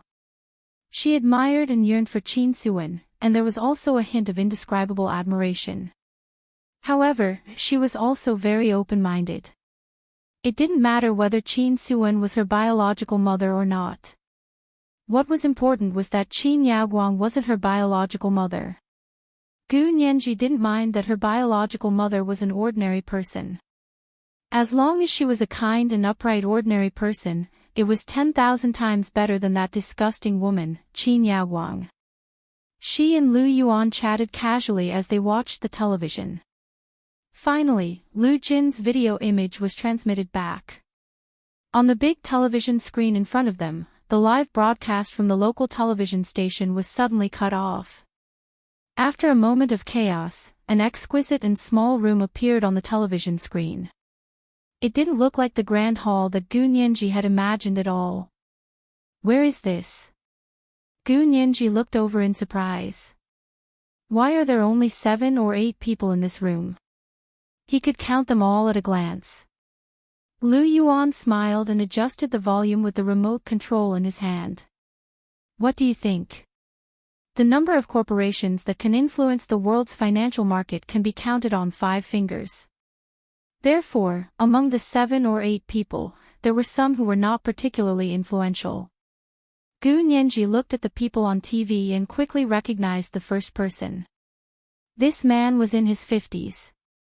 He had dark blonde hair, wore glasses, and had a long nose. He was Mr. Bits, the man who had rapidly risen to become the richest man in the United States with his computer-controlled system. Of course, he was no longer the richest man in the world.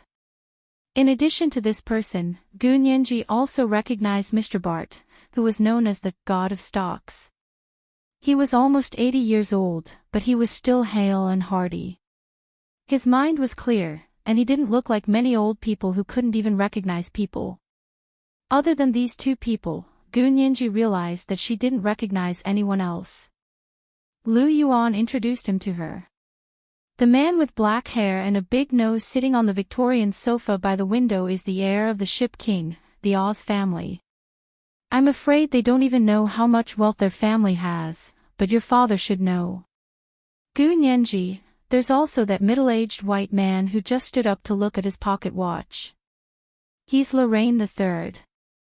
Most people call him Little Lorraine. He's the head of the Lorraine family, and this Lorraine Center is controlled by their family.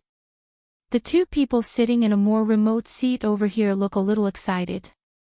This is probably the first time they've attended such a closed-door roundtable meeting. Their family is also very rich, but they can't compare to the few people in front of them. The reason why they can attend such a meeting is because their family is an old political family. Gu Nianji nodded. The positions of senators in the United States, especially in the Senate, are almost hereditary. So it's not an exaggeration to say that they're a political family. Yes. A mocking smile appeared on Lu Yuan's lips. And it's a hereditary system that allows you to vote, because in the end, you'll find that only these people can participate in the election, and the others are just there to accompany them. Occasionally, 1 or 2 dark horses will win, but it doesn't mean anything, because very soon, the dark horse senators without the support of foundation and capital will definitely not be elected next time. These people are sitting together to discuss the future and development of mankind. Gu Nianji couldn't help but laugh. It sounds like a pack of wolves meeting together to discuss how to maintain the sustainable development of the sheep. Ha ha ha ha. That's a wonderful analogy. Lu Yuan laughed heartily. This was the first time he had laughed unreservedly in front of Gu Nianji. Gu Nianji looked at his face, which was no longer young, and felt that he was even more attractive than a young man. This was a charm that had been accumulated over the years. It could no longer be described as just beautiful appearance. Of course, Lu Yuan's outstanding handsomeness was also undeniable. Gu Nianji suddenly thought of Hu Shaoheng.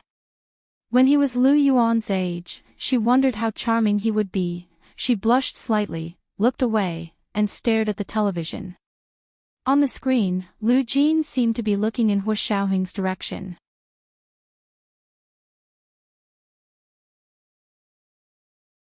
Gu Nianji saw a tall and burly young man, who was no less handsome than the Nordics. He stood expressionlessly under a huge oil painting with his hands behind his back. No matter how Hu Shaoheng dressed up, he could always attract Gu Nianji's attention. It was a kind of breathtaking beauty, because when you saw him, you would forget to breathe.